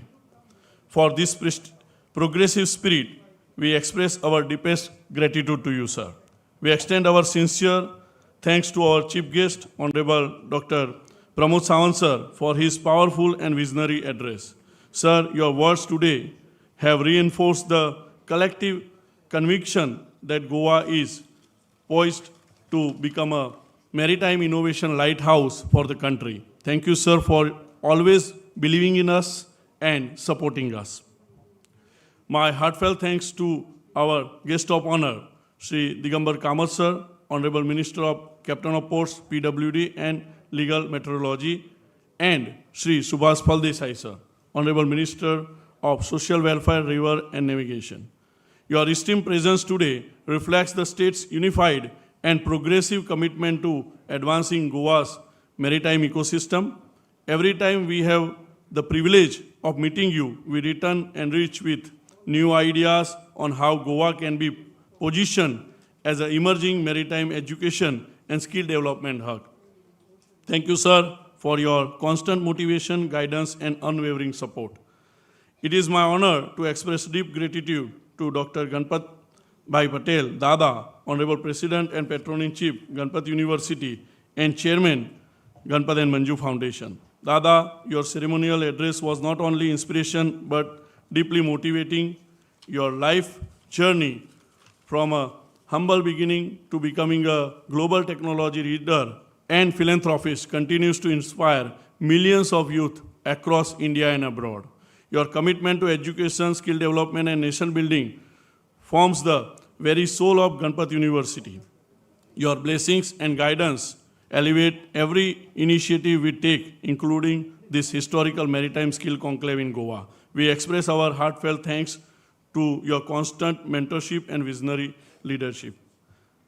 A particular warm and respectful acknowledgement and thanks to Dr. Mahendra Sharma sir, our Honorable Group Pro-Chancellor and of Ganpat University and Chief Functionary and Director, Ganpat and Manju Foundation, for his inspiration and constant guidance, which is laying down a founding stones of global education in Goa. Sir, your vision continues to guide our institutions' national and global initiatives. Your leadership has not only shaped today's conclave, but has also strengthened our long-term commitment to Goa's maritime aspiration. Thank you, sir.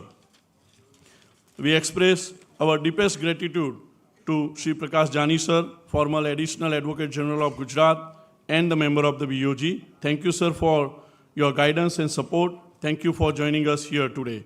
We also equally express our gratitude to Sri Sandeep Bhai Seth Sahib for joining us today. We are also expressing our deep appreciation to the distinguished keynote speaker of today, Sri Praveen Nair Sahib, Captain Ajit Peris Sahib, and Dr. Satya Sahu for their transformative insights on digital ocean, global seafaring leadership, and sustainable blue economy models. Thanks to our all partners, thought leaders, and delegates. I would like to thank all our industry leaders, international experts, ports authority, training organization, and technology partners for bringing their wisdom and long-term perspective into today's discussion. A special words of gratitude to the Captain of Ports of Goa, Dr. Sri Octavio Rodriguez sir, and the entire department for their collaborative and unwavering support in making this conclave a successful. We also extend our thanks to Gujarat Maritime Cluster, Gujarat Maritime Board for their collaboration and constant support. The Ocean Maritime Conclave is not only sharing an idea, it is laying down the collective action roadmap for the future. The MOU signed today, the insights we have exchanged, and the alliance we have forged will contribute meaningfully to Goa's maritime skilling ecosystem, to India's global maritime aspiration, and to the growth of the blue economy with responsibility and sustainability. Yes, sir. With this, we call upon a MOU to present in the presence of Honorable Chief Minister of Goa. May we request Captain Mohan Nayak from Dynacom Tankers Management Private Limited to exchange the MOU signed. May I now request, please sir, Dr. Sanjay Kelkar sir from ASP Ship Management to exchange the MOU signed.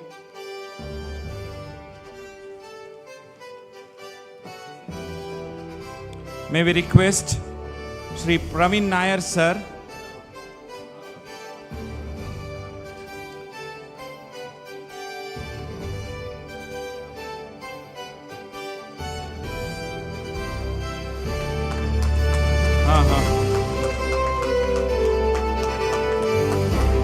May we now request Sri Sanjay Kelkar sir from ASP Ship Management to exchange the MOU.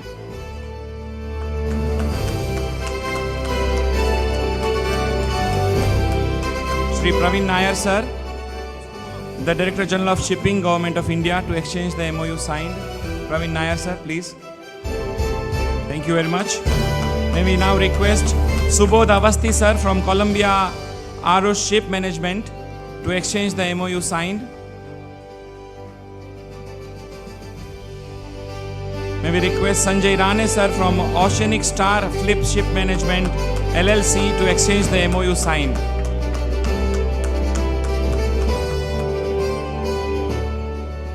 May we now request Mr. Kaushik Seal from the Institute of Marine Engineers India to exchange the MOU signed. This collaboration brings world-class maritime training and global career opportunities closer to the youth of Goa.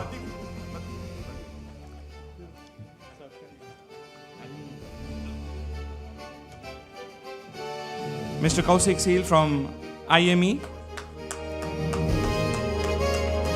This collaboration brings world-class maritime training for the Goan youth. Thank you, sir. Thank you very much. Thank you, sir.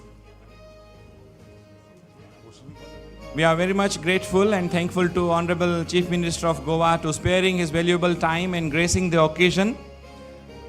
We are also thankful to all the dignitaries on the dais, of the dais, invited guests and participants. We may now proceed for the lunch.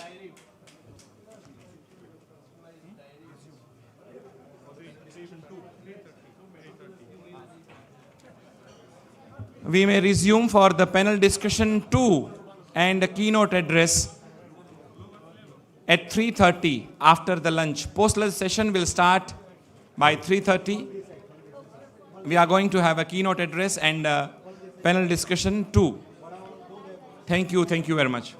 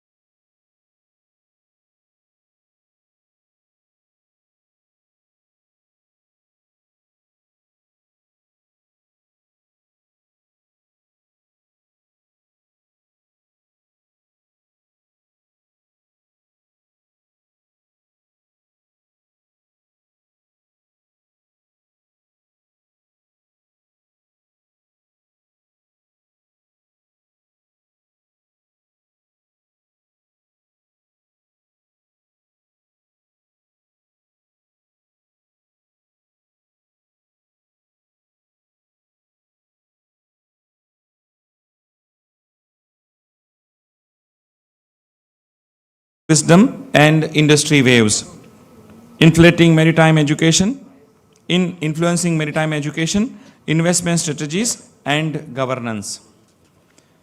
A sought-after speaker at international forums, he contributes meaningfully to the global conversations on decarbonization, digitization, risk management, and sustainable shipping. May I now request Dr. Kishore Bharat sir and a Senior Director Placement and Executive Education, Ganpat University.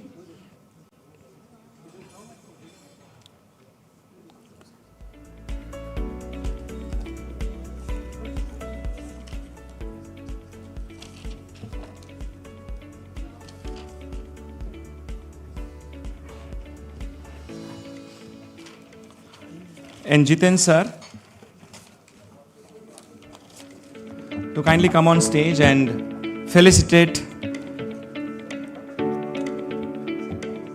Dr. Satya Sahu sir with Ganpat University handshake kit, Bandhani shawl, and a statement of gratitude and a memento.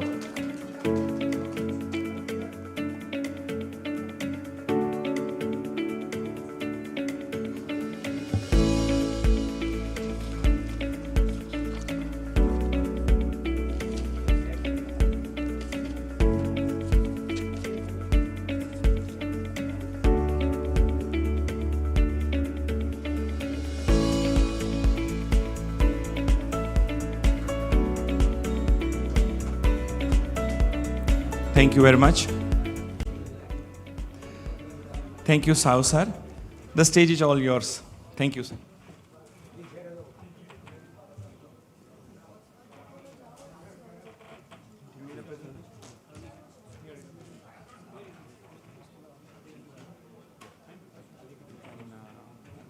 Yeah, previous and next. You just try. Okay, fine. Thank you. Okay.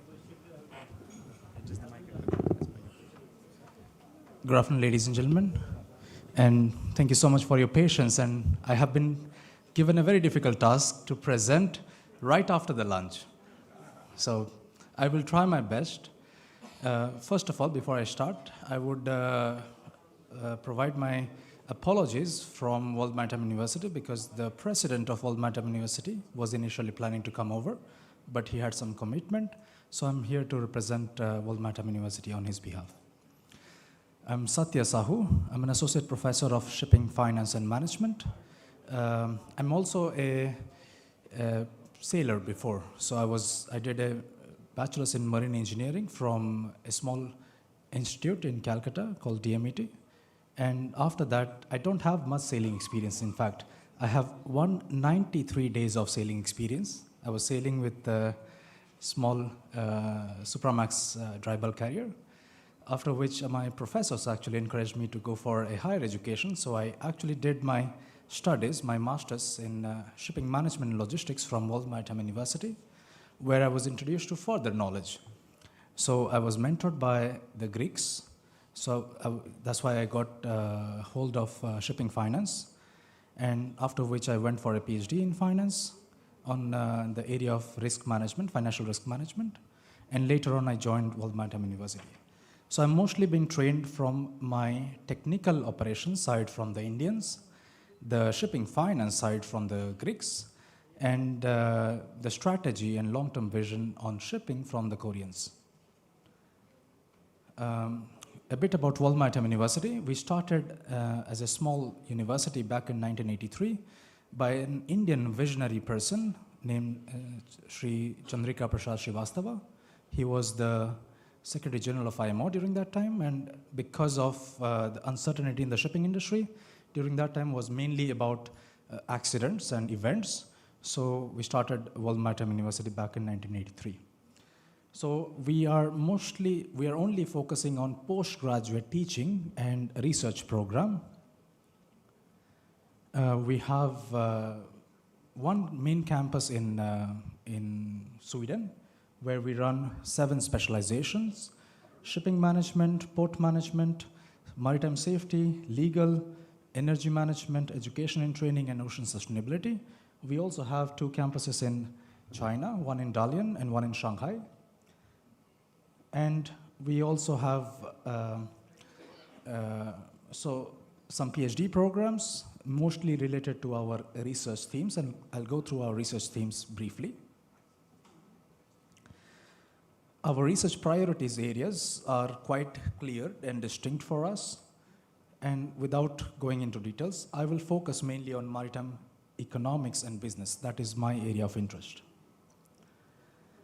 So let me introduce a research topic which I'm working on right now with some co-authors, and I'll give you an understanding why shipping is quite important and actually is beyond sailing.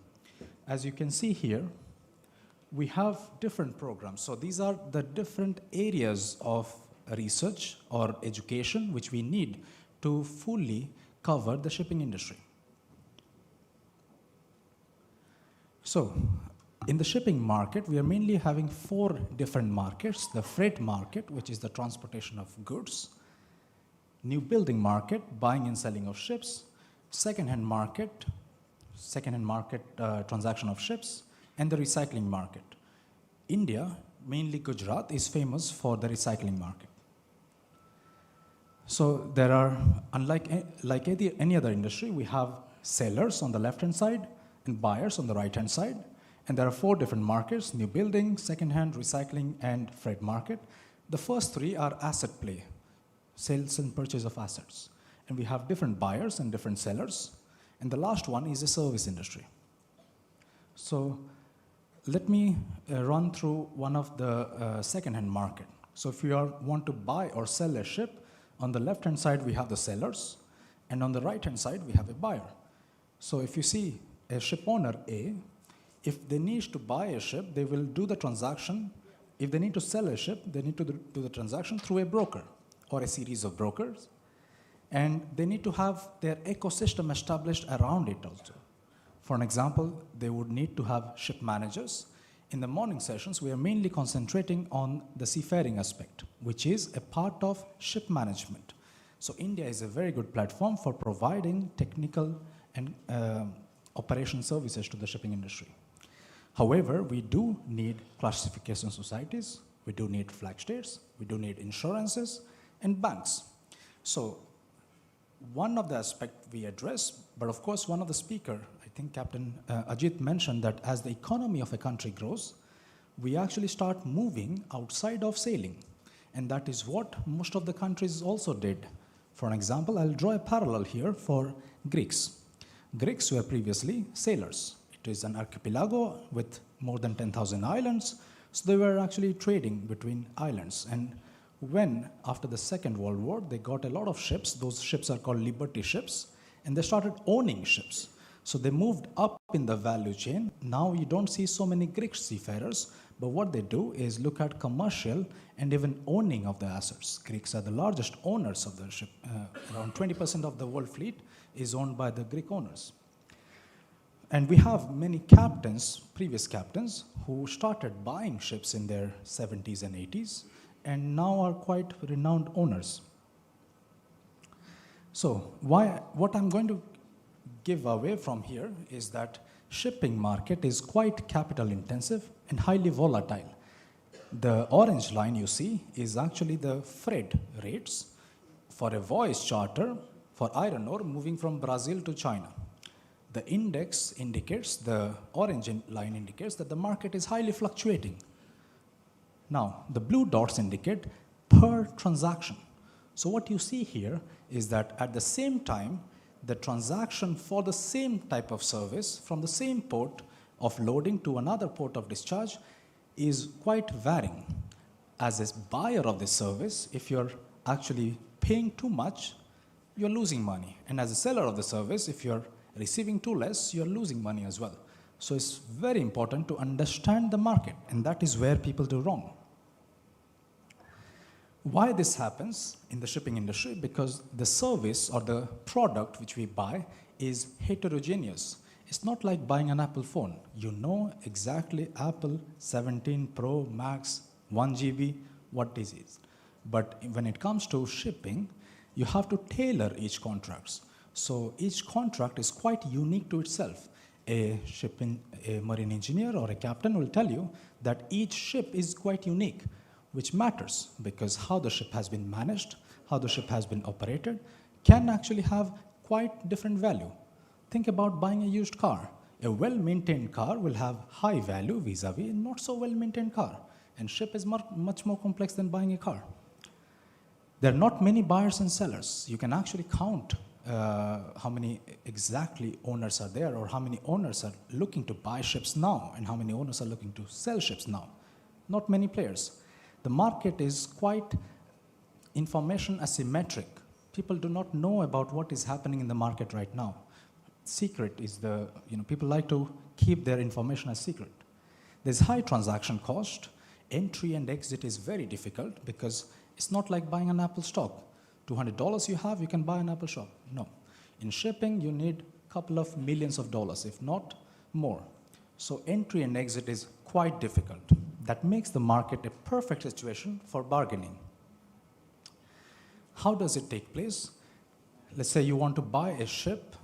A seller of the ship will have a minimum price expectation, how much they expect out of this ship when they're selling it. A buyer will have a maximum expectation, no more than that I will pay for buying the ship.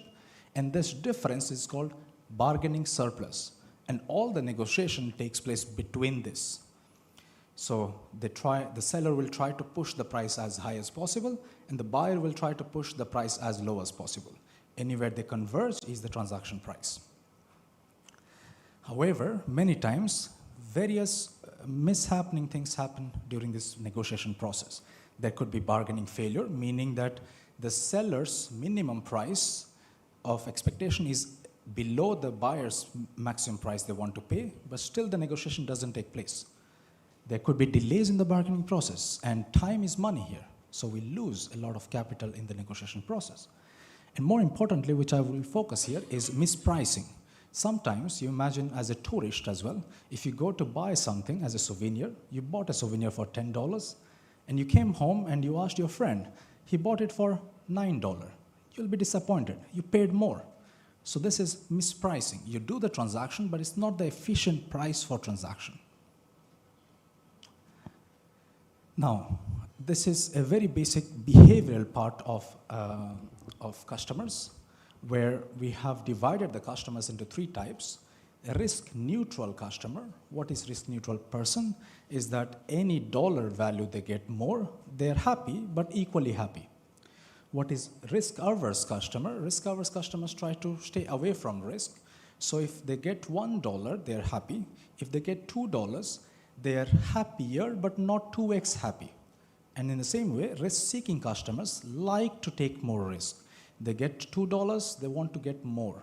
So the transaction in shipping is also very similar to the behavior of the shipping company. In fact, the left-hand side indicates the behavior of buyers and sellers, and the right-hand side indicates that how they should converse this behavior in a way to find the transaction price. And the transaction price on the left, which you see, the price could range anywhere, but there's an optimal transaction price for which both buyers and sellers are equally happy. Anything more or less doesn't make them any better. So what we did, we actually collected the real data, and the black line you see is actually Alden Duff. It's a shipping company, and they are in this situation trying to sell their vessels. And if they sell the vessel to two Greek ship owners, one of them is, the red one is Costa Mare, the blue one is Thenamaris, both renowned ship owners in Greece. In this case, what you see, that if Alden Duff wants to sell the vessel to Costa Mare, which is the red one, they will have to sell it at a premium. But if they want to sell the vessel to Thenamaris, they will have to offer almost 5% discount vis-a-vis Costa Mare. So you have to not only know the market, you not only need to know about the product you are trying to buy or sell, but also the counter player, which is very important, because overall what we saw is we did this analysis for only dry bulk and tankers, second-hand vessels, around 10,000 observations between 2013 to 2025. The total transaction value of this is $245 billion, And we found out that there is almost 6% mispricing. You could think 6% is too less. No. 6% accounts to $15.5 billion and in favor of the sellers. So the price is pushed up. $15.5 billion is double the amount of financial simulation package which Government of India is planning to revamp the shipping industry until 2047. So the amount can be quite intensive. Just to give you another example, I have not mentioned the shipping company name for confidentiality purpose, but a large Japanese shipowner in our sample had a transaction of worth $2 billion. Overall, the company gained $76 million above the optimal price, which is good for them. But in other side, if they would have traded like a company B, which is a mid-sized Danish shipowner, the company A, Japanese company, would have gained $317 million. So actually, the Japanese company lost $240 million without even realizing it. That's a big challenge. So this kind of studies, why I want to initiate this kind of discussion is that there is a lot of things beyond sailing, and this can have huge commercial value for our society. So I'm wearing two hats here, one as the employee of Maritime University and the second hat as an Indian.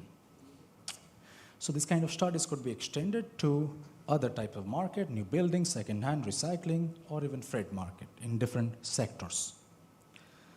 So what we try to do at WMU is that we have a theory. As an academia, we look at the theory, but as an industry, which is maritime industry, we look at the practice as well. So we try to be the bridge between theory and practice. Of course, what is research for us is a conversation which we try to generate between the past and the future. And as an applied researcher, we try to position ourselves, borrowing the theories from pure research and applying it into shipping context. And this contextual understanding is very important because for us as an educationist, we feel that we need to educate ourselves first in order to disseminate our knowledge. So we have a clear policy. At the start of our academic career, we try to be more focused. For me, I do research on shipping finance. So that's the only area I stick to. As we grow up in the ladder, of course, we extend our studies to different areas. Why this kind of focused study is quite important as an academia, before we start making or giving knowledge to our students, is that without making sense, we cannot be in a position to give sense. I will close my presentation with this slide. These are few of the Nobel laureates in economics who actually started their research career from shipping. So shipping has been quite predominant. The first Nobel laureate in economics actually started in 1969 was Tilburgen from he's Dutch. His PhD student was Koopman. Actually, these two guys were working on resource optimization because after the Second World War, there was industrial evolution, there was shortage of ships, but we had to utilize or maximize the utilities of those ships. So they got their recognition from shipping itself. Later on, we have Paul Krugman, who was looking at transport geography, ports, and international trade. And much recently, we had Tyrol, who was actually looking at competition and market power. So shipping industry is not only capital intensive, it not only offers good career opportunities for students, but also it offers good career opportunities for academia as well, because it is an unexplored industry. So we could see a lot of phenomenon and generalize those phenomena to get recognition. That is it from my side. Thank you so much.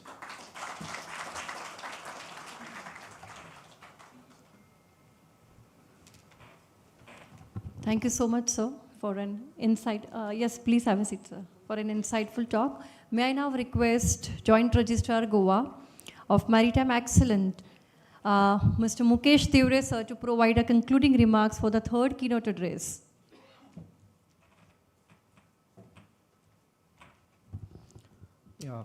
Good afternoon to the esteemed gathering. Thank you for giving me an opportunity to summarize this insightful session. This maritime industry is a truly global and multidisciplinary, and therefore demands a fully integrated ecosystem for its growth, one that brings together the talent, development, research, capabilities, and continuous knowledge also. Professor Sausa emphasizes that our responsibility is not only to equip students with the right skill, but also encourage our faculty to create new knowledge that enhances our competitiveness. Sir also illustrated this through an example of understanding the ship owner's behavior, which can significantly send in an opportunity to the organization's ability and negotiate sell and the purchase transactions. Institutes that combine expertise in shipping market, vessels, characteristics, and the behavioral dynamics of key players stand to gain the sustainability which those without such insights may unknowingly miss valuable opportunities. With this, we extend our sincere gratitude to Professor Satya Sausa for his insightful and thought-provoking keynote address. Your perspectives have truly enriched this session and given much to reflect upon. Thank you, sir. Thank you.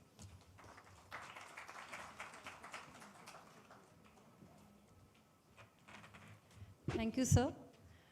Dear ladies and gentlemen, respected dignitaries and esteemed guests, welcome to panel discussion 2 as we are moving towards a panel discussion 2, a thought-provoking session on a theme that truly defines the future of maritime growth, green skills for blue economy, pathway to sustainable shipping. I invite the moderator and the esteemed panel to take their seats along with the co-moderator. Let me introduce the moderator of panel discussion 2, Dr. Priyanka Pathak, Executive Dean, IIC Ganpat University. Along with her, we have Professor Arun Rathi, Executive Dean, Faculty of Marine Engineering. Let us welcome the esteemed panel also. I would like to hand over the stage to our moderator, Dr. Priyanka Pathak, ma'am. Please, ma'am. Thank you very much, Dipali. A very good afternoon to all the present here. It is a moment of great pride as Ganpat University hosts the Maritime Skill Conclave in Goa, a landmark platform dedicated to advancing excellence, innovation, and capacity building in the maritime and logistics sector. This conclave reflects the university's commitment to driving industry-ready education, fostering global collaborations, and contributing to national skill development initiatives.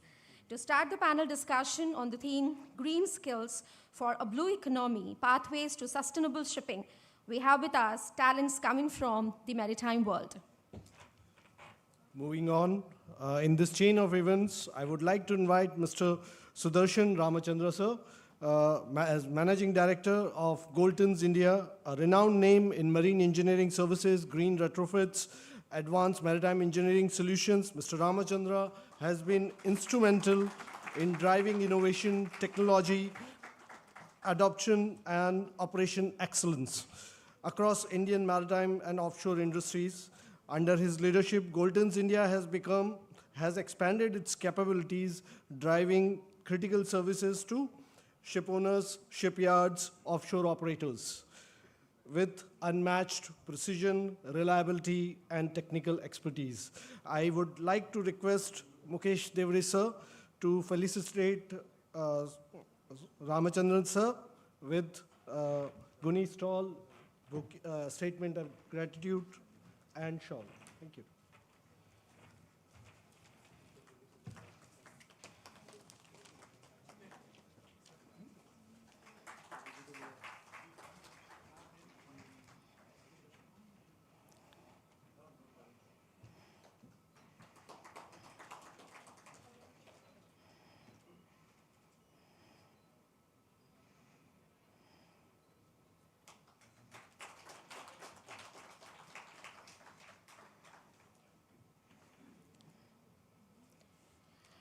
Next, I would like to invite Mr. Evan Lewis, with a distinguished career dedicated to advancing safety, quality, and innovation in the maritime sector. Mr. Lewis holds a pivotal position in DNB, the world's leading classification society. As the new building manager for India, Sri Lanka, and Bangladesh, he has been instrumental in overseeing the development of next-generation vessels, ensuring adherence to the highest international standards, and supporting shipyards and vessel owners across South Asia in navigating complex technical, regulatory, and sustainability requirements. I would like to request Mr. Ketan Gupte sir and Professor Mihir Patel sir to please come on the stage and felicitate Mr. Lewis.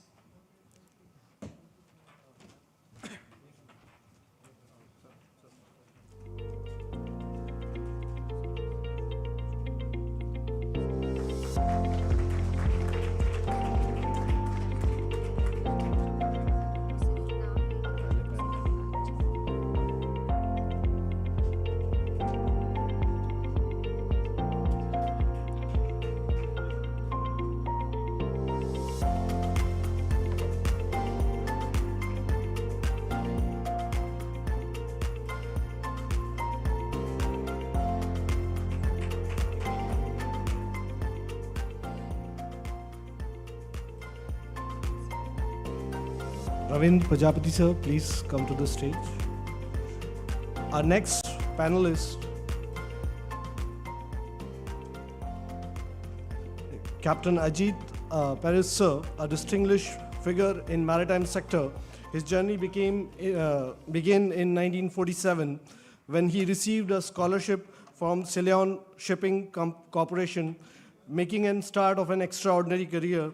He progressed rapidly at sea, and within 28 years, he became a ship captain, and he switched to shore, rose in position to the position of group managing director by 1990, and Ajit sir is not here. Sir. And went on to serve several high-level individual leadership capacities. Renowned for his strategic vision, calm decision-making, and ability to inspire strong collaborative teams, Captain Paris has played a pivotal role in shaping industry standards. In 2018, he was appointed executive chairman of Ceylon Shipping Company, group of shipping companies, where he continues to guide the organization with integrity and foresight. Next, I would like to invite Captain Mohan Nayak. I would like to request Maninder Singh ji and Ms. Pragna to please come on the stage to felicitate sir. Captain Mohan Nayak is director at one of the world's foremost ship management groups, overseeing a fleet over 150 vessels, is an eminent maritime leader with a distinguished career spanning more than 4 decades. A master mariner by profession, he has commanded several ocean-going vessels across global trade routes and is widely respected for his deep expertise in maritime law, commercial shipping, and international arbitration. He has played a key role in shaping safety and compliance frameworks within the industry, contributed to the development of seafarer training standards, and has served on various national and international maritime committees. Welcome, sir.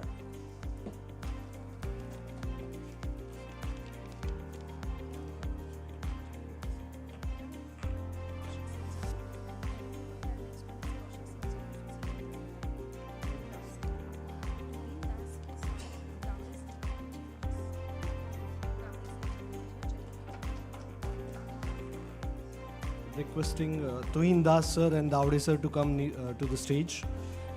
Our next panelist is Mr. Kaushik Seal, an accomplished maritime professional with more than 4 decades of industry experience. He currently serves an advisory board member of Innova Marine Group and Shipcard, guiding businesses and sales strategies while also taking responsibilities of President at Institute of Marine Engineering Marine Engineers India, IMEI.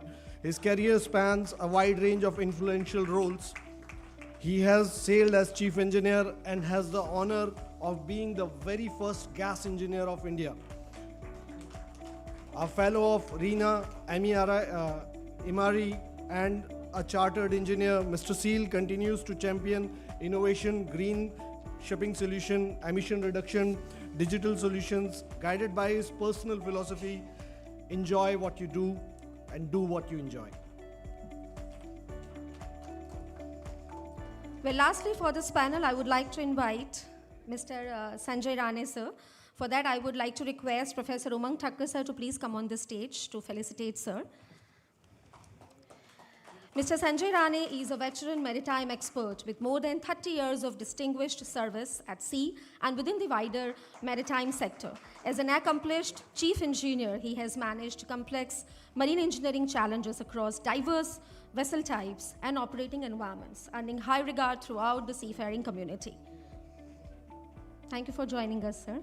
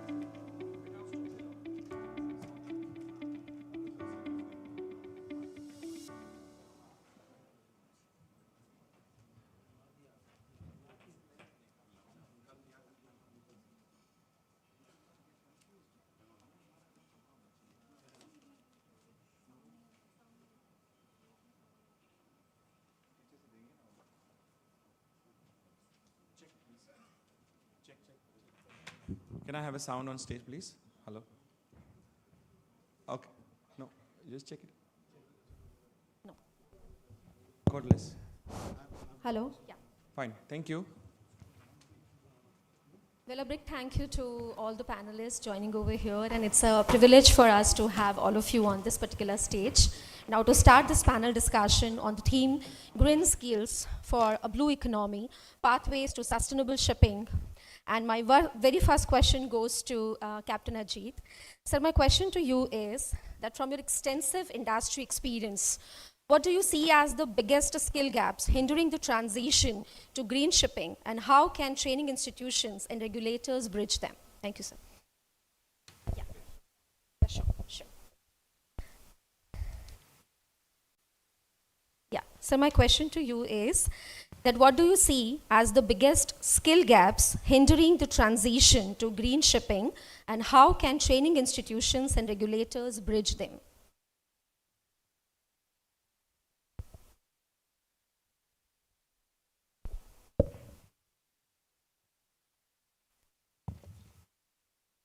Hello.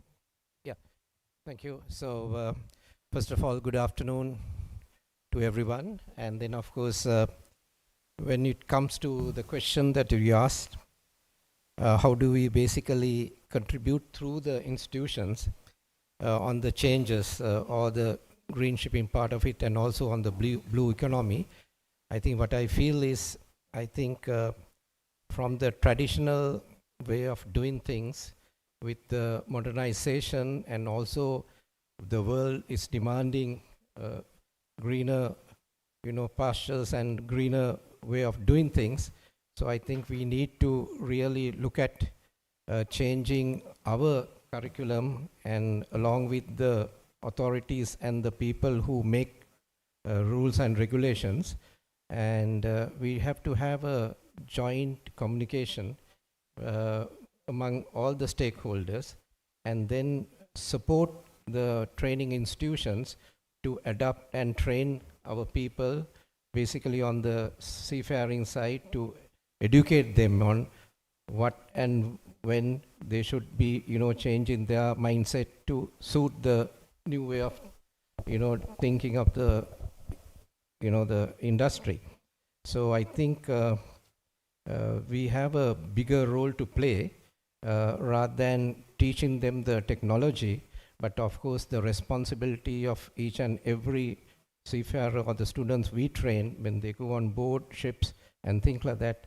They have to think green, they have to make sure they do the proper things, and also develop into a system, there is a particularly in a natural way, they will, adapt themselves to the new thinking. So these are the things I think we have to really look at it from the, I think, the government's point of view and things like that. I think even in Sri Lanka, though we are an island, our most of the,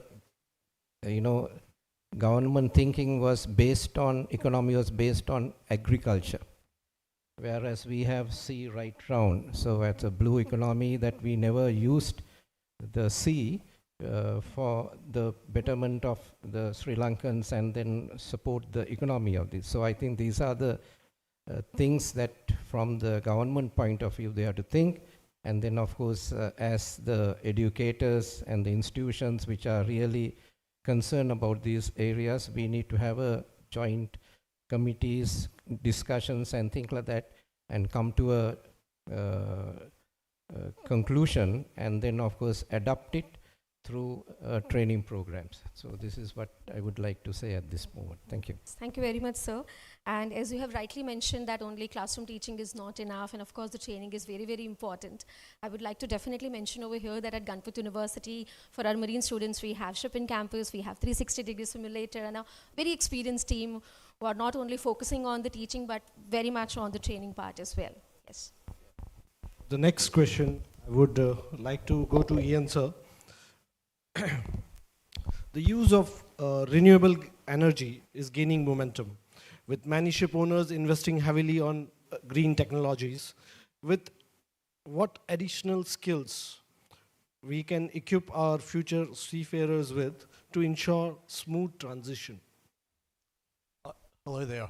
I think there's two questions here. One is the marine industry that builds these alternative ships, which is very much design-based, and to get the design right, first of all, the gatekeepers, which is class and other stakeholders, has to develop the rules in conjunction with industry. So on the design and construction, where D&V and other class, we will develop the rules, but we also have to explain them to the shipyard designers. We are currently doing in India our first hydrogen vessel, our first methanol vessel, our first wind-assisted propulsion vessel, several hybrid battery vessels. We've quoted on ammonia fuel, and there's also biofuel out there. There's a lot there for the designers to cope with, and the vendors that have to make the machinery that takes this. So that's a high-level design. It requires expertise, and DMV, we put in 5% of our revenues into research and development with our own people or with partners to get the rules that the next tier, which is the production designers, can use. For the ship's crew side, this is operational. Some of it's hazardous, but they're not that much more hazardous than a chemical tanker. There is methanol tankers already. There is, I think hydrogen's going to be a bit new to us. The transition for ship's crew won't quite be as severe. Local shipyard has just signed a letter of intent for 6 LNG dual fuel powered ships. But there is a lot of LNG tankers out there using LNG dual fuel anyway. The only difference is this is the first one in India and it's not an LNG tanker. So the crew transition will be mainly safety focus orientated. There will be industry codes of practice. There will be external regulators. There will be external trainers and advisors, of which there is many, ourselves and independent ones. But to prevent the major system failures, to protect the other stakeholders from going rogue, the class is the main gatekeeper, and we've got to get the rules right, and we invest time and money with IMO, with industry partners to get the rules right. I think that's the two scenarios. Thank you. Thank you, sir. Very well said. Class is the gatekeeper over here, which will, who needs to define the safety features and which will be very important for transition to these fuels. Thank you. Well, following up on that, my next question is to you, Captain Mohan Nayak, sir. So do you feel that today's seafarers are prepared for the shift toward green shipping? And what roles can industry and academia play to ensure that they are fully equipped for this transition? Thank you, Dr. Priyanka. It's a very relevant question in today's day and age when technology is moving so fast and seafarers have to cope with it. Next generation seafarers are going to be really a challenging time for them. So I would start with seafarers are very adaptable by nature. So when they get a challenge, they will adapt to it. But the pace of the green transition is much faster than what is the training that can be given at a show-based training.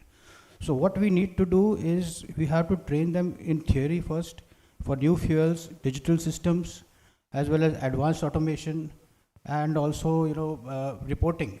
So much of reporting is being done. You have the CII, you have the EEXI, you have the EDI, and so many of these indexes which are coming. And many of the seafarers are at sea how to report these. At the same time, you need to understand voyage optimization. Voyage optimization is going to be the next challenge which is already existing, but many seafarers are not aware. Also, how the new build ships, what technology they are using. For example, we use something called a silicon coating, which reduces consumption, which reduces the friction. All these things, the seafarers should be aware when they go to the dry dock. Then coming to requirements which keep coming newly, we need to also train our academia for that. Our academia somewhat, I'm not comparing any maritime training institute here, many times they give a lot of theoretical training. So the seafarers should be trained by academia who are having hands-on training. Maybe they go out to sea, check what is happening in the dry docks, see what is the latest development in shipping. And the industry must provide practical hands-on training to all the seafarers who are going out to sea, not just through theoretical manuals. And crew needs exposure. And this exposure can only come when they are exposed to hands-on training. On the other hand, we must make sure that what theory being taught is moving closer to the industry.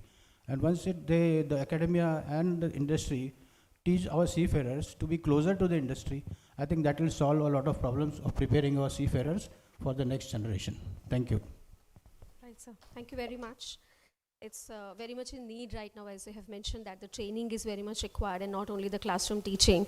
Just like the model that we are working on, that is industry within university and university within industry. So thank you very much, sir, for your wonderful, the technology and all that you have talked about. Thank you very much. Okay, sir. Staying with skill requirements, my next question is for Mr. Sudarshan Ramachandra, sir. Shipyards and ship repair workshops often require individuals with highly specialized skills. Are these specific training programs available to meet these requirements? Yeah, good afternoon. This is an important question at this point of time because India is moving towards shipbuilding, ship repair.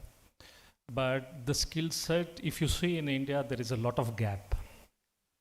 This is to be really looked into it. If you see a new building where we see accountable people in shaft sighting, installation of shafting and other things, which we really feel that there is a big vacuum which the institutes can focus on, and there is a dynamics which should be taken care, and lot of government activities to be brought in to bring the repair activities so that the new technologies which is coming for the repairs in India will help our skill set to improve, and this gives a good opportunity for youngsters who is in the academies.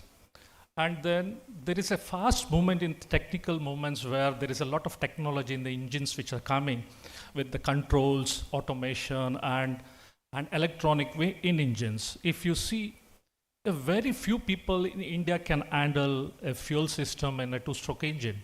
This is a really important thing which we need to address for the institutes to see that how this can be brought into it and then be the real players in the market.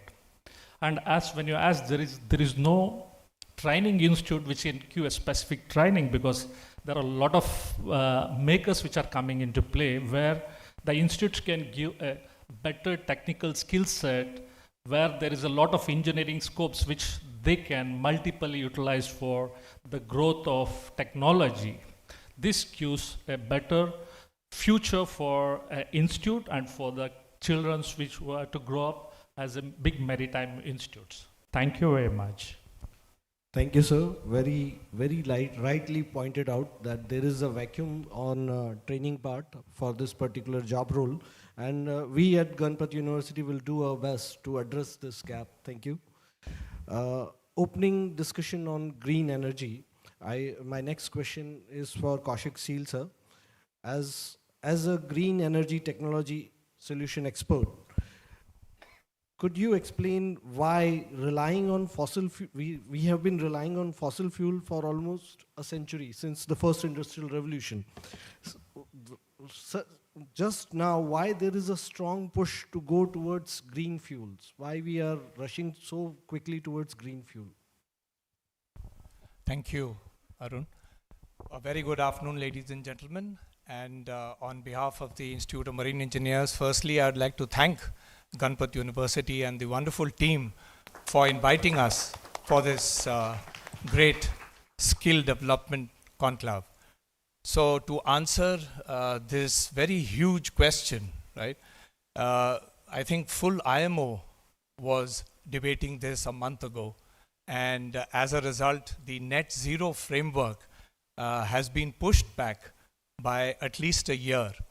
And what we see is that fossil fuel, although we are trying to phase that out, but in long term, in terms of long voyages, if you look at an ocean voyage, predominantly we need fuel which has to be in copious amounts. So in terms of economies of scale, we still have fossil fuel which probably is going to be around for a while. However, the need of non-carbon and the need for less carbon intensive fuel, that has been the push.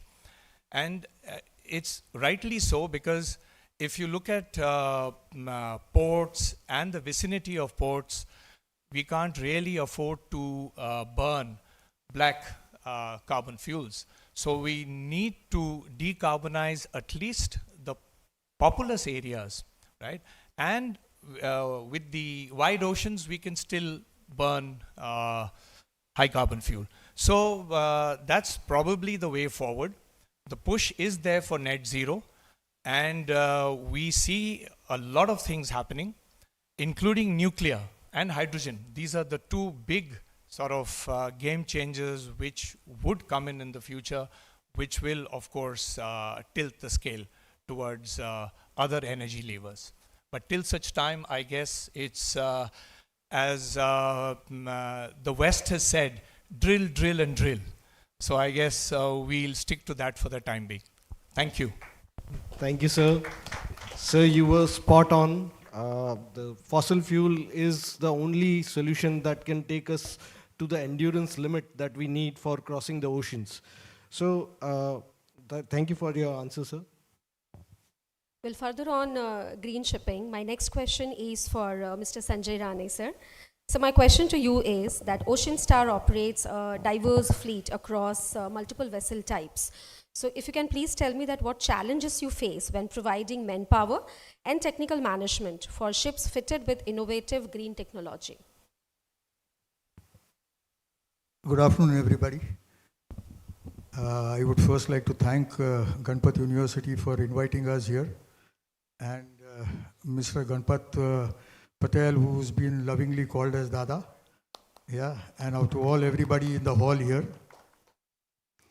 It was a pleasure to see this kind of a conclave which has been held up here, and with this kind of a hall full of people here to, attend this conclave. Coming to your question, we face a lot of issues when it comes to crewing, because the Indian crew as such, you have to have skilled people, A. The green technology, for that we need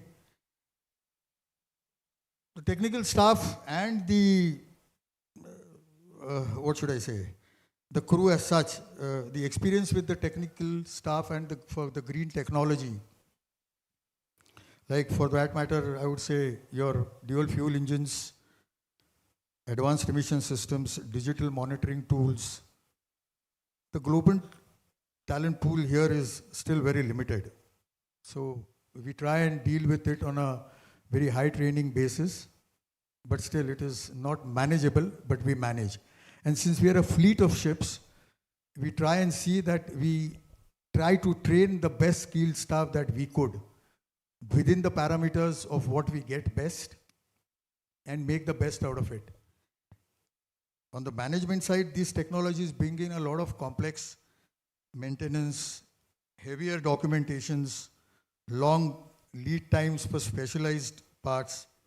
So ensuring safety and consistency, and of course the digital adoption across. The diversified fleet makes it even more challenging for us. But yes, we've still not given up, and we try our best to get the best crew to run across and put them in the international market for us to know that we Indians are the best. Thank you. Thank you very much, sir. And I'm sure that with the skill initiative that we have, I'm sure that in future you're not going to face these challenges.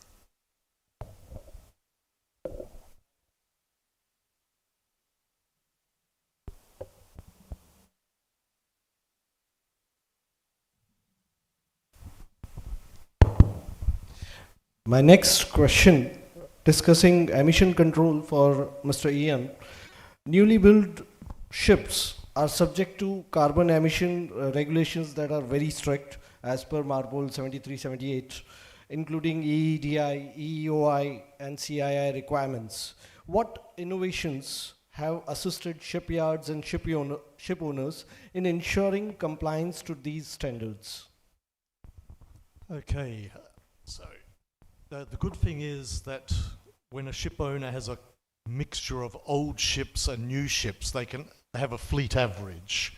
And the object is to get enough new ships to bring your average down that you don't get penalties.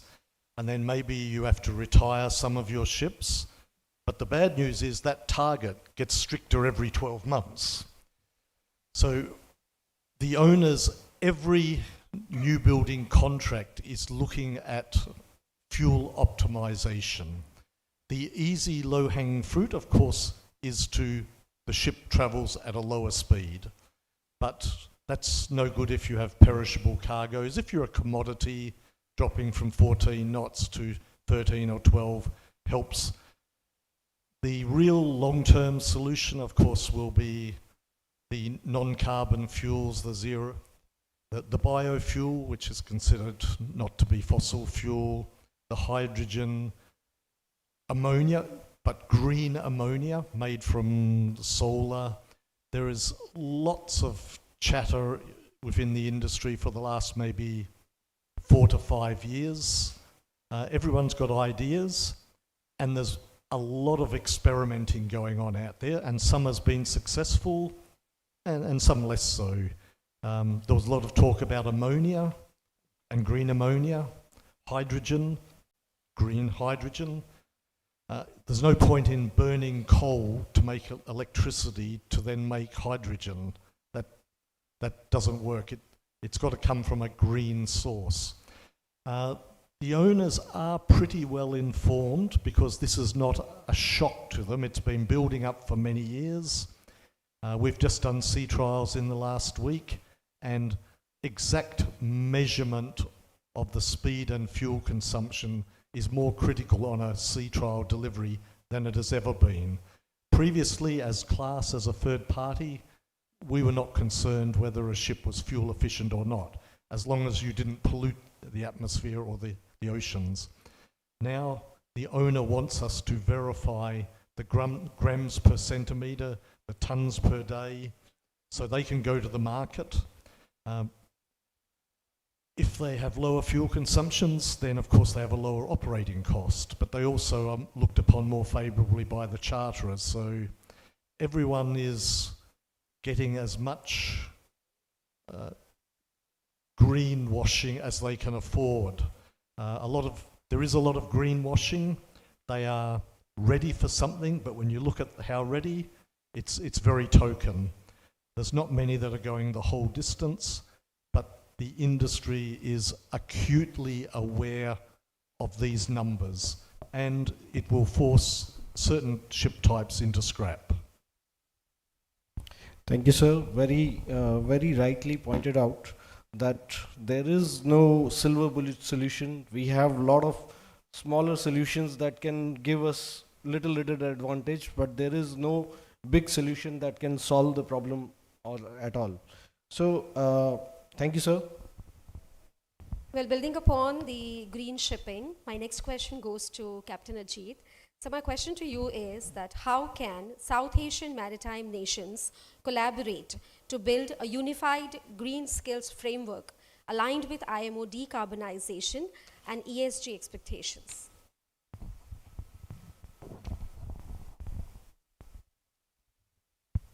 Yes, as I mentioned during my presentation, I think this sort of thing is not one-man show. It's a combination of everyone. It's like starting with the educator, the industry, and also the regulator, and also the government. They have to get together and do that. For South Asia, I think India being the major player in the maritime sector, and we are basically very much small when you say we, Sri Lanka, compared to your presence. So I think whether it's big or small, I think what we need to do is we have to basically get together as a combined effort and show that South Asia is very much ahead of rest of the world, and to show our strength and the ability that we can be second to none. So in that sense, I think we should be talking to the government to government, institution to institution, industry to industry, and things like that, and then develop certain things and showcase ourselves as the leader in this part of the world. I think for that, I think we need a lot of communication and collaborations. So what I feel is if that can be initiated and taken the lead by the biggest maritime nation here as India, we'll be happy to collaborate and cooperate, and using all our strength and connection, we can do that for the benefit of the industry and benefit of the world. Thank you very much, sir. Thank you very much. Further diving deep into zero emission ships, my next question is for Sanjay Rani, sir. Electric vehicles are an excellent land-based alternative to fossil fuel transportation. But at sea, the idea of electric ships remains a distant prospect. Can you please elaborate on this disparity, sir?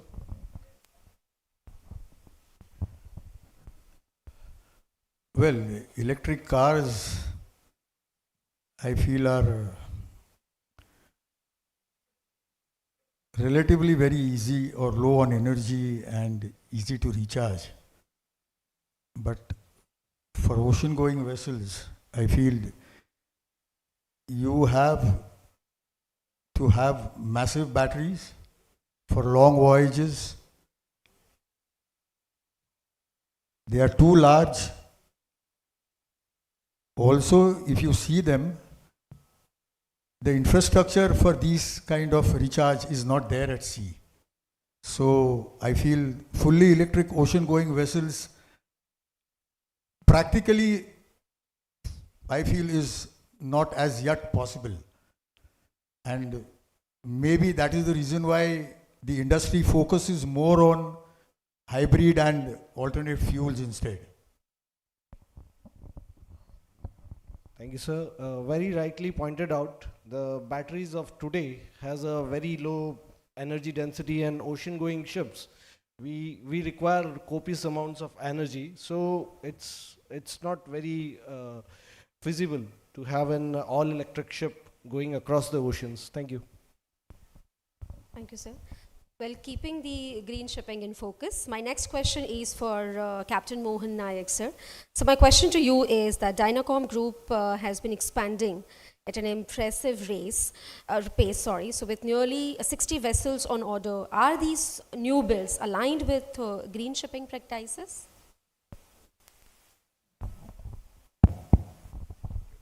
Thank you, Dr. Priyanka. Your figures are partly right. My owner is from Greece, by the way. I think Dr. Satya Sahu was talking about Greek ship owners, how they manage their finances and their ships. So 60 in order is for oil tankers. We have another 25 on order for LNG carriers of the latest design, and about 40 on order for bulk carriers. So from 150 owned ships, we are going to go up to 250 plus by year 2027. So that's a real massive expansion, and for us in crewing and manning, it's going to be a real big challenge. But we'll be looking forward to institutes like Ganpat University for supplying our future manpower. Okay, now how all these new building ships are built with the latest technology, although they are fossil fuel, as Mr. Kaushik has said, but they are all LNG ready and also methanol ready. Also, we are using the latest techniques to reduce fuel consumption, to reduce emissions, to reduce, to meet charter party requirements, which will be coming in the future, and also what IMO is requiring to be coming in the next few years, although that deadline has been pushed back. New technologies means, I have already spoken about silicone coatings, then about, we have a unique method of propeller polishing, which is very, very effective, and how we reduce the cetaceans so that, we can manage the ship speed very comfortably.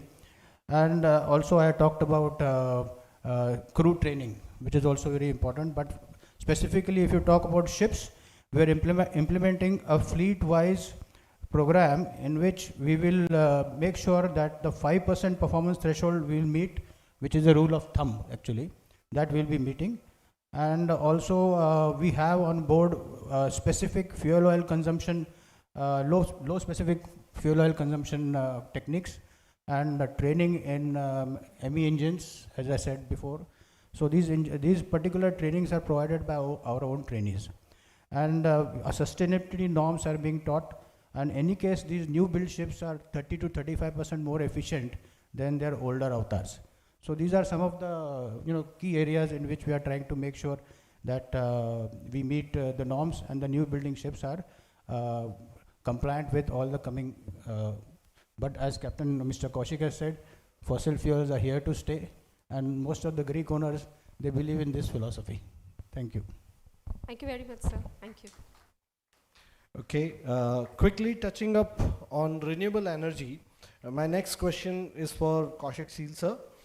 With wind assisted propulsion system, WAPS, are becoming increasingly popular or retrofitting of old ships, but utilization of solar energy is still very low in maritime sector. Can you please elaborate on this difference, sir? Thank you for that question. Yeah, as you have rightly said, solar is not very, very conducive for the sea, simply because of the fact that because of the sort of the veneer of salt which is continuously being sprayed on the deck, even touches the accommodation and bridge wings at times. It's very difficult to have a plethora of solar panels. So that was tried and tested. It works on yachts. So if they invite us on these very expensive yachts, some of them are solar powered, they'll work. But the one which is coming of age is wind assisted propulsion system. So we are actually turning one full circle in history, where we started with sail ships, and now I think it's time to go back to the sail ships. So it'll be in hybrid mode, and I think all the new designs, and some of which Captain Naik is also talking about, would have a hybrid mode. They would have maybe fossil fuels for the long sector voyage. As soon as they are nearing port, they will switch to an alternate fuel. And of course, they will use wind-assisted propulsion system. So that's the way forward, in my opinion. Thank you. Thank you, sir. That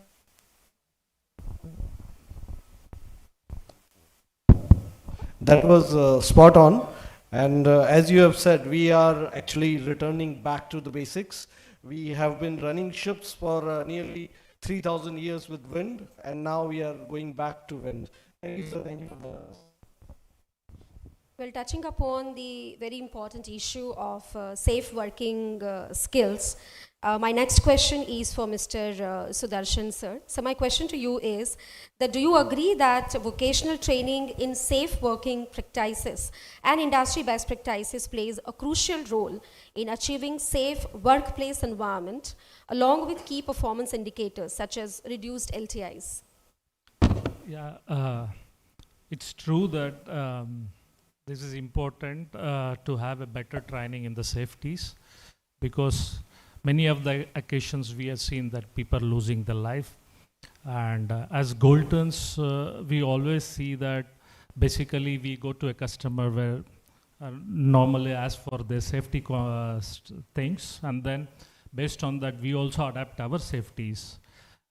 Definitely this will give more productive overrun, but if you see that always people feels, okay, we need to complete the job, but at the end they are losing the time with the accidents. So I always say that this industry should have a better safety system so that the productive things can be done, and institute can give more focus on this safety aspects. And every industry, be it in oil and gas, and it's been marine, every time there is a different safety system into the operations, which is really to be focused for the from the institutes which give betterment for their productive and loss of injuries. Right. Thank you. Thank you very much. Thank you very much, sir. Well, with this, I'm very sure that there are our marine students and the audience must be having few questions to ask to our panel members. So I'm inviting the audience to ask the questions if there are any.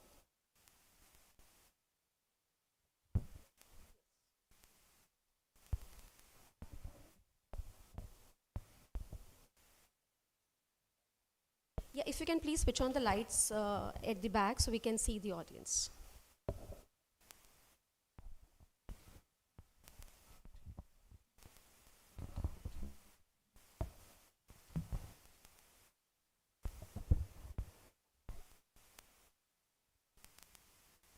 Can you please move forward? Can you come forward?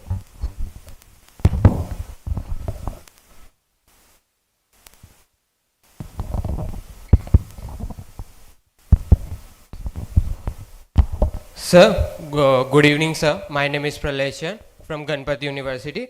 Sir, my question is, how can we prepare ourselves for emerging technologies such as alternative fuels, carbon capturing, and wind-assisted ship?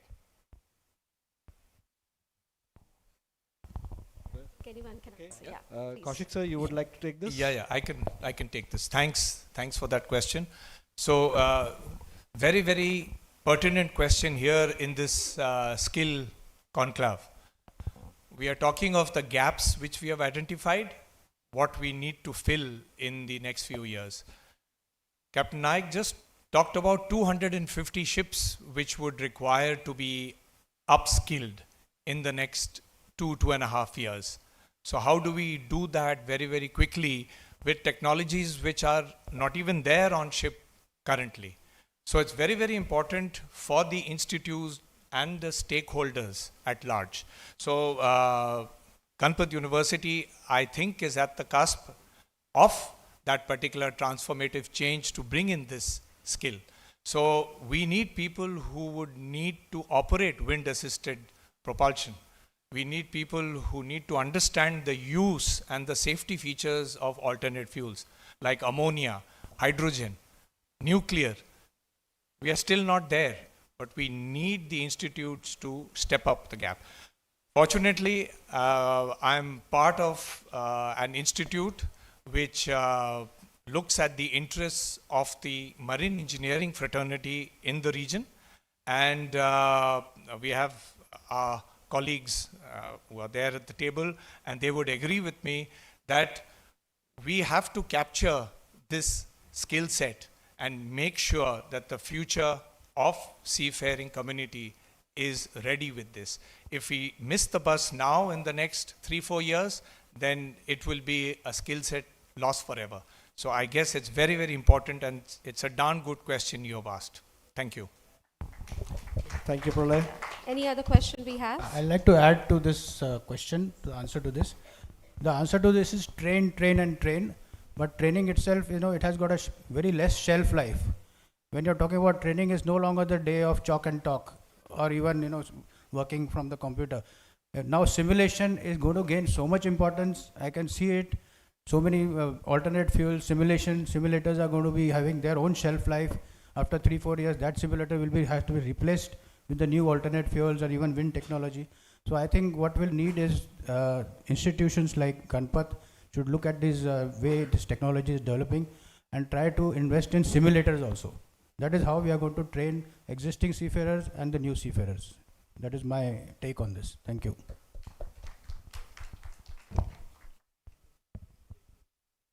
A very good afternoon to all the respected guests. I'm Samiksha Karji this side.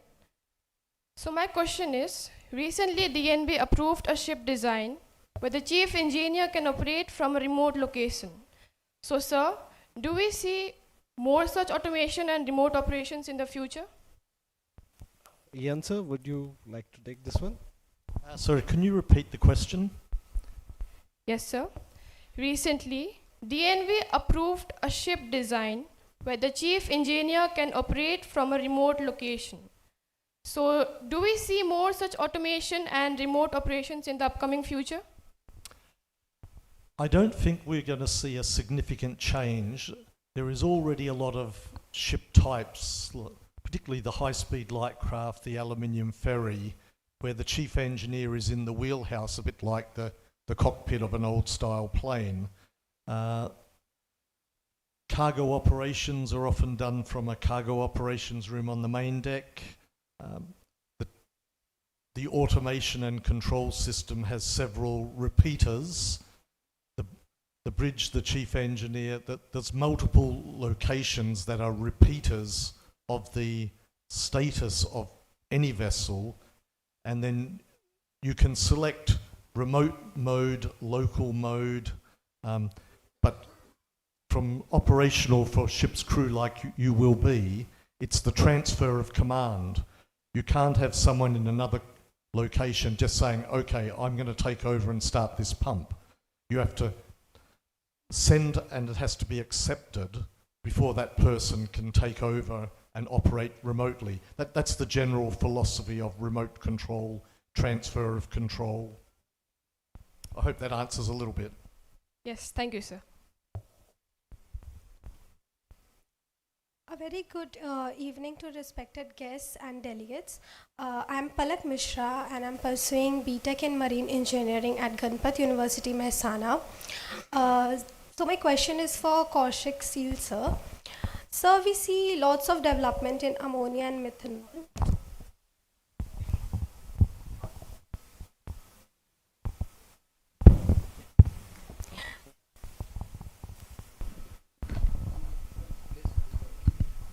Hello. So we see lots of development in ammonia and methanol dual fuel engines by major engine makers such as Everlance, Suzzler, Wärtsilä, but green hydrogen is more or less untouched. So, sir, could you please shed some light on it and provide us your insights? Right. Thanks for that futuristic question. We have to admit here. Well, hydrogen is a technology which is now sort of coming into land-based energy use, and for shipping, probably it would be more of hydrogen cells which will produce ammonia on board, and then that ammonia would be burnt in engines. That will probably be the way forward, and that's probably the safer way to handle hydrogen, although ammonia is kind of toxic if there has to be any exigency that happens. But I guess all this is still under testing, and only time will tell if this is the way to go or not. But so far, yeah, hydrogen it has a very good energy density as compared to the other alternate fuels, right? So I guess it's the way to go. Thank you. So let's just say that we manage the bunkering infrastructure for hydrogen. So like in future, how do we manage the combustion and engine technologies that is required for hydrogen?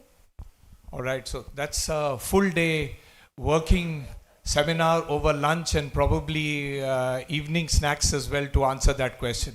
That's a huge question, right? So, but there is technology available, right? I guess Lloyd's Register has, even like DNV, I'm sorry, then I'm not aware if DNV has come up with hydrogen rules for vessels. Okay, I might just add a little bit to this.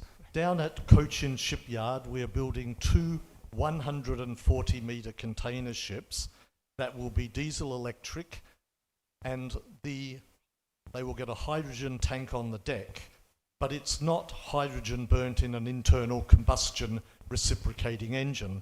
It's actually a fuel cell. And to show my ignorance, I didn't even know how this worked until I read a book about less than a year ago.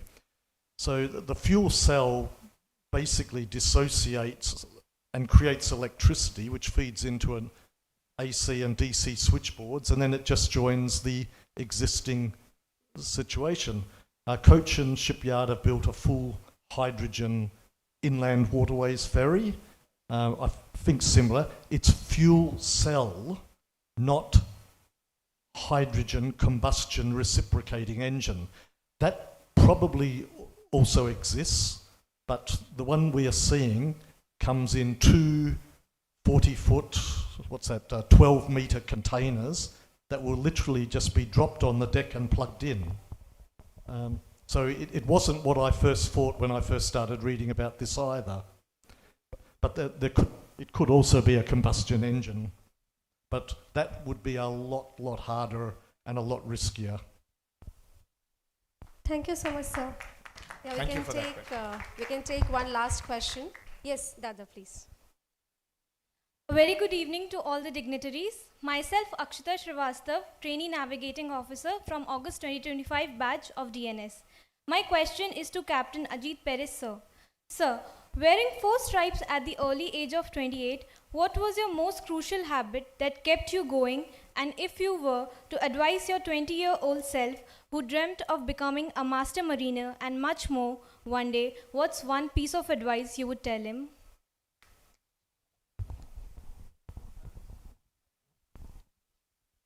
I think how I reached to that level at the age of 28 was purely a focus, right? I did not spend too much time taking leave or be at home, and I was continuously, having my sea time going to complete my sea time as fast as possible, and also focused on my studies.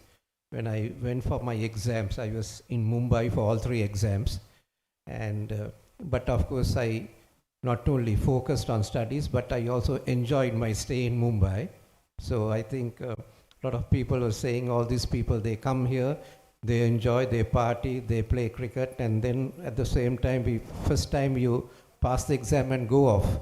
So similarly, what I want to advise the young generation is be focused on what you do and be focused on what you want to do, and then you will reach the top in no time. But at the same time, after that, whenever you go on ships, you see what I practice was what is to be done to improve. If I am the second officer, what other second officers have done, what they have not done, and what can be improved on the ship as well. So that sort of thinking has led me to reach that level faster. At the same time, when I walked out of the ship and went ashore, I was looking at the gaps in the industry, whether in Sri Lanka, whether Colombo, okay, what are the areas, if it is ship management, crew management, and if it is ship agency work or ship repairs and things like that, what was lacking in Sri Lanka in that particular industry. And I was trying to focus that one to, bridge that gap and develop further. So that way I have been, I should say, quite successful. That's. Thank you, sir. Thank you for a valuable insight. Okay, we'll accommodate one question from Dada. So this green energy for the large ship is a pretty tough one, actually, because when you say fuel cell driving the DC to DC converter or AC to DC, whatever the electricity is, every time you add a stage, efficiency comes in a picture and you lose the power, you lose the energy. Have you heard of Sheikh Challi? There is one idea that I have, that someday very large wind power. What is the largest wind power? Does anybody know? Windmill?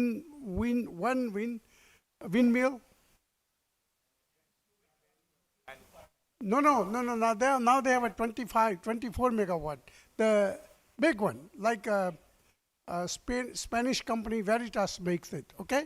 So you take one of those and you have it in the middle of the ocean and you have a platform and you have a very large battery that you charge the battery, and every time ship passes by, you swap the battery. And so you have stations from here to Singapore and Singapore to New York. Maybe someday that might solve the problem. Thank you. Okay. Are you with me? I might just have to give you some bad news there, because power the ship for maybe 10 or 15 minutes. It's all about smoothing out the load to get the optimum fuel consumption out of the traditional engines. We see a few full battery, but they're just 20, 30 minute short ferries, or for dynamic positioning for the surge loads. But for a liner trade, there is no rules on the battery capacity. It's really just enough to smooth out and get a stable load on the engine. There is no likelihood we'll get a battery across the ocean. I don't know how many megawatt hour it takes per mile. For example, 20-ton truck gives you 1 mile per 2 kilowatt hour. And so far, Elon Musk has solved the problem of big truck getting 500 miles per fully charged 800 kilowatt hour or 1 megawatt per truck. Now, I don't know what is the ship power requirement is. So it will be, as Ian said, it won't go that far. However, if you combine it with wind-assisted propulsion you have to system, combine with something else, of course. It can't alone, it No. won't be the power requirements. Not single solution. Right. It will have But to be yes, combined. it can be. It would have to be several type of energy will be, yes, it's not a one solution.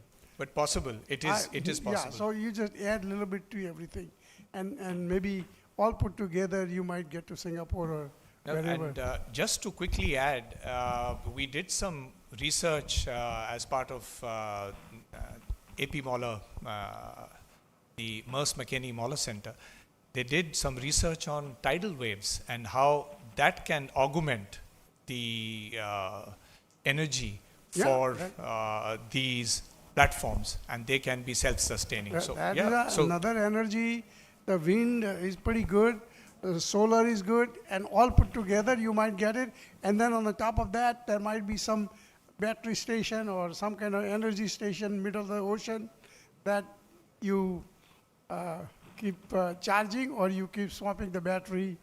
I don't know. There is Elon Musk has a big mega packs, and they're as big as 100 megawatt and 200 megawatt. So I think we need to get Mr. Musk into the shipping domain. We have to get his Starlink down to Sea-Link. yeah, that too. Thank you. Thank you very much. It was a wonderful panel discussion that we had, and we emerged with so many ideas. Now I would like to request Captain Arundhati sir to please give the conclusion of this panel discussion. Thank you, ma'am.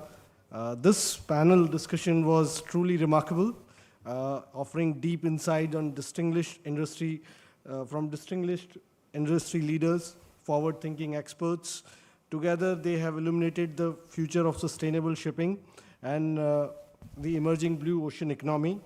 Mr. Sudarshan Ramachandran, sir, highlighted the existing skill gaps in developing future manpower and pointed out the key areas for academia that to strengthen.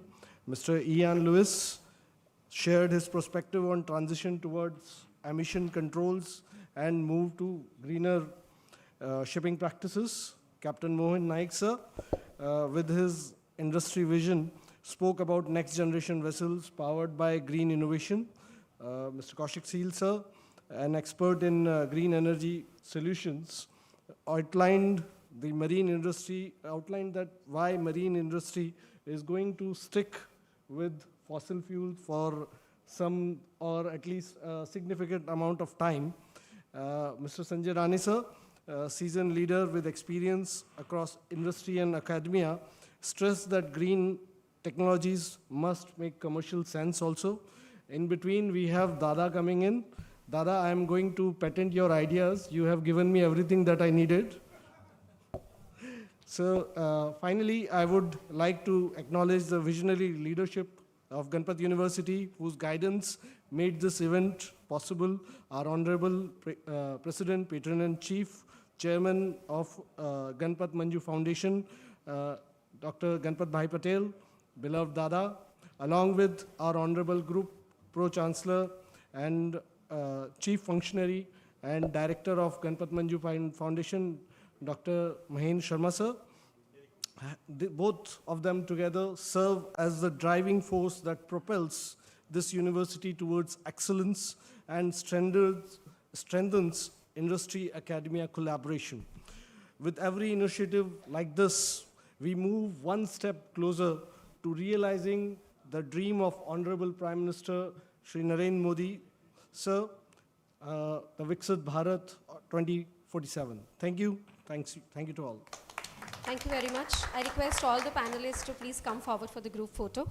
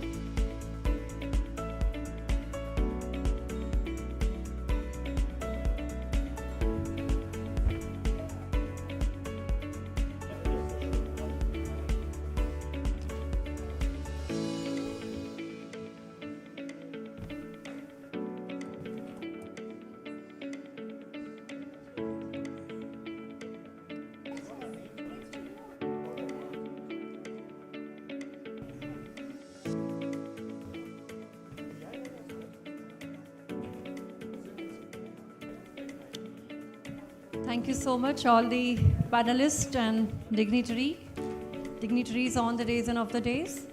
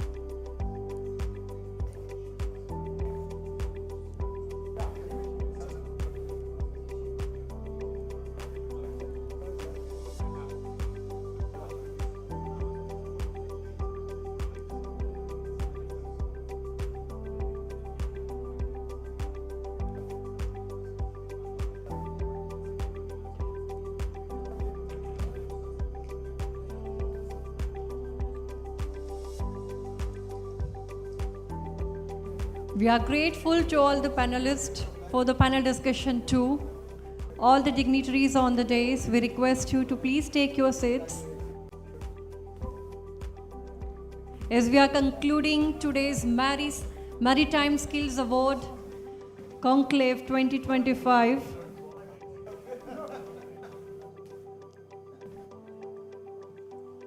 thank you very much for being with us.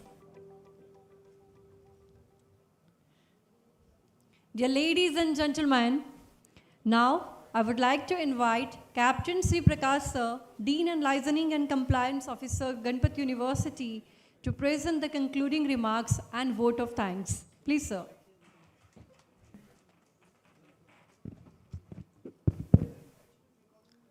Good evening to one and all, sir. It has been a hectic day and a very fruitful day for the Maritime Conclave. It has refined our wisdom on many topics, and it gives us a great pleasure. We, the team at the Ganpat University and the Ganpat Manju Foundation, extend our deepest gratitude to each one of you who have contributed to the resounding success of the Maritime Skill Conclave 2025. Some days back, we had last year done the Global Skill Conclave at this venue on 18th of October 2024. We have covered 1 year, the skill sets and everything have changed. And the way we have started thinking have also changed. It gives me great pleasure that your presence, participations, passions have collectively charted a new course for the future of India's maritime skill ecosystem, empowering our nations to navigate the global maritime landscape with confidence and excellence. India is poised to take over the sea and the oceans. It is told that the next frontier of the mankind is the ocean, and we will definitely overcome that. Our heartfelt appreciation to all the esteemed dignitaries who inaugurated this momentous event and set the tone for the transformative journey. Dr. Pramod Samanji, Dr. Digambar Kamath sir, Sri Subhas Phaldesai ji, Dada Dr. Ganpat Patel, and Dr. Mahendra Sharma sir. Chief Minister of Goa, whose visionary leadership is propelling Goa towards becoming a premier maritime education and blue economy hub. Sri Digambar Kamath ji, who is the Minister of Ports, Public Works and Legal Metrology, his unwavering support and strengthening Goa's maritime and coastal infrastructure. Phal Desai sir, who is the Minister of Social Welfare and whose guidance is enhancing the river transport, coastal operations, and creating a huge employment opportunities. Dada, the Patron-in-Chief, Ganpat University, whose blessings and wisdoms continue to inspire our endeavors. Some moments back, only the idea who gave, we were not able to think the wind power. It is going to be now thought in the industry. Dr. Mahendra Sharma sir, our Group Pro-Chancellor and Chief Functionary and Director sir, whose tireless efforts and expertise were instrumental in shaping this conclave. He has been very active, I can tell you. Every day there was 2 meetings for holding this conclave with success. I'm deeply grateful to our distinguished keynote speakers who illuminated the maritime horizon, and their invaluable insights have refined the wisdom of many of us. The expertise on the maritime transformations, global standards, emerging competencies have provided a clear direction for the future of the maritime industry. This is the takeaway of this conclave. We also appreciate the insightful contributions to all our panelists, both panel 1 and panel 2, and moderators who deliberated on critical issues, themes shaping the maritime industry. One of the components will be taken by the DG Shipping also out of this conclave. I am very happy that green skills for the blue economy will be taken into that. Our gratitude to all the esteemed faculty and experts who have spared their valuable time and spent whole day with us. We extend our sincere appreciation to our oversight committee consisting of Dr. Rakesh Patel, Dr. Saurav Dave, Dr. Satyen Parekh sir, Girish Dave sir, and many others who have given their invaluable contributions, expertise, guidance throughout the conclave. I also express my gratitude to all the partners and the sponsors and others. We thank all government departments, maritime associations, knowledge partners, media collaborators, supporting institutions for their unwavering support and collaborations. A special thank to our organizing team. We acknowledge the tireless efforts of organizing team whose dedication and hard work ensured the success of this conclave. Your behind-the-scene contributions are deeply appreciated and it will not be forgotten. Gratitude to our support staff and the hotel team who have contributed greatly to make this success. We thank everybody who have contributed to this. At last, I also thank our cadets, young officers, students, whose enthusiasm and commitment are the driving force for us behind the maritime futures. This conclave was designed for you, and your participation has reaffirmed our nation's seafaring legacy. At the last, as we conclude Maritime Skill Conclave 2025, we are filled with gratitude, renewed commitment, and the spirit of the seafarer who always looks forward to the horizon at all times. It is told that once at sea, you never leave the sea. Though we are in the land, we always remember the sea. And with this, we are looking forward to the next voice of knowledge, which may be next year. Thank you. Fair winds ahead. Thank you very much.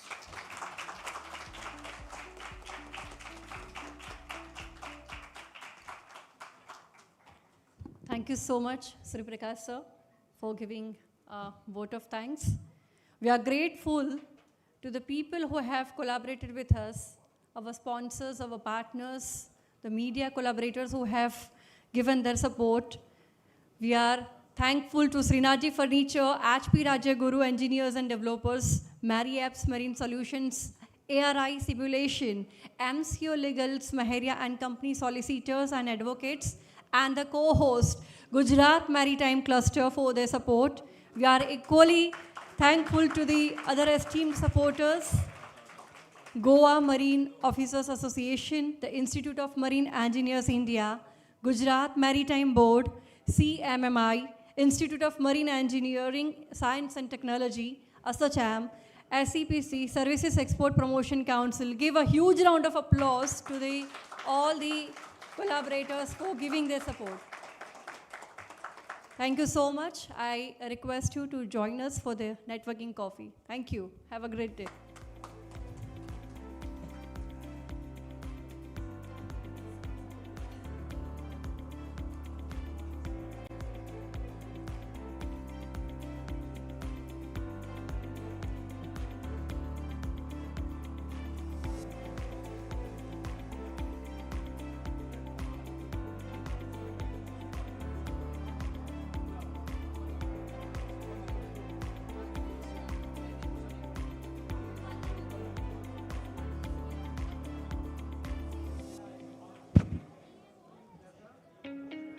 A special gratitude to the people who have joined us online, virtually. There were more than 500 people who have joined today's conclave. Thank you so much.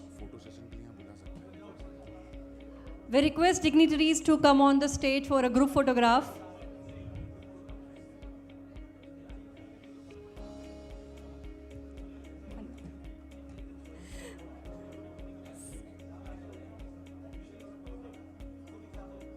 We request the photographer to please come on the stage and click a group photograph of all the dignitaries.